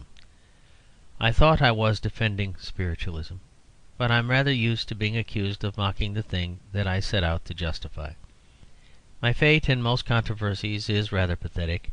It is an almost invariable rule that the man with whom I don't agree thinks I am making a fool of myself, and the man with whom I do agree thinks I am making a fool of him. There seems to be some sort of idea that you are not treating a subject properly if you eulogize it with fantastic terms or defend it by grotesque examples. Yet a truth is equally solemn, whatever figure or example its exponent adopts. It is an equally awful truth that 4 and 4 make 8, whether you reckon the thing out in 8 onions or 8 angels, or 8 bricks or 8 bishops, or 8 minor poets, or 8 pigs. Similarly, if it be true that God made all things, that grave fact can be asserted by pointing at a star or waving an umbrella. But the case is stronger than this. There is a distinct philosophical advantage in using grotesque terms in a serious discussion. I think seriously, on the whole, that the more serious is the discussion, the more grotesque should be the terms. For this, as I say, there is an evident reason. For a subject is really solemn and important in so far as it applies to the whole cosmos, or to some great spheres and cycles of experience at least. So far as a thing is universal, it is serious, and so far as a thing is universal, it is full of comic things. If you take a small thing, it may be entirely serious. Napoleon, for instance, was a small thing, and he was serious. The same applies to microbes. If you isolate a thing, you may get the pure essence of gravity. But if you take a large thing, such as the solar system, it must be comic, at least in parts. The germs are serious because they kill you. But the stars are funny because they give birth to life, and life gives birth to fun. If you have, let us say, a theory about a man, and you can only prove it by talking about Plato and George Washington, your theory may be a quite frivolous thing. But if you can prove it by talking about the butler or the postman, then it is serious because it is universal. So far from it being irrelevant to use silly metaphors on serious questions, it is one's duty to use silly metaphors on serious questions. It is the test of one's seriousness. It is the test of a responsible religion or theory whether it can take examples from pots and pans and boots and butter tubs. It is the test of a good philosophy whether you can defend it grotesquely. It is the test of a good religion whether you can joke about it. When I was a very young journalist, I used to be irritated at a peculiar habit of printers, a habit which most persons of a tendency similar to mine would have probably noticed also. It goes along with the fixed belief of printers that to be a rationalist is the same thing as to be a nationalist. I mean the printer's tendency to turn the word cosmic into the word comic. It annoyed me at the time, but since then I have come to the conclusion that the printers were right. The democracy is always right. Whatever is cosmic is comic. Moreover, there is another reason that makes it almost inevitable that we should defend grotesquely what we believe seriously. It is that all grotesqueness is itself intimately related to seriousness. Unless a thing is dignified, it cannot be undignified. Why is it funny that a man should sit down suddenly in the street? There is only one possible or intelligent reason, that man is the image of God. It is not funny that anything else should fall down, only that a man should fall down. No one sees anything funny in a tree falling down. No one sees a delicate absurdity in a stone falling down. No man stops in the road and roars with laughter at the sight of the snow coming down. The fall of thunderbolts is treated with some gravity. The fall of roofs and high buildings is taken seriously. It is only when a man tumbles down that we laugh. Why do we laugh? Because it is a grave religious matter. It is the fall of man. Only man can be absurd, for only man can be dignified. The above, which occupies the great part of my article, is a parenthesis. It is time that I returned to my choleric correspondent, who rebuked me for being too frivolous about the problem of spiritualism. My correspondent, who is evidently an intelligent man, is very angry with me indeed. He uses the strongest language. He says I remind him of a brother of his, which seems to open an abyss or vista of infamy. The main substance of his attack resolves itself into two propositions. First, he asks me what right I have to talk about spiritualism at all, as I admit I have never been to a séance. Well, this is all very well, but there are a good many things to which I have never been, but I have not the smallest intention of leaving off talking about them. I refuse, for instance, to leave off talking about the siege of Troy. I decline to be mute in the matter of the French Revolution. I will not be silenced on the late indefensible assassination of Julius Caesar. If nobody has any right to judge of spiritualism except a man who has been to a séance, the results, logically speaking, are rather serious. It would almost seem as if nobody had any right to judge of Christianity who had not been to the first meeting at Pentecost, which would be dreadful. I conceive myself capable of forming my opinion of spiritualism without seeing spirits, just as I have formed my opinion of the Japanese war without seeing the Japanese, or my opinion of the American millionaires without, thank God, seeing an American millionaire. Blessed are they who have not seen and yet have believed, a passage which some have considered as a prophecy of modern journalism. But my correspondent's second objection is more important. He charges me with actually ignoring the value of communication, if it exists, between this world and the next. I do not ignore it, but I do say this, that a different principle attaches to investigation in this spiritual field from investigation in any other. If a man baits a line for fish, the fish will come, even if he declares there are no such things as fishes. If a man limes a twig for birds, the birds will be caught, even if he thinks it superstitious to believe in birds at all. But a man cannot bait a line for souls. A man cannot lime a twig to catch gods. All wise schools have agreed that this latter capture depends to some extent on the faith of the capturer.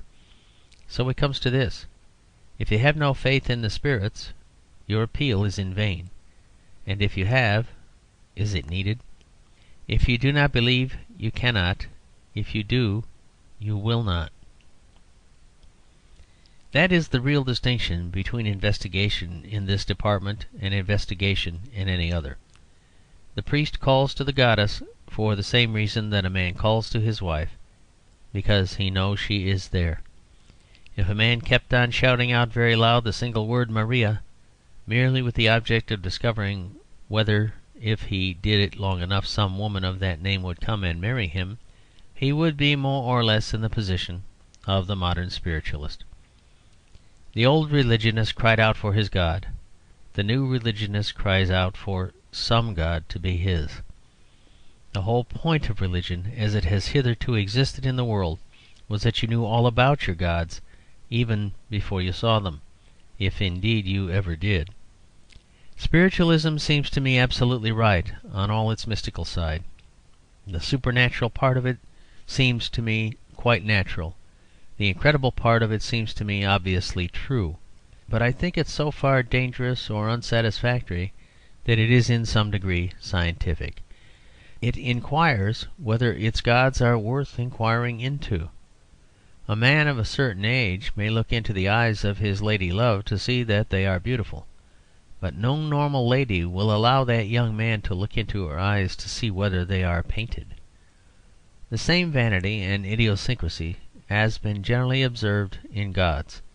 Praise them or leave them alone. Do not look for them unless you know they are there. Do not look for them unless you want them. It annoys them very much. End of section 8.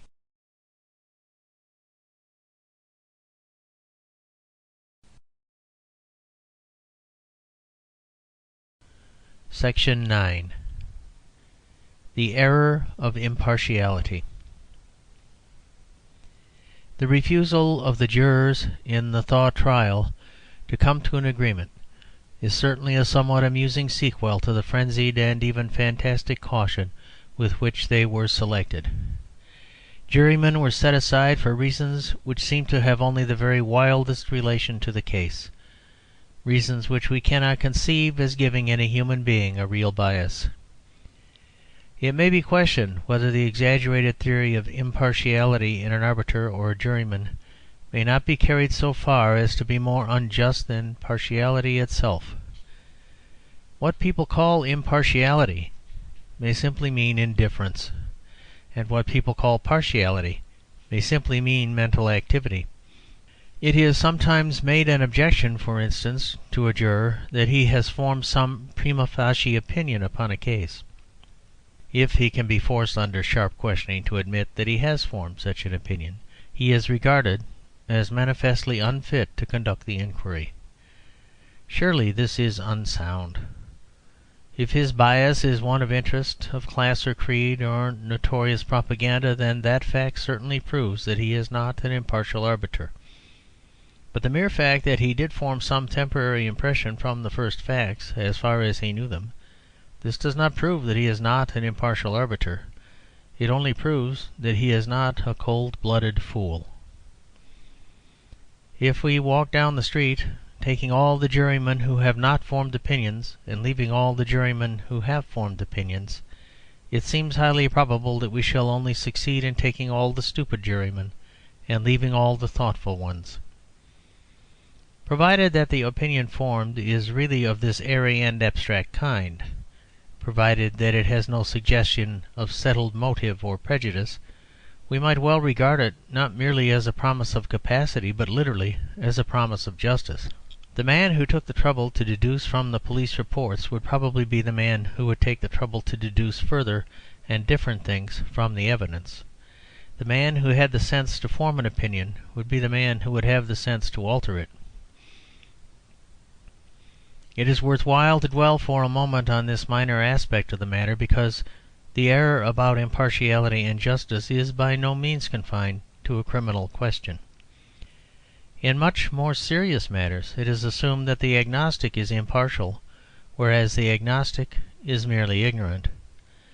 The logical outcome of the fastidiousness about the Thaw jurors would be that the case ought to be tried by Eskimo or Hottentots or savages from the Cannibal Islands, by some class of people who could have no conceivable interest in the parties and, moreover, no conceivable interest in the case. The pure and starry perfection of impartiality would be reached by people who not only had no opinion before they had heard the case, but also who had no opinion after they had heard it. In the same way, there is in modern discussions of religion and philosophy an absurd assumption that a man is in some way just and well poised because he has come to no conclusion, and that a man is in some way knocked off the list of fair judges because he has come to a conclusion. It is assumed that the sceptic has no bias, whereas he has a very obvious bias in favour of scepticism. I remember once arguing with an honest young atheist who was very much shocked at my disputing some of the assumptions which were absolute sanctities to him, such as the quite unproved proposition of the independence of matter and the quite improbable proposition of its power to originate mind. And he at length fell back upon this question, which he delivered with an honourable heat of defiance and indignation. "Well, can you tell me any man of intellect, great in sciences or philosophy, who accepted the miraculous?"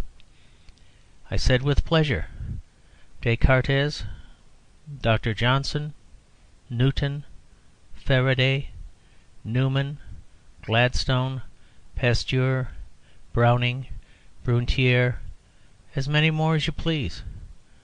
To which that quite admirable and idealistic young man made this astonishing reply: "Oh, but of course they had to say that. They were Christians." First he challenged me to find a black swan, and then he ruled out all my swans because they were black. The fact that all these great intellects had come to the Christian view was somehow or other a proof either that they were not great intellects or that they had not really come to that view. The argument thus stood in a charmingly convenient form: all men that count have come to my conclusion, for if they come to your conclusion, they do not count. It did not seem to occur to such controversialists that if Cardinal Newman was really a man of intellect, the fact that he adhered to a dogmatic religion proved exactly as much as the fact that Professor Huxley, another man of intellect, found that he could not adhere to dogmatic religion. That is to say, as I cheerfully admit, it proved precious little either way. If there is one class of men whom history has proved especially and supremely capable of going quite wrong in all directions, it is the class of highly intellectual men. I would always prefer to go by the bulk of humanity. That is why I am a democrat. But whatever be the truth about exceptional intelligence and the masses, it is manifestly most unreasonable that intelligent men should be divided upon the absurd modern principle of regarding every clever man who cannot make up his mind as an impartial judge, and regarding every clever man who can make up his mind as a servile fanatic. As it is, we seem to regard it as a positive objection to a reasoner that he has taken one side or the other. We regard it, in other words, as a positive objection to a reasoner that he has contrived to reach the object of his reasoning. We call a man a bigot or a slave of dogma because he is a thinker who has thought through and to a definite end. We say that the juryman is not a juryman because he has brought in a verdict. We say that the judge is not a judge because he gives judgment. We say that the sincere believer has no right to vote simply because he has voted. Phonetic spelling. A correspondent asked me to make more lucid my remarks about phonetic spelling. I have no detailed objection to items of spelling reform. My objection is to a general principle, and it is this. It seems to me that what is really wrong with all the modern and highly civilized language is that it does so largely consist of dead words. Half our speech consists of similes that remind us of no similarity, of pictorial phrases that call up no picture, of historical allusions the origin of which we have forgotten. Take any instance on which the eye happens to alight. I saw in the paper some days ago that well-known leader of a certain religious party wrote to a supporter of his following curious words: "I have not forgotten the talented way in which you held up the banner at Birkenhead." Taking the ordinary vague meaning of the word talented, there is no coherency in the picture. The trumpets blow, the spears shake and glitter, and in the thick of the purple battle there stands a gentleman holding up a banner in a talented way. And when we come to the original force of the word talent, the matter is worse. A talent is a Greek coin used in the New Testament as a symbol of the mental capital committed to an individual at birth. If the religious leader in question had really meant anything by his phrases, he would have been puzzled to know how a man could use a Greek coin to hold up a banner. But really he meant nothing by his phrases. Holding up the banner was to him a colourless term for doing the proper thing, and talented was a colourless term for doing it successfully. Now my own fear touching anything in the way of phonetic spelling is that it would simply increase this tendency to use words as counters and not as coins. The original life in a word, as in the word talent, burns low as it is. Sensible spelling might extinguish it altogether. Suppose any sentence you like. Suppose a man says, "Republics generally encourage holidays." It looks like the top line of a copybook. Now, it is perfectly true that if you wrote that sentence exactly as it is pronounced, even by highly educated people, the sentence would run, "Republics generally incur holidays," spelled RIPUBLIKS GENRALLY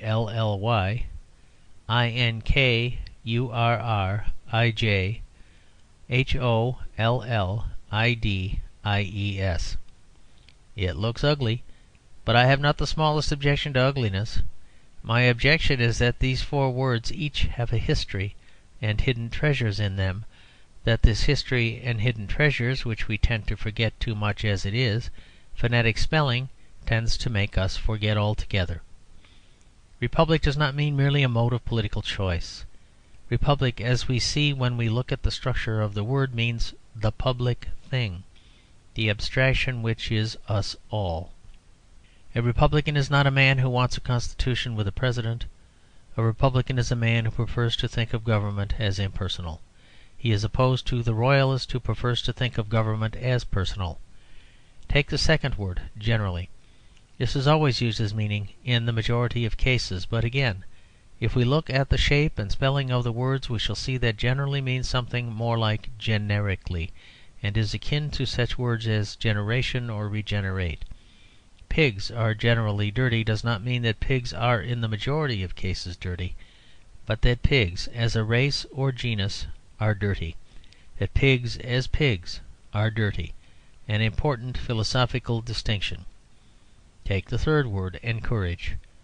The word encourage is used in such modern sentences in merely automatic sense of promote. To encourage poetry means merely to advance or assist poetry. But to encourage poetry means properly to put courage into poetry. a fine idea. Take the fourth word, holidays. As long as that word remains, it will always answer the ignorant slander which asserts that religion was opposed to human cheerfulness. That word will always assert that when a day is holy it should also be happy. Properly spelt, these words all tell a sublime story, like Westminster Abbey. Phonetically spelt, they might lose the last traces of any such story. Generally is an exalted metaphysical term. Generally is not. If you encourage a man, you pour into him the chivalry of 100 princes. This does not happen if you merely inkurrij him. Republics, if spelt phonetically, might actually forget to be public. Holidays, if spelt phonetically, might actually forget to be holy. Here is a case that has just occurred. A certain magistrate told somebody whom he was examining in court that he or she should always be polite to the police. I do not know whether the magistrate noticed the circumstances, but the word polite and the word police have the same origin and meaning. Politeness means the atmosphere and ritual of the city, the symbol of human civilization. The policeman means the representative and guardian of the city, the symbol of human civilization. And it may be doubted whether the two ideas are commonly connected in the mind. It is probable that we often hear of politeness without thinking of a policeman. It is even possible that our eyes often alight upon a policeman without our thoughts instantly flying to the subject of politeness. Yet the idea of the sacred city is not only the link of them both, it is the only serious justification and the only serious corrective of them both. If politeness means too often a mere frippery, it is because it has not enough to do with serious patriotism and public dignity. If policemen are coarse or casual, it is because they are not sufficiently convinced that they are the servants of the beautiful city and the agents of sweetness and light. Politeness is not really a frippery. Politeness is not really even a thing merely suave and deprecating. Politeness is an armed guard, stern and splendid and vigilant, watching over all the ways of men. In other words, politeness is a policeman. A policeman is not merely a heavy man with a truncheon. A policeman is a machine for the smoothing and sweetening of the accidents of everyday existence. In other words, a policeman is politeness, a veiled image of politeness, sometimes impenetrably veiled. But my point is here that by losing the original idea of the city, which is the force and youth of both the words, both the things actually degenerate. Our politeness loses all manliness because we forget that politeness is only the Greek for patriotism. Our policemen lose all delicacy because we forget that a policeman is only the Greek for something civilized. A policeman should often have the functions of a knight-errant. A policeman should always have the elegance of a knight-errant. But I am not sure that he would succeed any better in remembering this obligation of romantic grace if his name were spelt phonetically, supposing that it could be spelt phonetically. Some spelling reformers, I am told, in the poorer parts of London do spell his name phonetically, very phonetically. They call him a policeman, Pleeceman. Thus the whole romance of the ancient city disappears from the word, and the policeman's reverent courtesy of demeanour deserts him quite suddenly. This does seem to me the case against any extreme revolution in spelling. If you spell a word wrong, you have some temptation to think it wrong. Humanitarianism and strength. Somebody writes complainingly of something I said about progress. I have forgotten what I said, but I am quite certain that it was like a certain Mr. Douglas in a poem which I have also forgotten, tender and true. In any case, what I say now is this. Human history is so rich and complicated that you can make out a case for any course of improvement or retrogression. I could make out that the world has been growing more democratic, for the English franchise has certainly grown more democratic. I could also make out that the world has been growing more aristocratic, for the English public schools have certainly grown more aristocratic. I could prove the decline of militarism by the decline of flogging, I could prove the increase of militarism by the increase of standing armies and conscription. But I can prove anything in this way. I can prove that the world has always been growing greener. Only lately men have invented absinthe and the Westminster Gazette. I could prove the world has grown less green. There are no more Robin Hood foresters, and fields are being covered with houses. I could show that the world was less red with khaki or more red with new penny stamps. But in all cases progress means progress only in some particular thing. Have you ever noticed that strange line of Tennyson in which he confesses half consciously how very conventional progress is? Let the great world spin for ever down the ringing grooves of change. Even in praising change he takes for a simile the most unchanging thing. He calls our modern change a groove, and it is a groove. Perhaps there never was anything so groovy. Nothing would induce me, in so idle a monologue as this, to discuss adequately a great political matter like the question of the military punishments in Egypt. But I may suggest one broad reality to be observed by both sides, and which is, generally speaking, observed by neither. Whatever else is right, it is utterly wrong to employ the argument that we Europeans must do to savages and Asiatics whatever savages and Asiatics do to us. I have seen some controversialists use the metaphor, "We must fight them with their own weapons." Very well, let those controversialists take their metaphor and take it literally. Let us fight the Sudanese with their own weapons. Their own weapons are largely very clumsy knives with an occasional old-fashioned gun. Their own weapons are also torture and slavery. If we fight them with torture and slavery, we shall be fighting badly, precisely as if we fought them with clumsy knives and old guns. That is the whole strength of our Christian civilization, that it does fight with its own weapons and not with other people's. It is not true that superiority suggests a tit for tat. It is not true that if a small hooligan puts his tongue out at the Lord Chief Justice, the Lord Chief Justice immediately realises that his only chance of maintaining his position is to put his tongue out at the little hooligan. The hooligan may or may not have any respect at all for the Lord Chief Justice. That is a matter which we may contentedly leave as a solemn psychological mystery. But if the hooligan has any respect at all for the Lord Chief Justice, that respect is certainly extended to the Lord Chief Justice entirely because he does not put his tongue out. Exactly in the same way the ruder or more sluggish races regard the civilization of Christendom. If they have any respect for it, it is precisely because it does not use their own coarse and cruel expedients. According to some modern moralists, whenever Zulus cut off the heads of dead Englishmen, Englishmen must cut off the heads of dead Zulus. Whenever Arabs or Egyptians constantly use the whip to their slaves, Englishmen must constantly use the whip to their subjects. And on a similar principle, I suppose, whenever an English admiral has to fight cannibals, the English admiral ought to eat them. However unattractive a menu consisting entirely of barbaric kings may appear to an English gentleman, he must try to sit down to it with an appetite.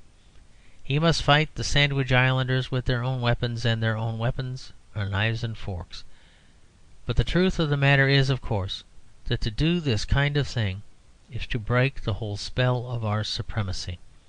All the mystery of the white man, all the fearful poetry of the white man, so far as it exists in the eyes of these savages, consists in the fact that we do not do such things. The Zulus point to us and say, "Observe the advent of these inexplicable demigods, these magicians who do not cut off the noses of their enemies." The Sudanese say to each other, "This hardy people never flogs its servants.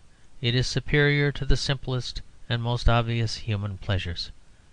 And the cannibals say, "The austere and terrible race, the race that denies itself even boiled missionary, is upon us. Let us flee." Whether or no these details are a little conjectural, the general proposition I suggest is the plainest common sense. The elements that make Europe upon the whole the most humanitarian civilization are precisely the elements that make it upon the whole the strongest. For the power which makes a man able to entertain a good impulse is the same as that which enables him to make a good gun. It is imagination. It is imagination that makes a man outwit his enemy, and it is imagination that makes him spare his enemy. It is precisely because this picturing of the other man's point of view is in the main a thing in which Christians and Europeans specialise that Christians and Europeans, with all their faults, have carried to such perfection both the art and peace of war. They alone have invented machine guns, and they alone have invented ambulances. They have invented ambulances, strange as it may sound, for the same reason for which they have invented machine guns. Both involve a vivid calculation of remote events. It is precisely because the East, with all its wisdom, is cruel, that the East, with all its wisdom, is weak. And it is precisely because savages are pitiless that they are still merely savages. And if they could imagine their enemy's sufferings, they could also imagine his tactics. If Zulus did not cut off the Englishman's head, they might really borrow it. For if you do not understand a man, you cannot crush him, and if you do understand him, you very probably will not. When I was about 7 years old, I used to think that the chief modern danger was a danger of over-civilization. I am inclined to think now that the chief modern danger is that of a slow return towards barbarism. Just such a return towards barbarism as indicated in the suggestions of barbaric retaliation of which I have just spoken. Civilization, in the best sense, merely means the full authority of the human spirit over all externals. Barbarism means the worship of those externals in their crude and unconquered state. Barbarism means the worship of nature, and in recent poetry, science, and philosophy. There has been too much of the worship of nature. Wherever men begin to talk much and with great solemnity about the forces outside man, the note of it is barbaric. When men talk much about heredity and environment, they are almost barbarians. The modern men of science are many of them almost barbarians. Mr. Blatchford is in great danger of becoming a barbarian. For barbarians, especially the truly squalid and unhappy barbarians, are always talking about these scientific subjects from morning till night. That is why they remain squalid and unhappy. That is why they remain barbarians. Hottentots are always talking about heredity, like Mr. Blatchford. Sandwich Islanders are always talking about environment, like Mr. Suthers. Savages, those that are truly stunted or depraved, dedicate nearly all their tales and sayings to the subject of physical kinship, of a curse on this or that tribe, of a taint in this or that family, of the invincible law of blood, of the unavoidable evil of places. The true savage is a slave, and is always talking about what he must do. The true civilized man is a free man, and always talking about what he may do. Hence all the Zola heredity and Ibsen heredity that has been written in our time affects me as not merely evil, but as essentially ignorant and retrogressive. This sort of science is almost the only thing that can, with strict propriety, be called reactionary. Scientific determinism is simply the primal twilight of all mankind, and some men seem to be returning to it. Another savage trait of our time is the disposition to talk about material substances instead of about ideas. The old civilization talked about the sin of gluttony or excess. We talk about the problem of drink as if drink could be a problem. When people have come to call the problem of human intemperance the problem of drink, and to talk about curing it by attacking the drink traffic, they have reached quite a dim stage of barbarism. The thing is an inverted form of fetish worship. It is no sillier to say that a bottle is a god than to say that a bottle is a devil. The people who talk about the curse of drink will probably progress down that dark hill. In a little while we shall have them calling the practice of wife-beating the problem of pokers. The habit of housebreaking will be called the problem of skeleton key trade. And for all I know, they may try to prevent forgery by shutting up all the stationers' shops by an Act of Parliament. I cannot help thinking that there is some shadow of this uncivilised materialism lying at present upon a much more dignified and valuable cause. Every one is talking just now about the desirability of ingeminating peace and averting war. But even war and peace are physical states rather than moral states, and in talking about them only we have by no means got to the bottom of the matter. For instance, do we, as a matter of fact, create peace in one single community? We do not do it by vaguely telling every one to avoid fighting and to submit to anything that is done to him. We do it by definitely defining his rights and then undertaking to avenge his wrongs. We shall never have a common peace in Europe till we have a common principle in Europe. People talk of the United States of Europe, but they forget that it needed the very doctrinal Declaration of Independence to make the United States of America. You cannot agree about nothing any more than you can quarrel about nothing.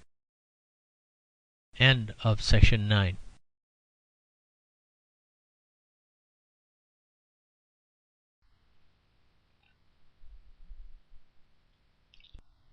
Section 10.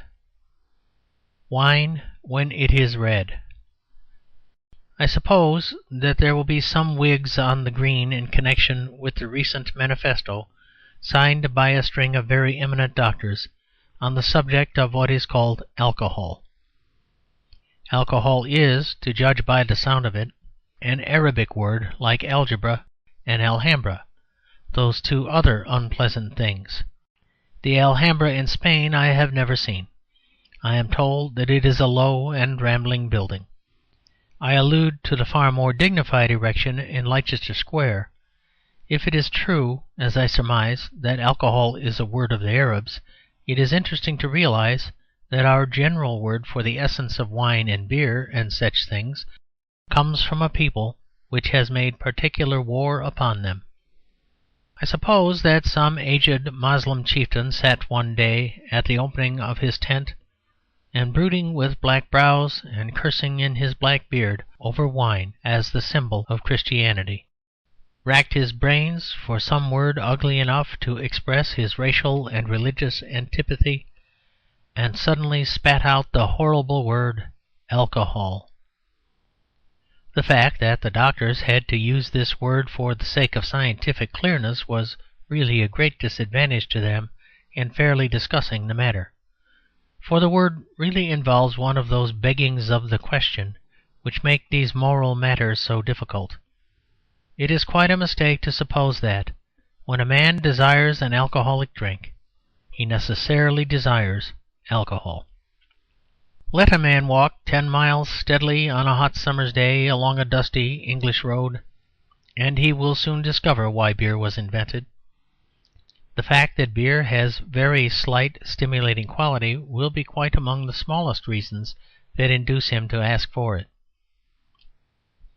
In short, he will not be in the least desiring alcohol, he will be desiring beer. But of course the question cannot be settled in such a simple way.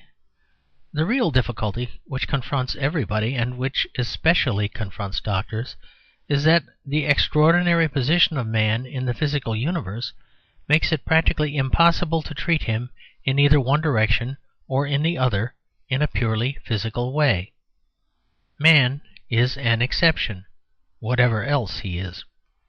If he is not the image of God, then he is a disease of the dust.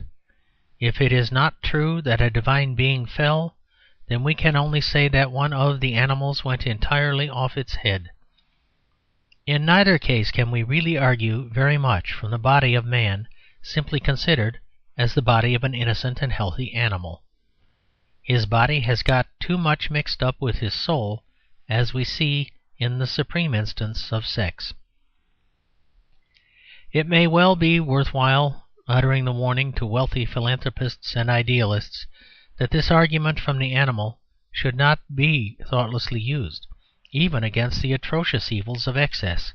It is an argument that proves too little or too much.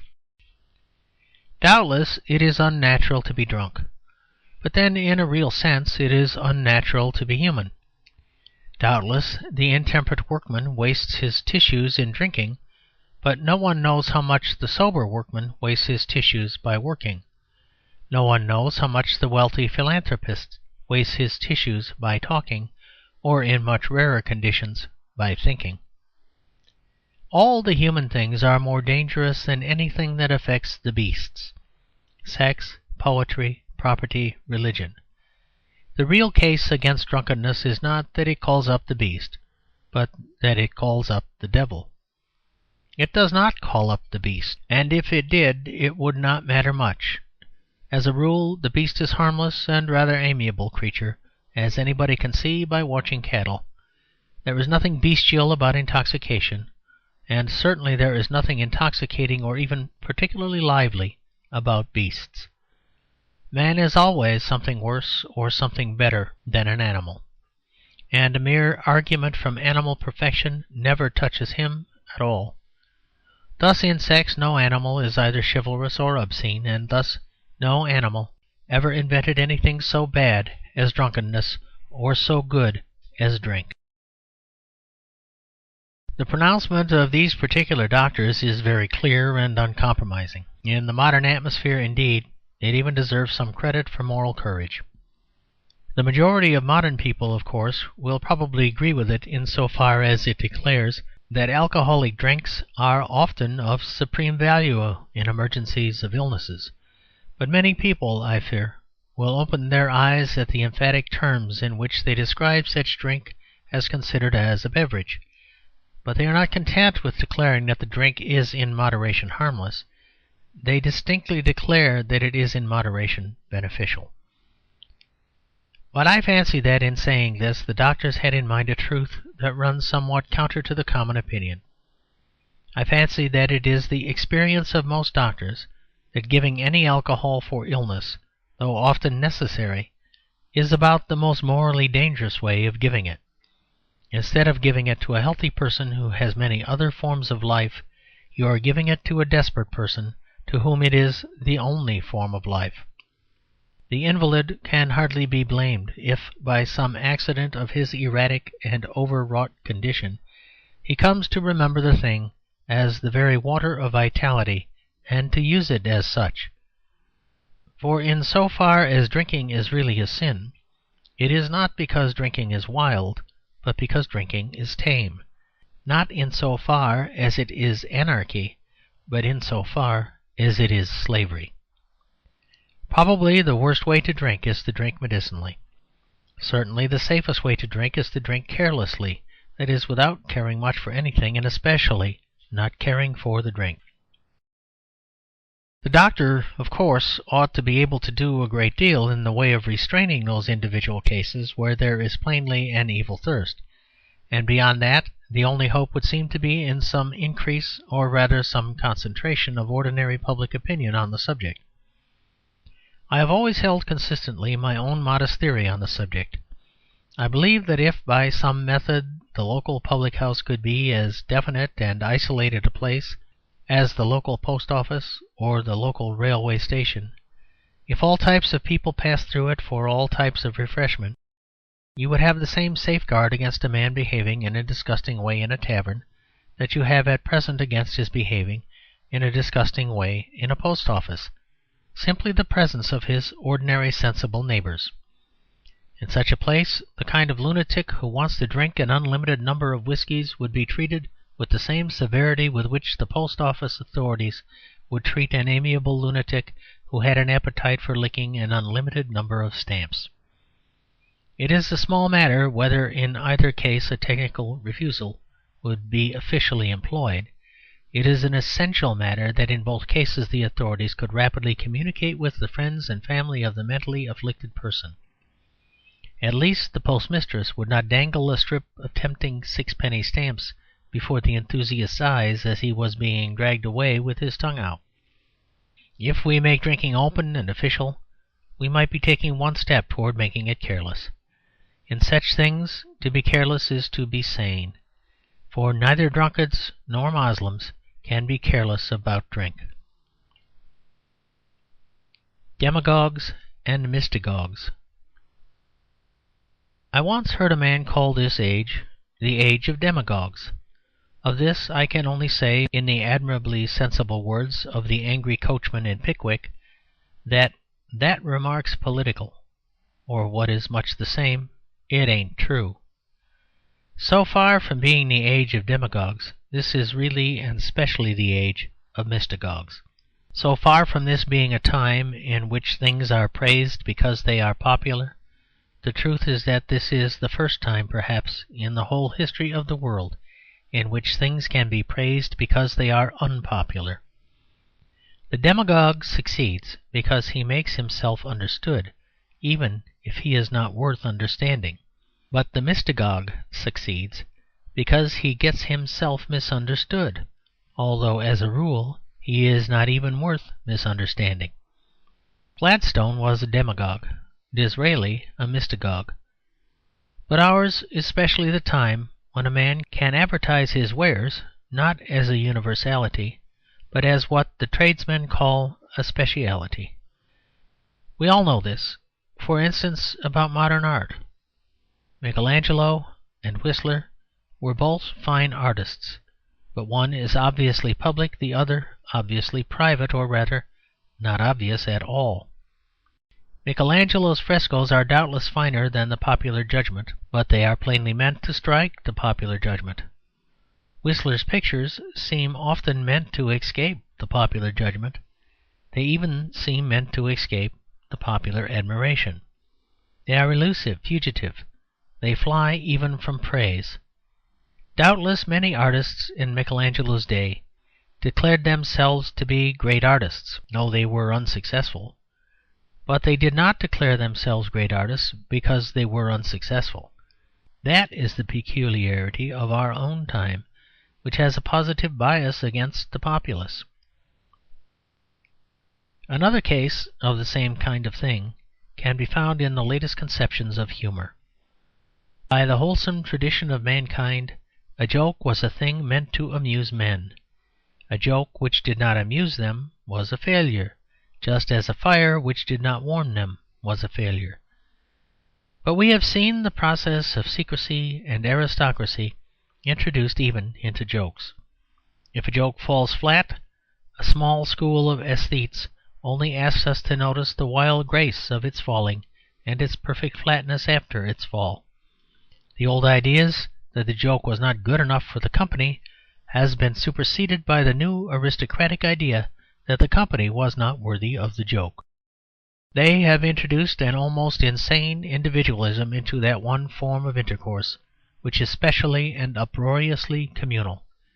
They have made even levities into secrets. They have made laughter lonelier than tears. There is a third thing to which the mystagogues have recently been applying the methods of a secret society. I mean manners. Men who sought to rebuke rudeness used to represent manners as reasonable and ordinary. Now they seek to represent them as private and peculiar.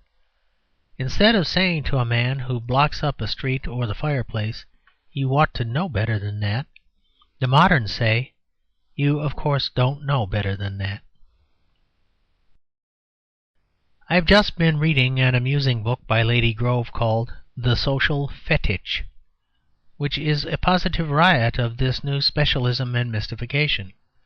It is due to Lady Grove to say that she has some of the freer and more honourable qualities of the old Whig aristocracy, as well as their wonderful worldliness and their strange faith in the passing fashion of our politics.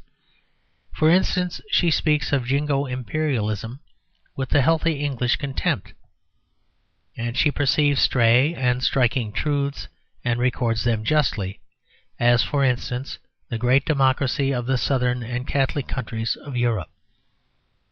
But in her dealings with social formula here in England, She is, it must frankly be said, a common mystagogue. She does not, like a decent demagogue, wish to make people understand. She wishes to make them painfully conscious of not understanding. Her favourite method is to terrify people from doing things that are quite harmless by telling them that if they do, they are the kind of people who would do other things equally harmless. If you ask after somebody's mother, or whatever it is, you are the kind of person who would have a pillow-case, or would not have a pillow-case. I forget which it is. And so, I dare say, does she. If you assume the ordinary dignity of a decent citizen and say that you don't see the harm of having a mother or a pillow-case, she would say that of course you wouldn't. This is what I call being a mystagogue. It is more vulgar than being a demagogue, because it is much easier. The primary point I meant to emphasize is that this sort of aristocracy is essentially a new sort. All the old despots were demagogues.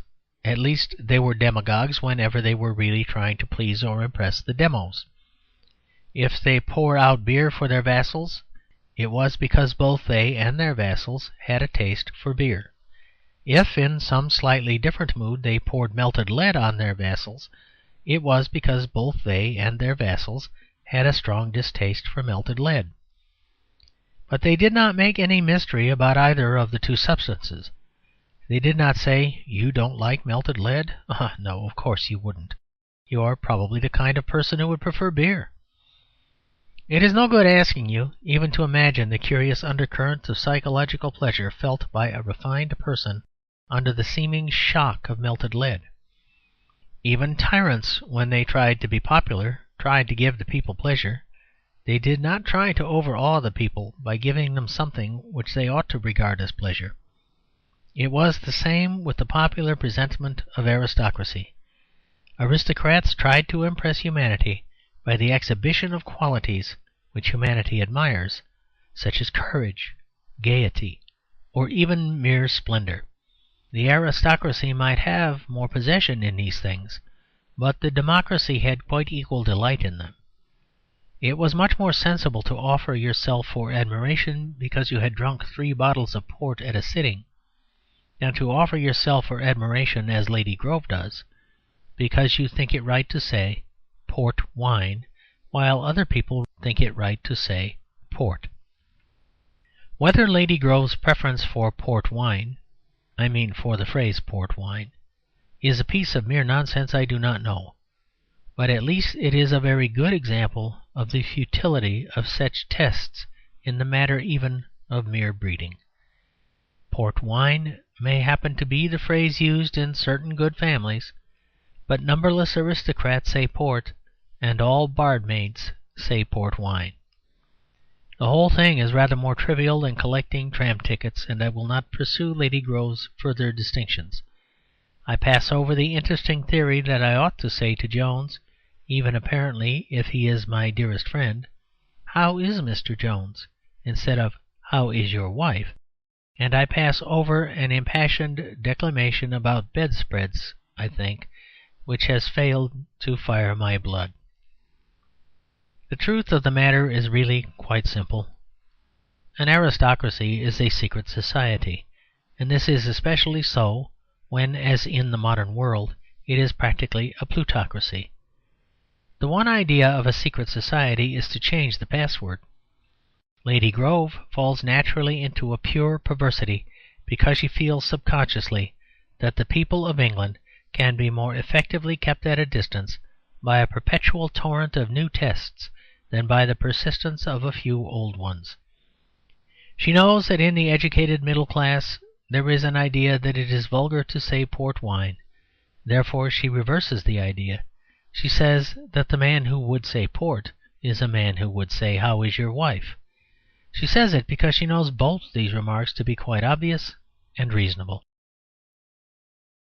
The only thing to be done or said in reply, I suppose, would be to apply the same principle of bold mystification on our own part. I do not see why I should not write a book called Etiquette in Fleet Street, and terrify everyone else out of that thoroughfare by mysterious allusions to the mistakes that they generally make. I might say, "This is the kind of man who would wear a green tie when he went into tobacconist's," or "You don't see anything wrong in drinking a Benedictine on Thursday?" No, of course you wouldn't. I might asseverate with passionate disgust and disdain, "The man who is capable of writing sonnets as well as triolets is capable of climbing an omnibus while holding an umbrella." It seems a simple method. If ever I should master it, perhaps I may govern England. The Eatanswill Gazette. The other day some one presented me with a paper called the Eatanswill Gazette. I need hardly say that I could not have been more startled if I had seen a coach coming down the road with old Mr. Tony Weller on the box. But indeed the case is much more extraordinary than that would be. Old Mr. Weller was a good man, a specially and seriously good man, a proud father and a very patient husband, a sane moralist and a reliable ally. One could not be so very much surprised if somebody pretended to be Tony Weller.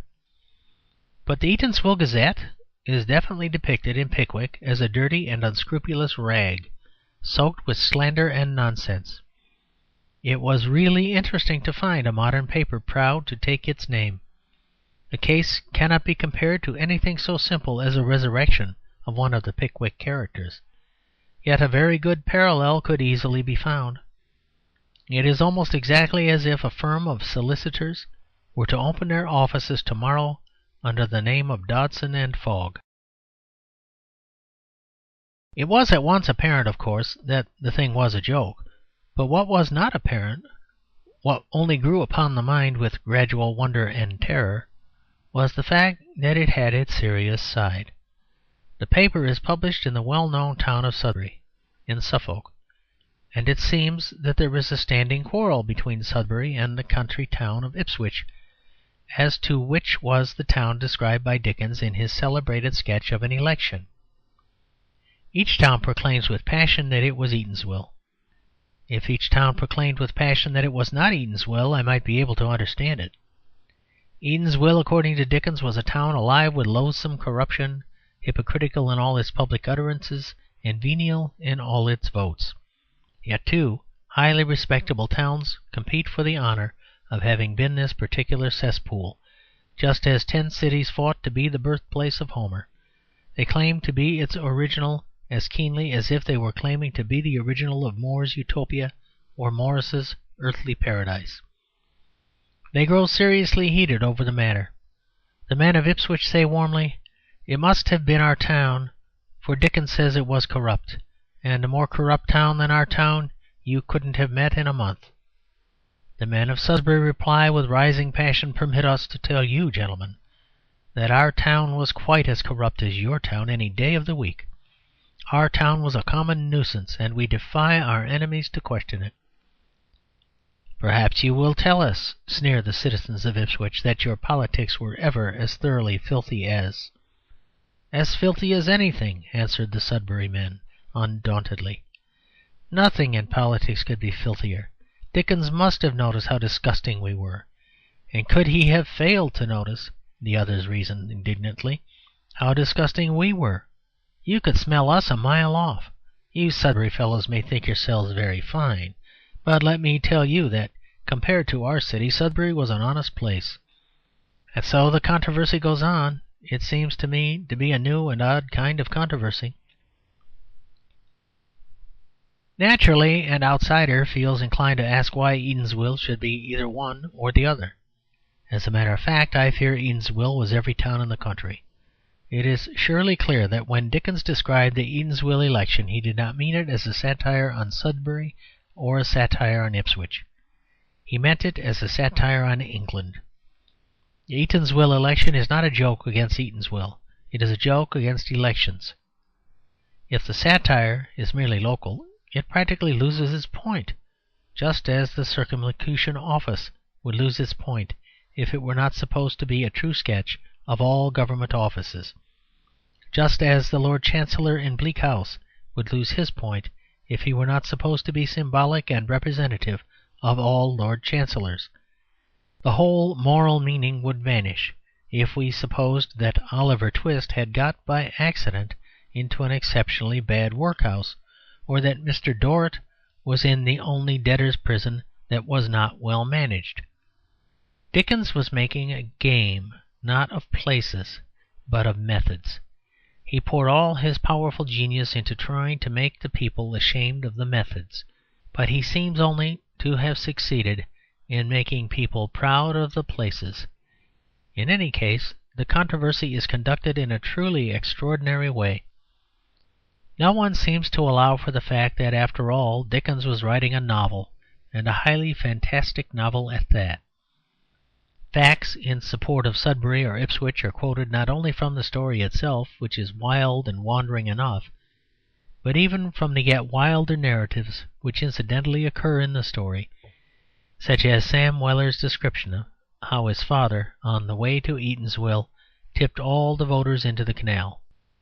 This may quite easily be, to begin with, an entertaining taradiddle of Sam's own invention, told, like many other even more improbable stories, solely to amuse Mr. Pickwick. Yet the champions of these two towns positively asked each other to produce a canal, or to fail for ever in their attempts to prove themselves the most corrupt town in England. As far as I remember, Sam's story of the canal ends with Mr. Pickwick eagerly asking whether everybody was rescued, and Sam solemnly replying that one old gentleman's hat was found, but that he was not sure whether his head was in it. If the canal is to be taken as realistic, why not the hat and the head? If these critics ever find a canal, I recommend them to drag it for the body of the old gentleman. Both sides refuse to allow for the fact that the characters in the story are comic characters. For instance, Mr. Percy Fitzgerald, the eminent student of Dickens, writes to the Eatanswill Gazette to say that Sudbury, a small town, could not have been Eatanswill because one of the candidates speaks of its great manufactures. But obviously one of the candidates would have spoken of its great manufactures if it had nothing but a row of apple stalls. One of the candidates might have said that the commerce of Eatanswill eclipsed Carthage and covered every sea. It would have been quite in the style of Dickens. But when the champion of Sudbury answers him, he does not point out this plain mistake. He answers by making another mistake exactly of the same kind. He says that Eatanswill was not a busy, important place, and his odd reason is that Mrs. Pott says she was dull there. But obviously Mrs. Pott would have said she was dull anywhere.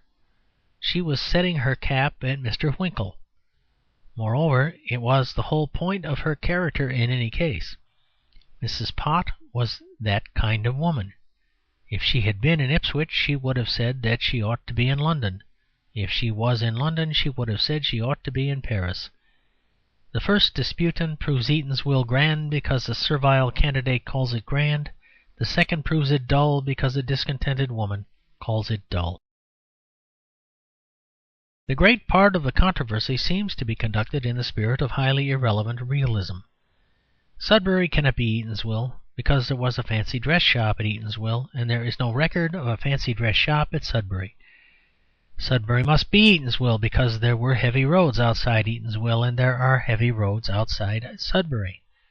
Ipswich cannot be Eatanswill because Mrs. Leo Hunter's country seat would not be near a big town. Ipswich must be Eatanswill because Mrs. Leo Hunter's country seat would be near a large town. Really, Dickens ought to have been allowed to take liberties with such things as these, even if he had been mentioning the place by name. If I were writing a story about the town of Limerick, I should take the liberty of introducing a bun shop without taking a journey to Limerick to see whether there was a bun shop there. If I wrote a romance about Torquay, I should hold myself free to introduce a house with a green door without having studied a list of all the coloured doors in the town. But if, in order to make it particularly obvious that I had not meant the town for a photograph, either of Torquay or Limerick, I had gone out of my way to give the place a wild, fictitious name of my own, I think that in that case I should be justified in tearing my hair with rage if the people of Limerick or Torquay began to argue about bun shops and green doors. No reasonable man would expect Dickens to be so literal as all that, even about Bath or Bury St. Edmunds, which do exist. Far less need he be literal about Eatanswill, which did not exist.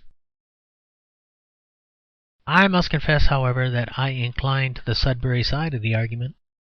This does not only arise from the sympathy which all healthy people have for small places as against big ones. It arises from some really good qualities in this particular Sudbury publication. First of all, the champions of Sudbury seem to be more open to the sensible and humorous view of the book than the champions of Ipswich, at least those that appear in this discussion.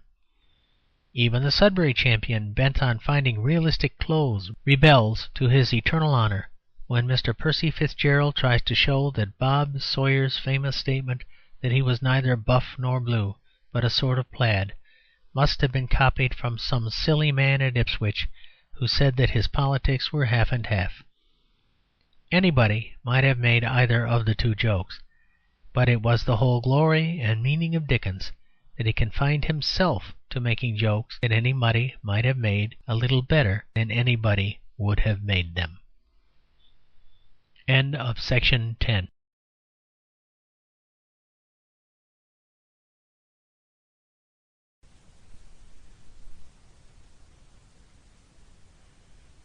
Section 11. Fairy Tales. Some solemn and superficial people, for nearly all very superficial people are solemn, have declared that the fairy tales are immoral. They base this upon some accidental circumstances or regrettable incidents in the war between giants and boys, some cases in which the latter indulged in unsympathetic deceptions or even in practical jokes. The objection, however, is not only false, but very much the reverse of the facts. The fairy tales are at root not only moral in the sense of being innocent, but moral in the sense of being didactic, moral in the sense of being moralizing. It is all very well to talk of the freedom of fairyland, but there was precious little freedom in fairyland by the best official counts. Mr. W. B. Yeats and other sensitive modern souls, feeling that modern life is about as black a slavery as ever oppressed mankind, they are right enough there, have specially described Elfland as a place of utter ease and abandonment, a place where the soul can turn every way at will like the wind. Science denounces the idea of a capricious God, but Mr. Yeats' school suggests that in the world everyone is a capricious God. Mr. Yeats himself has said 100 times that sad and splendid literary style which makes him the first of all poets now writing in English. I will not say of all English poets, for Irishmen are familiar with the practice of physical assault. He has, I say, called up 100 times the picture of the terrible freedom of the fairies, who typify the ultimate anarchy of art. Where nobody grows old, or weary, or wise, where nobody grows old, or godly, or grave. But, after all, it is a shocking thing to say. I doubt whether Mr. Yeats really knows the real philosophy of the fairies. He is not simple enough, he is not stupid enough. Though I say it, who should not, in good-sounding human stupidity, I would knock Mr. Yeats out any day. The fairies like me better than Mr. Yeats. They can take me in more, and I have my doubts whether this feeling of the free wild spirits on the crest of hill or wave is really the central and simple spirit of folklore. I think the poets have made a mistake, because the world of the fairy tales is a brighter and more varied world than ours. They have fancied it less moral. Really it is brighter and more varied because it is more moral. Suppose a man could be born in a modern prison. It's impossible, of course, because nothing human can happen in a modern prison, though it could sometimes in an ancient dungeon. A modern prison is always inhuman, even when it is not inhumane. But suppose a man were born in a modern prison, end grew accustomed to the deadly silence and the disgusting indifference, and suppose he were then suddenly turned loose upon life and laughter of Fleet Street. He would of course think that the literary men in Fleet Street were a free and happy race. Yet how sadly, how ironically, is this the reverse of the case. And so, again, these toiling serfs in Fleet Street, when they catch a glimpse of the fairies, think the fairies are utterly free. But fairies are like journalists in this and many other respects. Fairies and journalists have an apparent gaiety and a delusive beauty. Fairies and journalists seem to be lovely and lawless. They seem to be both of them too exquisite to descend to the ugliness of everyday duty. But it is an illusion created by the sudden sweetness of their presence. Journalists live under law, and so, in fact, does fairyland. If you really read the fairy tales, you will observe that one idea runs from one end of them to the other, the idea that peace and happiness can only exist on some condition. This idea, which is the core of ethics, is the core of the nursery tales. The whole happiness of fairyland hangs upon a thread, upon one thread. Cinderella may have a dress woven on supernatural looms and blazing with unearthly brilliance, but she must be back when the clock strikes 12. The king may invite fairies to the christening, but he must invite all the fairies, or frightful results will follow. Bluebeard's wife may open all the doors but one. A promise is broken to a cat, and the whole world goes wrong. A promise is broken to a yellow dwarf, and the whole world goes wrong. A girl may be the bride of the god of love himself if she never tries to see him. She sees him, and he vanishes away. A girl is given a box on conditions that she does not open it. She opens it, and all the evils of this world rush out at her. A man and woman are put in a garden on condition that they do not eat one fruit. They eat it, and lose their joy in all the fruits of the earth. This great idea, then, is the backbone of all folklore, the idea that all happiness hangs on one thin veto. All positive joy depends on one negative. Now it is obvious that there are many philosophical and religious ideas akin to or symbolized by this, but it is not with them I wish to deal here. It is surely obvious that all ethics ought to be taught to this fairy tale tune, that if one does the thing forbidden, one imperils all the things provided. A man who breaks his promise to his wife ought to be reminded that, even if she is a cat, the case of the fairy cat shows that such conduct may be incautious.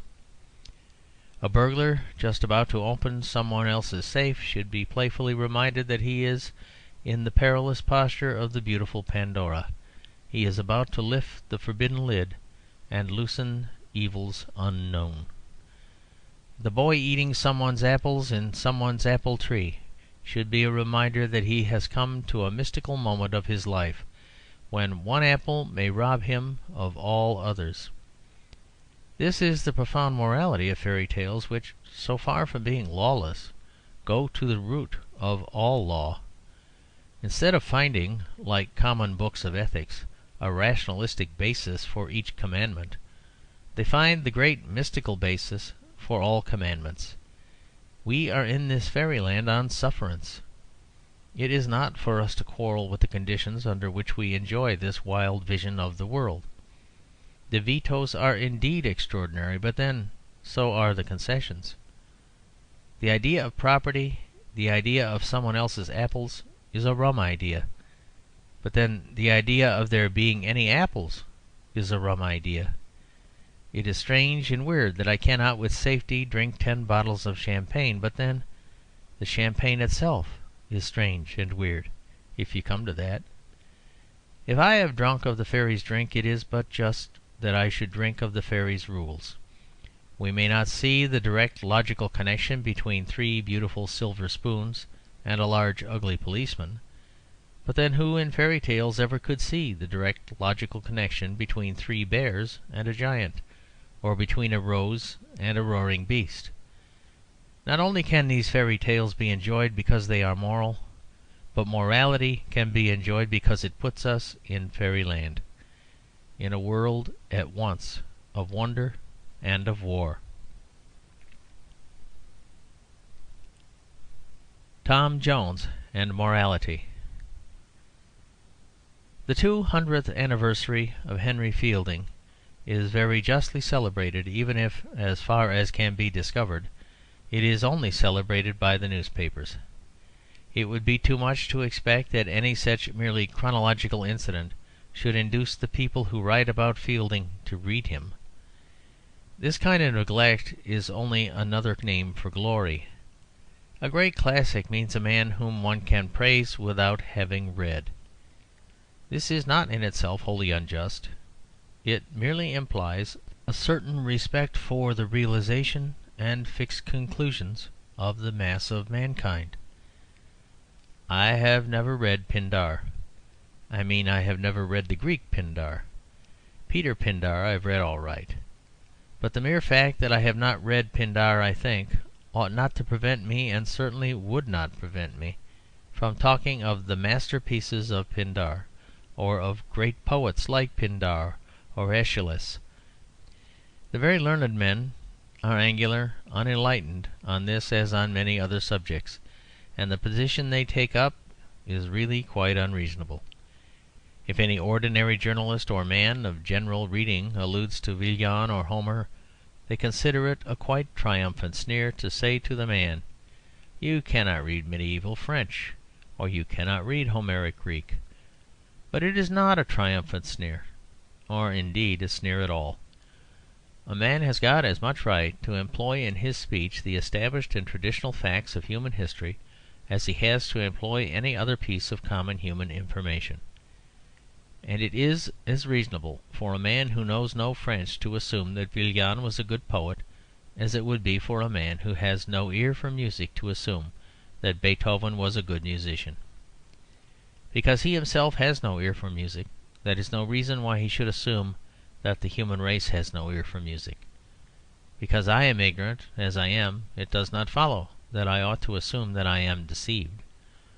The man who would not praise Pindar unless he had read him would be a low, distrustful fellow, the worst kind of sceptic who doubts not only God but man.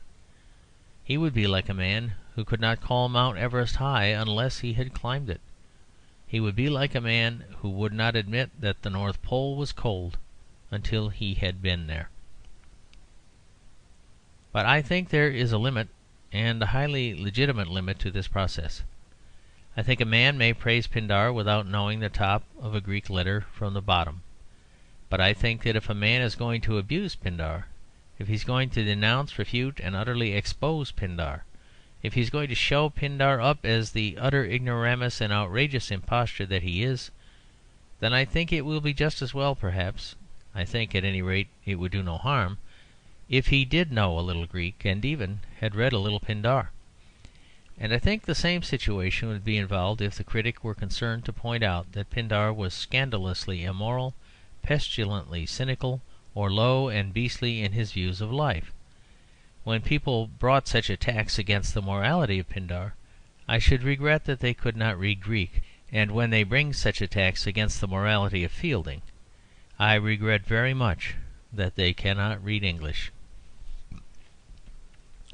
There seems to be an extraordinary idea abroad that Fielding was in some way an immoral or offensive writer.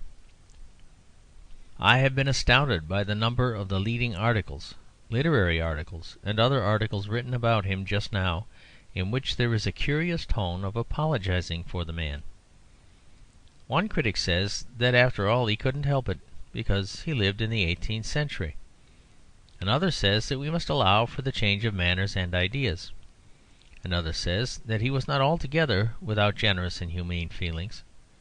Another suggests that he clung feebly, after all, to a few of the less important virtues. What on earth does all this mean? Fielding described Tom Jones as going on in a certain way in which most unfortunately a very large number of young men do go on. It's unnecessary to say that Henry Fielding knew that it was an unfortunate way of going on. Even Tom Jones knew that. He said in so many words that it was a very unfortunate way of going on. He said, one may almost say, that it had ruined his life. The passage is there for the benefit of anyone who may take the trouble to read the book. There is ample evidence, though even this is of a mystical and indirect kind, there is ample evidence that Fielding probably thought that it was better to be Tom Jones than to be an utter coward and sneak. There is simply not one rag or thread or speck of evidence to show that Fielding thought it was better to be Tom Jones than to be a good man. All that he is concerned with is the description of a definite and very real type of young man, the young man whose passions and whose selfish necessities sometimes seem to be stronger than anything else in him. The practical morality of Tom Jones is bad enough, though not so bad, spiritually speaking, as the practical morality of Arthur Pendennis or the practical morality of Pip, and certainly nothing like so bad as the profound practical immorality of Daniel Deronda. The practical morality of Tom Jones is bad, but I cannot see any proof that his theoretical morality was particularly bad. There is no need to tell the majority of modern young men even to live up to the theoretical ethics of Henry Fielding. They would suddenly spring into the stature of archangels if they lived up to the theoretic ethics of poor Tom Jones. Tom Jones is still alive, with all his good and all his evil. He is walking about the streets. We meet him every day. We meet with him, we drink with him, we smoke with him, we talk with him, we talk about him. The only difference is that we have no longer the intellectual courage to write about him. We split up the supreme and central human being, Tom Jones, into a number of separate aspects. We let Mr. J. M. Barrie write about him in his good moments and make him out better than he is. We let Zola write about him in his bad moments and make him out much worse than he is. We let Maeterlinck celebrate those moments of spiritual panic which he knows to be cowardly. We let Mr. Rudyard Kipling celebrate those moments of brutality which he knows to be far more cowardly. We let obscene writers write about the obscenities of this ordinary man. We let Puritan writers write about the purities of this ordinary man. We look through one peephole that makes men out as devils, and we call it the new art. We look through another peephole that makes men out as angels, and we call it the new theology. But if we pull down some dusty old books from the bookshelf, if we turn over some old mildewed leaves, and if in that obscurity and decay we find some faint traces of a tale about a complete man, such a man as is walking on the pavement outside, we suddenly pull a long face, and we call it the coarse morals of a bygone age. The truth is that all these things mark a certain change in the general view of morals, not, I think, a change for the better. We have grown to associate morality in a book with a kind of optimism and prettiness. According to us, a moral book is a book about moral people. But the old idea was almost exactly the opposite.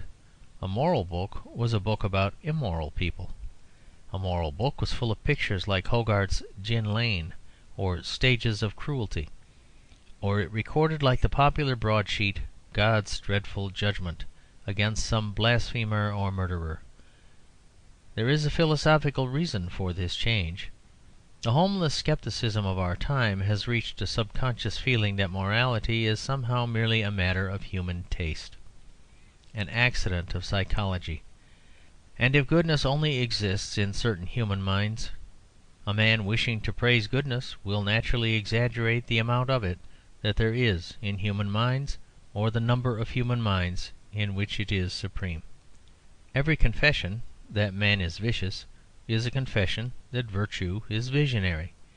Every book which admits that evil is real is felt in some vague way to be admitting that good is unreal. The modern instinct is that if the heart of the man is evil, there is nothing that remains good. But the older feeling was that if the heart of a man was ever so evil, there was something that remained good. Goodness remained good. An actual avenging virtue existed outside the human race. To that men rose, or from that men fell away. Therefore, of course, this law itself was as much demonstrated in the breach as in the observance. If Tom Jones violated morality, so much the worse for Tom Jones. Fielding did not feel, as a melancholy modern would have done, that every sin of Tom Jones was in some way breaking the spell, or we may even say destroying the fiction of morality. Men spoke of the sinner breaking the law, but it was rather the law that broke him. And what modern people call the foulness and freedom of Fielding is generally the severity and moral stringency of Fielding. He would not have thought that he was serving morality at all if he had written a book all about nice people. Fielding would have considered Mr. Ian Maclaren extremely immoral, and there's something to be said for that view. Telling the truth about the terrible struggle of the human soul is surely a very elementary part of the ethics of honesty. If the characters are not wicked, the book is. This older and firmer conception of right as existing outside human weakness and without reference to human error can be felt in the very lightest and loosest of the works of Old English literature. It is commonly unmeaning enough to call Shakespeare a great moralist, but in this particular way Shakespeare is a very typical moralist. Whenever he alludes to right and wrong, it is always with this old implication: right is right, even if nobody does it. Wrong is wrong, even if everybody is wrong about it. The Maid of Orleans. A considerable time ago, at a far too early age in fact, I read Voltaire's La Pucelle, a savage sarcasm on the traditional purity of Joan of Arc, very dirty and very funny. I had not thought of it again for years, but it came back in my mind this morning because I began to turn over the leaves of the new Jeanne d'Arc by the great and graceful writer Anatole France. It is written in a tone of tender sympathy and a sort of sad reverence. It never loses touch with a noble tact and courtesy, like that of a gentleman escorting a peasant girl through the modern crowd. It is invariably respectful to Joan, and even respectful to her religion. And being myself a furious admirer of Joan the Maid, I have reflectively compared the two methods, and I have come to the conclusion that I prefer Voltaire's. When a man of Voltaire's school has to explode a saint or a great religious hero, he says that such a person is a common human fool or a common human fraud. But when a man like Anatole France has to explode a saint, he explains the saint as somebody belonging to his particular fussy little literary set. Voltaire read human nature into Joan of Arc, though it was only the brutal part of human nature.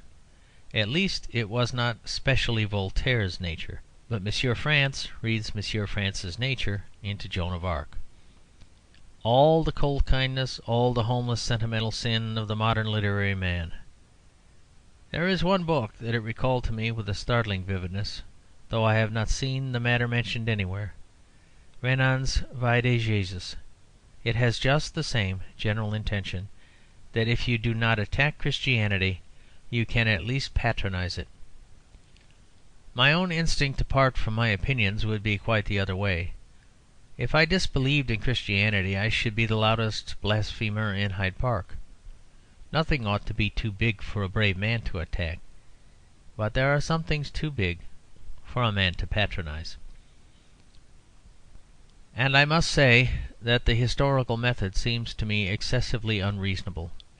I have no knowledge of history, but I have as much knowledge of reason as Anatole France, and if anything is irrational, it seems to me that the Renan France way of dealing with miraculous stories is irrational.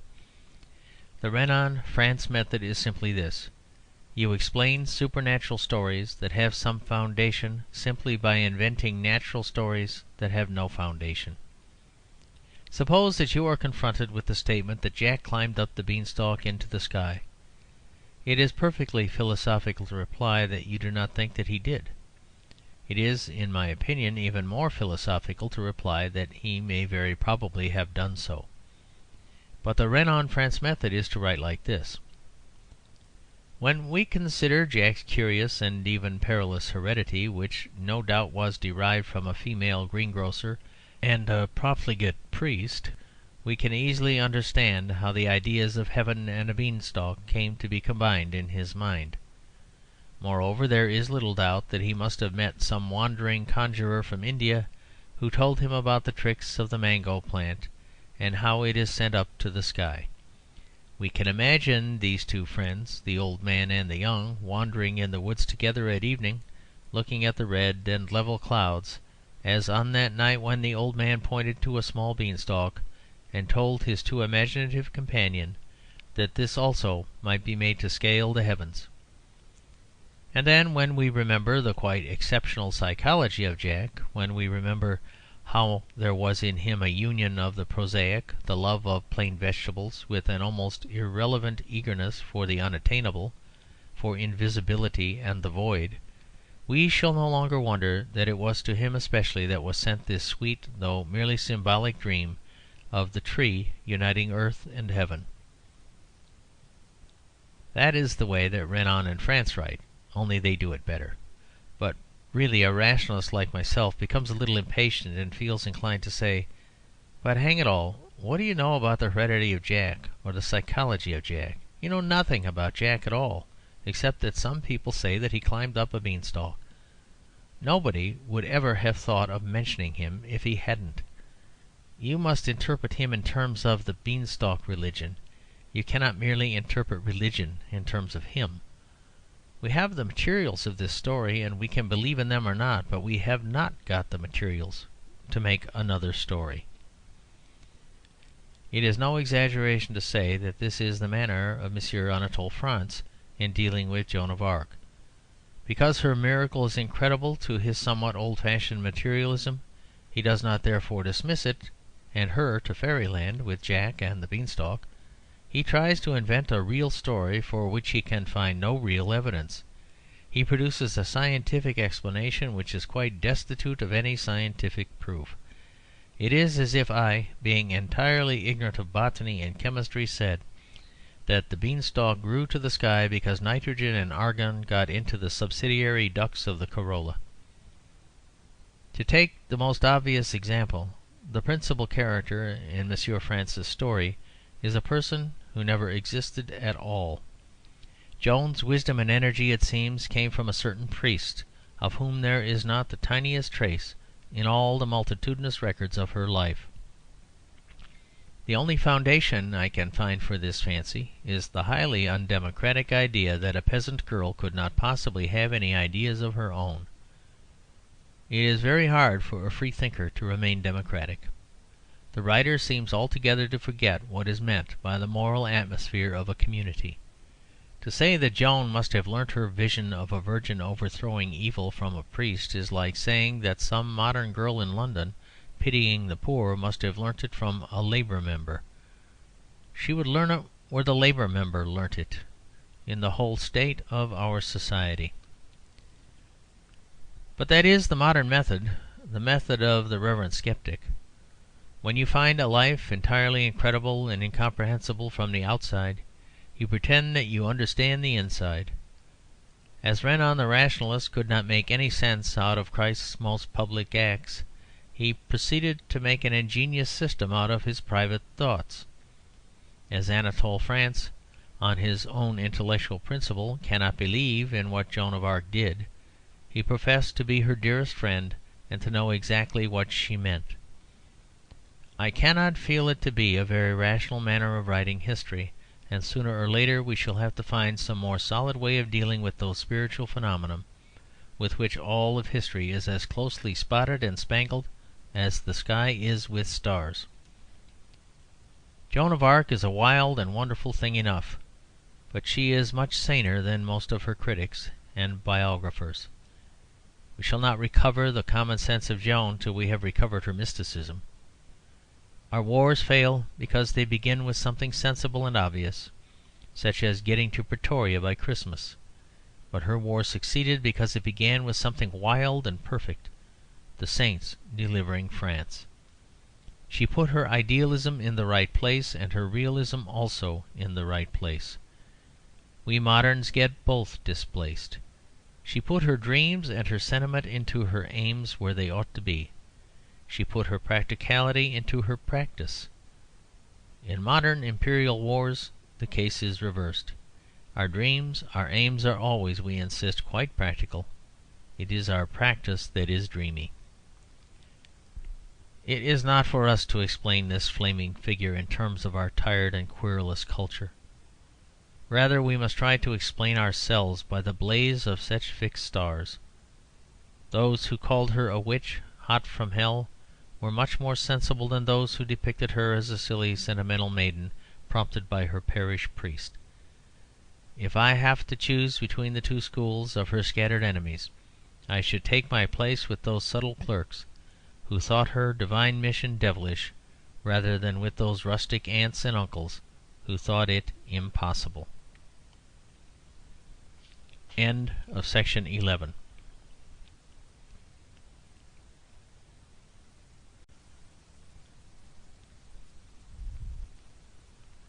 Section 12.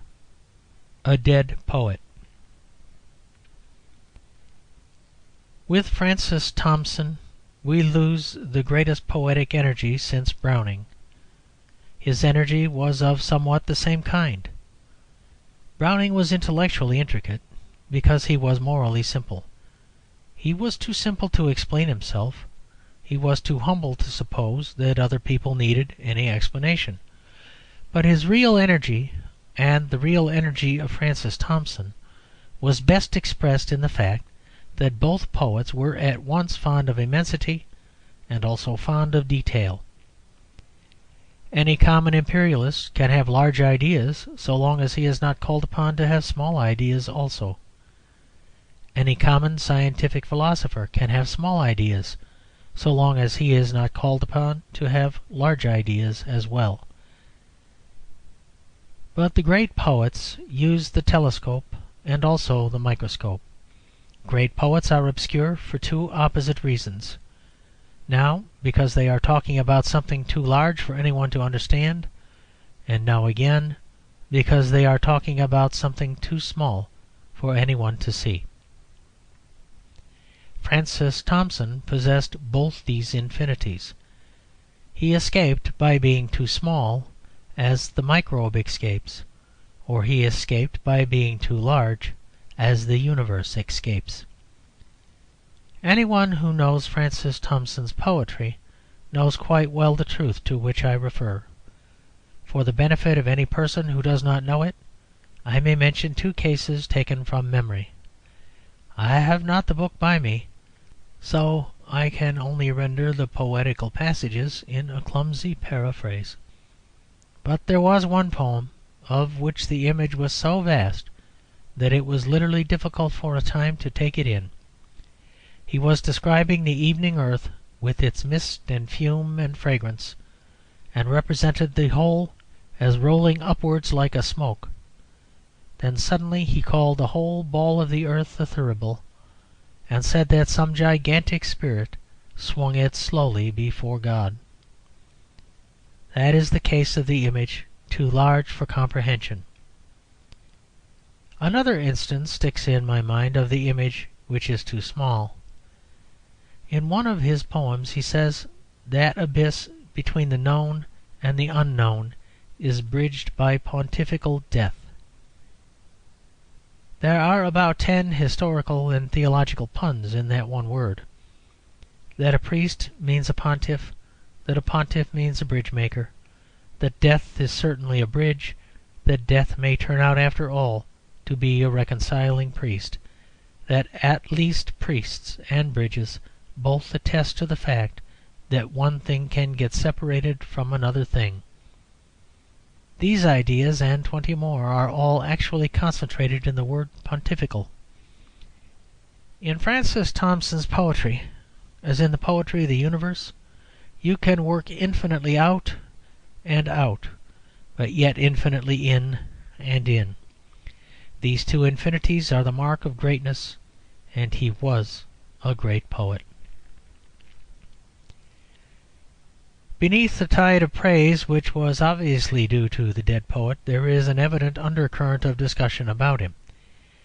Some charges of moral weakness were at least important enough to be authoritatively contradicted in The Nation, and in connection with this and other things there has been a continuous stir of comment upon his attraction to and gradual absorption in Catholic theological ideas. This question is so important that I think it ought to be considered and understood even at the present time. It is, of course, true that Francis Thompson devoted himself more and more to poems, not only purely Catholic, but, one may say, purely ecclesiastical. And it is moreover true that, if things go on as they are going on at present, more and more good poets will do the same. Poets will tend toward Christian orthodoxy for a perfectly plain reason, because it is about the simplest and freest thing now left in the world. On this point it is very necessary to be clear. When people impute special vices to the Christian Church, they seem entirely to forget that the world, which is the only other thing there is, has these vices much more. The Church has been cruel, but the world has been much more cruel. The Church has plotted, but the world has plotted much more. The Church has been superstitious, but it has never been so superstitious as the world is when left to itself. Now, poets in our epoch will tend towards ecclesiastical religion strictly because it is just a little more free than anything else. Take, for instance, the case of symbol and ritualism. All reasonable men believe in symbol, but some reasonable men do not believe in ritualism, by which they mean, I imagine, a symbolism too complex, elaborate, and mechanical. But whenever they talk of ritualism, they always seem to mean the ritualism of the Church. Why should they not mean the ritual of the world? It is much more ritualistic. The ritual of the army, the ritual of the navy, the ritual of the law courts, the ritual of Parliament are much more ritualistic. The ritual of a dinner party is much more ritualistic. Priests may put gold and great jewels on the chalice, but at least there is only one chalice to put them on. When you go to a dinner party, they put in front of you 5 different chalices of 5 weird and heraldic shapes to symbolize 5 different kinds of wine, an insane extension of ritual from which Mr. Percy Dearmer would fly shrieking. A bishop wears a mitre, but he is not thought more or less of a bishop according to whether you can see the very latest curves in his mitre. But a swell is thought more or less of a swell according to whether you can see the very latest curves in his hat. There is more fuss about symbols in the world than in the Church. And yet, strangely enough, though men fuss more about the worldly symbols, they mean less by them. It is the mark of religious forms that they declare something unknown. But it is the mark of worldly forms that they declare something which is known and which is known to be untrue. When the Pope in an encyclical calls himself your father, it is a matter of faith or of doubt. But when the Duke of Devonshire in a letter calls himself yours obediently, you know that he means the opposite of what he says. Religious forms are, at the worst, fables. They might be true. Secular forms are falsehoods. They are not true. Take a more topical case. The German Emperor has more uniforms than the Pope. But, moreover, the Pope's vestments all imply a claim to be something purely mystical and doubtful. Many of the German Emperor's uniforms imply a claim to be something which he certainly is not, and which it would be highly disgusting if he were. The Pope may or may not be the Vicar of Christ, but the Kaiser certainly is not an English colonel. If the thing were reality, it would be treason. If it is mere ritual, it is by far the most unreal ritual on earth. Now, poetical people like Francis Thompson will, as things stand, tend away from secular society and towards religion for the reason above described. that there are crowds of symbols in both, but that those of religion are simpler and mean more. To take an evident type, the cross is more poetical than the Union Jack, because it is simpler. The more simple an idea is, the more it is fertile in variations.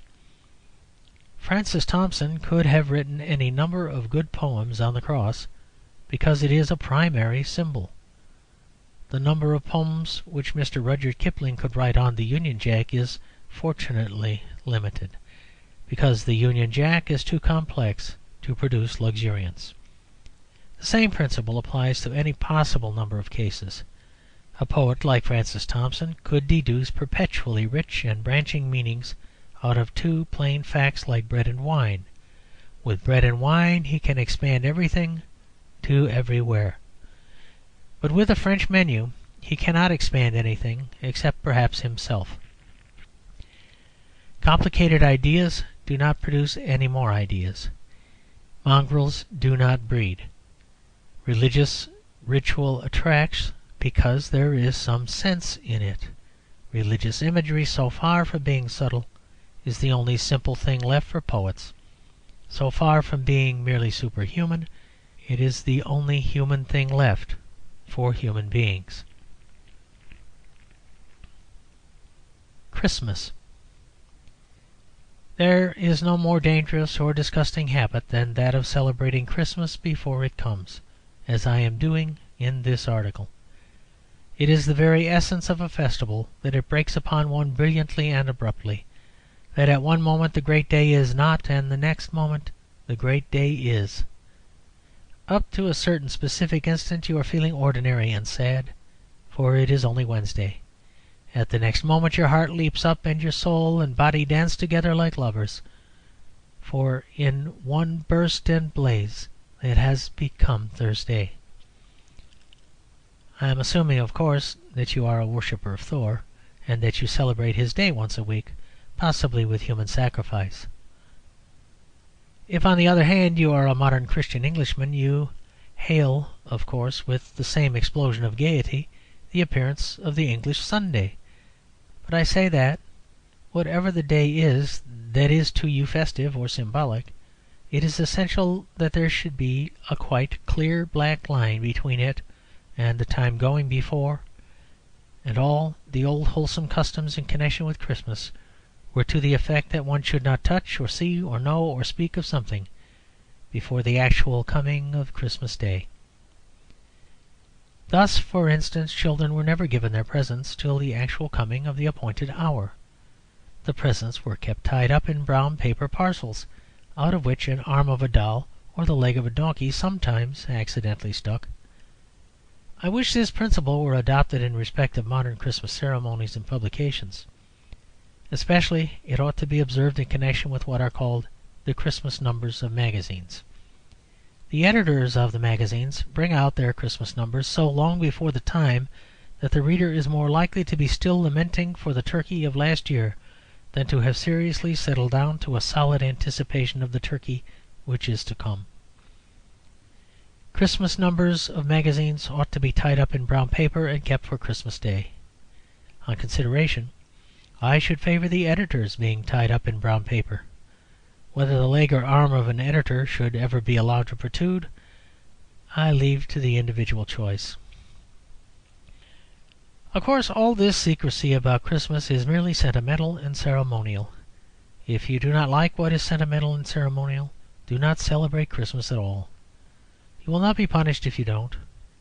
Also, since we are no longer ruled by those sturdy Puritans who won for us civil and religious liberty, you will not even be punished if you do.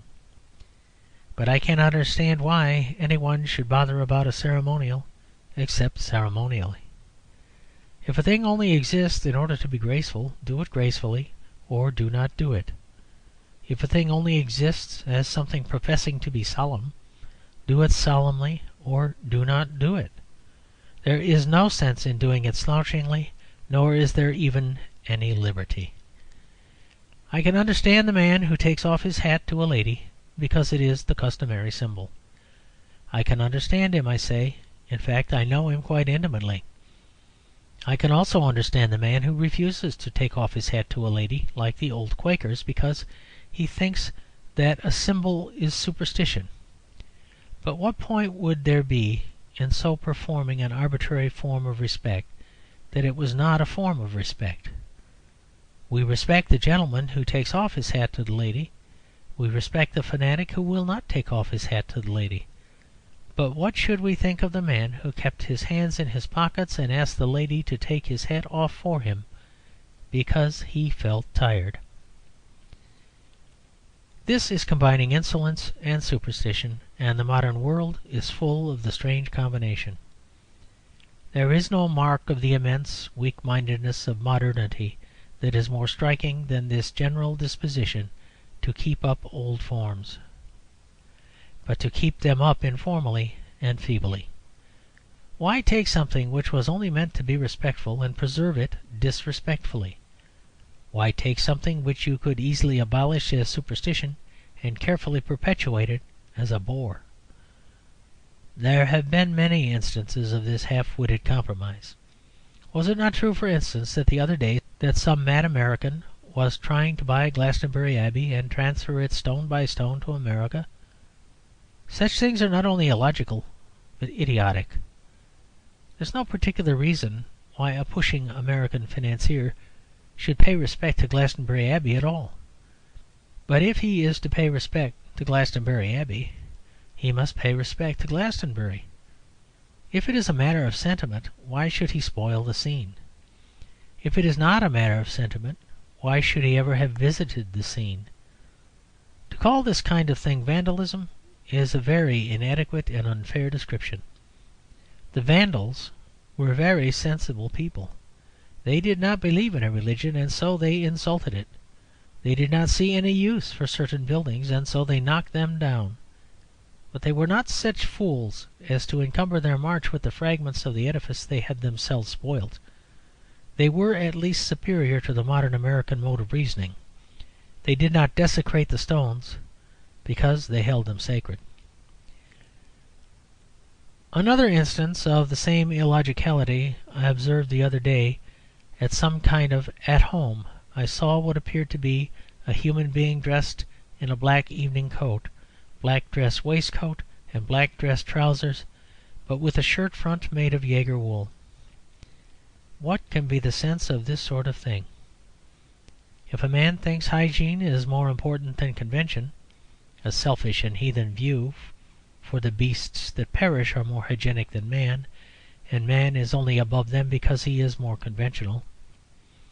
If I say a man thinks that hygiene is more important than convention, what on earth is there to oblige him to wear a shirt front at all, but to take a costume of which the only conceivable cause or advantage is that it is a sort of uniform, and then not wear it in the uniform way? This is to be neither a Bohemian nor a gentleman.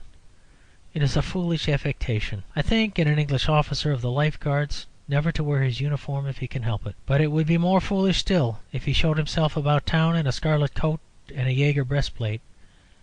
It is the custom nowadays to have ritual commissions and ritual reports, to make rather unmeaning compromises in the ceremonial of the Church of England. So perhaps we shall have an ecclesiastical compromise by which all the bishops shall wear Jaeger copes and Jaeger mitres. Similarly, the king might insist on having a Jaeger crown. But I do not think he will, for he understands the logic of the matter better than that. The modern monarch, like a reasonable fellow, wears his crown as seldom as he can, but if he does it at all, then the only point of a crown is that it is a crown. So let me assure the unknown gentleman in the woolen vesture that the only point of a white shirt front is that it is a white shirt front. Stiffness may be its impossible defect, but it is certainly its only possible merit. Let us be consistent, therefore, about Christmas, and either keep customs or not keep them. If you do not like the sentiment and symbolism, you do not like Christmas. Go away and celebrate something else. I should suggest the birthday of Mr. McCabe.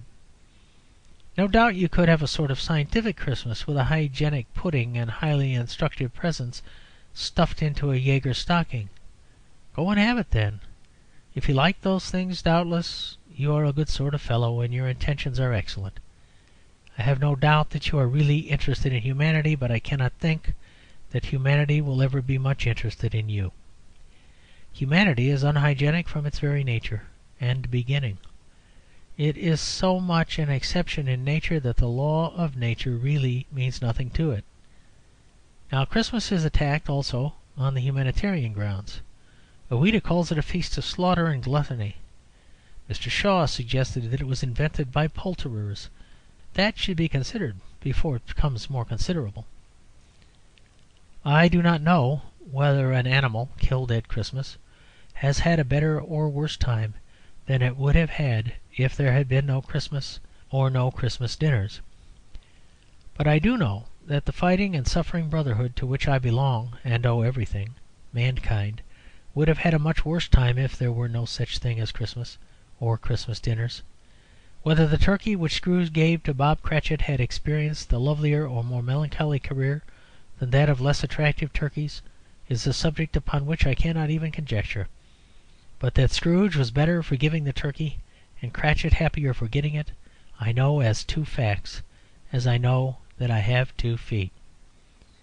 What life and death may be to a turkey is not my business, but the soul of Scrooge and the body of Cratchit are my business.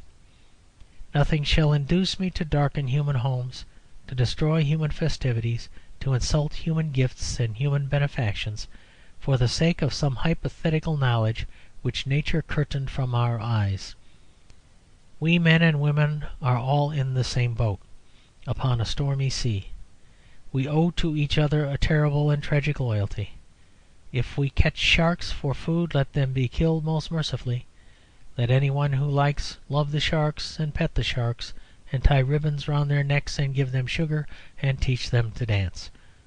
But if once a man suggests that a shark is to be valued against a sailor, or that the poor shark might be permitted to bite off a leg occasionally, then I would court-martial the man. He is a traitor to the ship. And while I take this view of humanitarianism of the anti-Christmas kind, it is cogent to say that I am a strong anti-vivisectionist. That is, if there is any vivisection, I am against it. I am against the cutting up of conscious dogs for the same reason that I am in favour of the eating of dead turkeys. The connection may not be too obvious, but that is because of the strange, unhealthy condition of modern thought. I am against cruel vivisection as I am against cruel anti-Christmas asceticism, because they both involve the upsetting of existing fellowships and the shocking of normal good feelings for the sake of something that is intellectual, fanciful, and remote. It is not a human thing, it is not a humane thing, when you see a poor woman staring hungrily at a bloater, to think not of the obvious feelings of the woman, but of the unimaginable feelings of the deceased bloater. Similarly, it is not human, it is not humane, when you look at a dog, to think about what theoretic discoveries you might possibly make if you were allowed to bore a hole in his head. Both the humanitarian's fancy about the feelings concealed inside the bloater and the vivisectionist's fancy about the knowledge concealed inside the dog are unhealthy fancies, because they upset human sanity that is certain for the sake of something that is of necessity uncertain. The vivisectionist, for the sake of doing something that may or may not be useful, does something that certainly is horrible. The anti-Christmas humanitarian, in seeking to have a sympathy with a turkey, which no man can have with a turkey, loses the sympathy he has already with the happiness of millions of the poor. It is not uncommon nowadays for the insane extremes in reality to meet. Thus I have always felt that brutal imperialism and Tolstoyan non-resistance were not only not opposite, but were the same thing. They are the same contemptible thought that conquest cannot be resisted, looked at from the two standpoints of the conqueror and the conquered. Thus again, teetotalism and the really degraded gin-selling and dram-drinking have exactly the same moral philosophy. They are both based on the idea that fermented liquor is not a drink but a drug. But I am especially certain that the extreme of vegetarian humanity is, as I have said, akin to the extreme of scientific cruelty. They both permit a dubious speculation to interfere with their ordinary charity. The sound moral rule in such matters as vivisection always presents itself to me in this way. There is no ethical necessity more essential and vital than this: that casuistical exceptions, though admitted, should be admitted as exceptions. And it follows from this, I think, that, though we may do a horrid thing in a horrid situation, we must be quite certain that we actually and already are in that situation. Thus all sane moralists admit that one may sometimes tell a lie, but no sane moralist would ever approve of telling a little boy to practice telling lies in case he might one day have to tell a justifiable one. Thus morality has often justified shooting a robber or a burglar, but it would not justify going into the village Sunday school and shooting all the little boys who looked as if they might grow up into burglars. The need may arise, but the need must have arisen. It seems to me quite clear that if you step across this limit, you step off a precipice. Now, whether torturing an animal is or is not an immoral thing, it is at least a dreadful thing. It belongs to the order of exceptional and even desperate acts.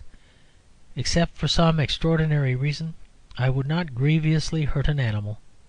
With an extraordinary reason, I would grievously hurt him. If, for example, a mad elephant were pursuing me and my family, and I could only shoot him so that he would die in agony, he would have to die in agony. But the elephant would be there.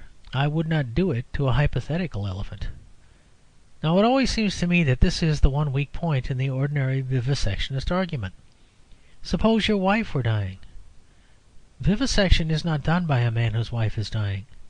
If it were, it might be lifted to the level of the moment, as would be lying or stealing bread, or any other ugly action.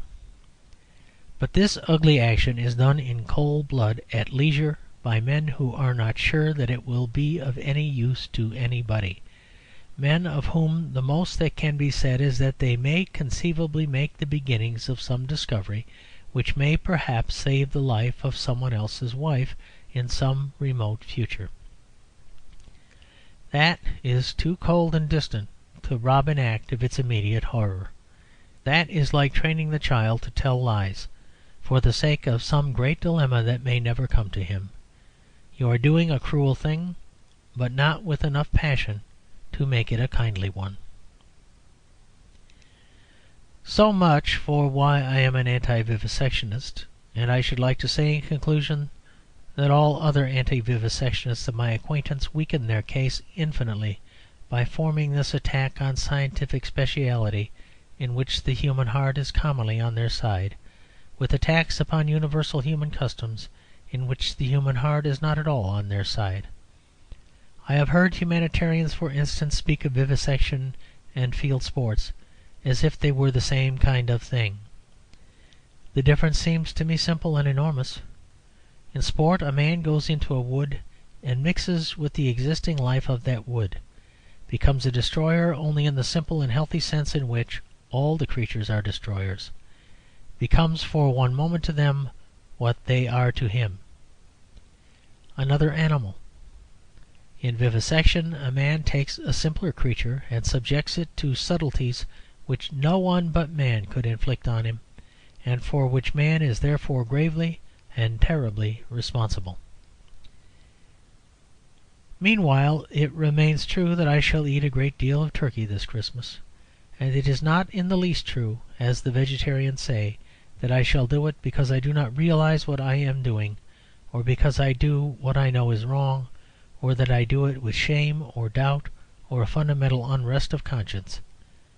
In one sense I know quite well what I am doing, and in another sense I know quite well that I know not what I do. Scrooge and the Cratchits and I are, as I have said, all in one boat. The turkey and I are, to say the most of it, ships that pass in the night, and greet each other in passing. I wish him well, but it is really practically impossible to discover whether I treat him well.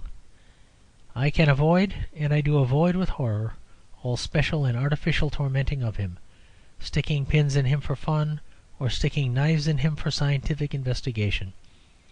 But whether by feeding him slowly and killing him quickly for the needs of my brethren, I have improved in his own solemn eyes his own strange and separate destiny, whether I have made him in the sight of God a slave or a martyr, or one whom the gods love and who die young, that is far more removed from my possibilities of knowledge than the most abstruse intricacies of mysticism or theology. A turkey is more occult and awful than all the angels and archangels. In so far as God has partly revealed to us an angelic world, he has partly told us what an angel means. But God has never told us what a turkey means. And if you go and stare at a live turkey for an hour or two, you will find by the end of it that the enigma has rather increased than diminished. End of section 12. End of All Things Considered by G.K. Chesterton.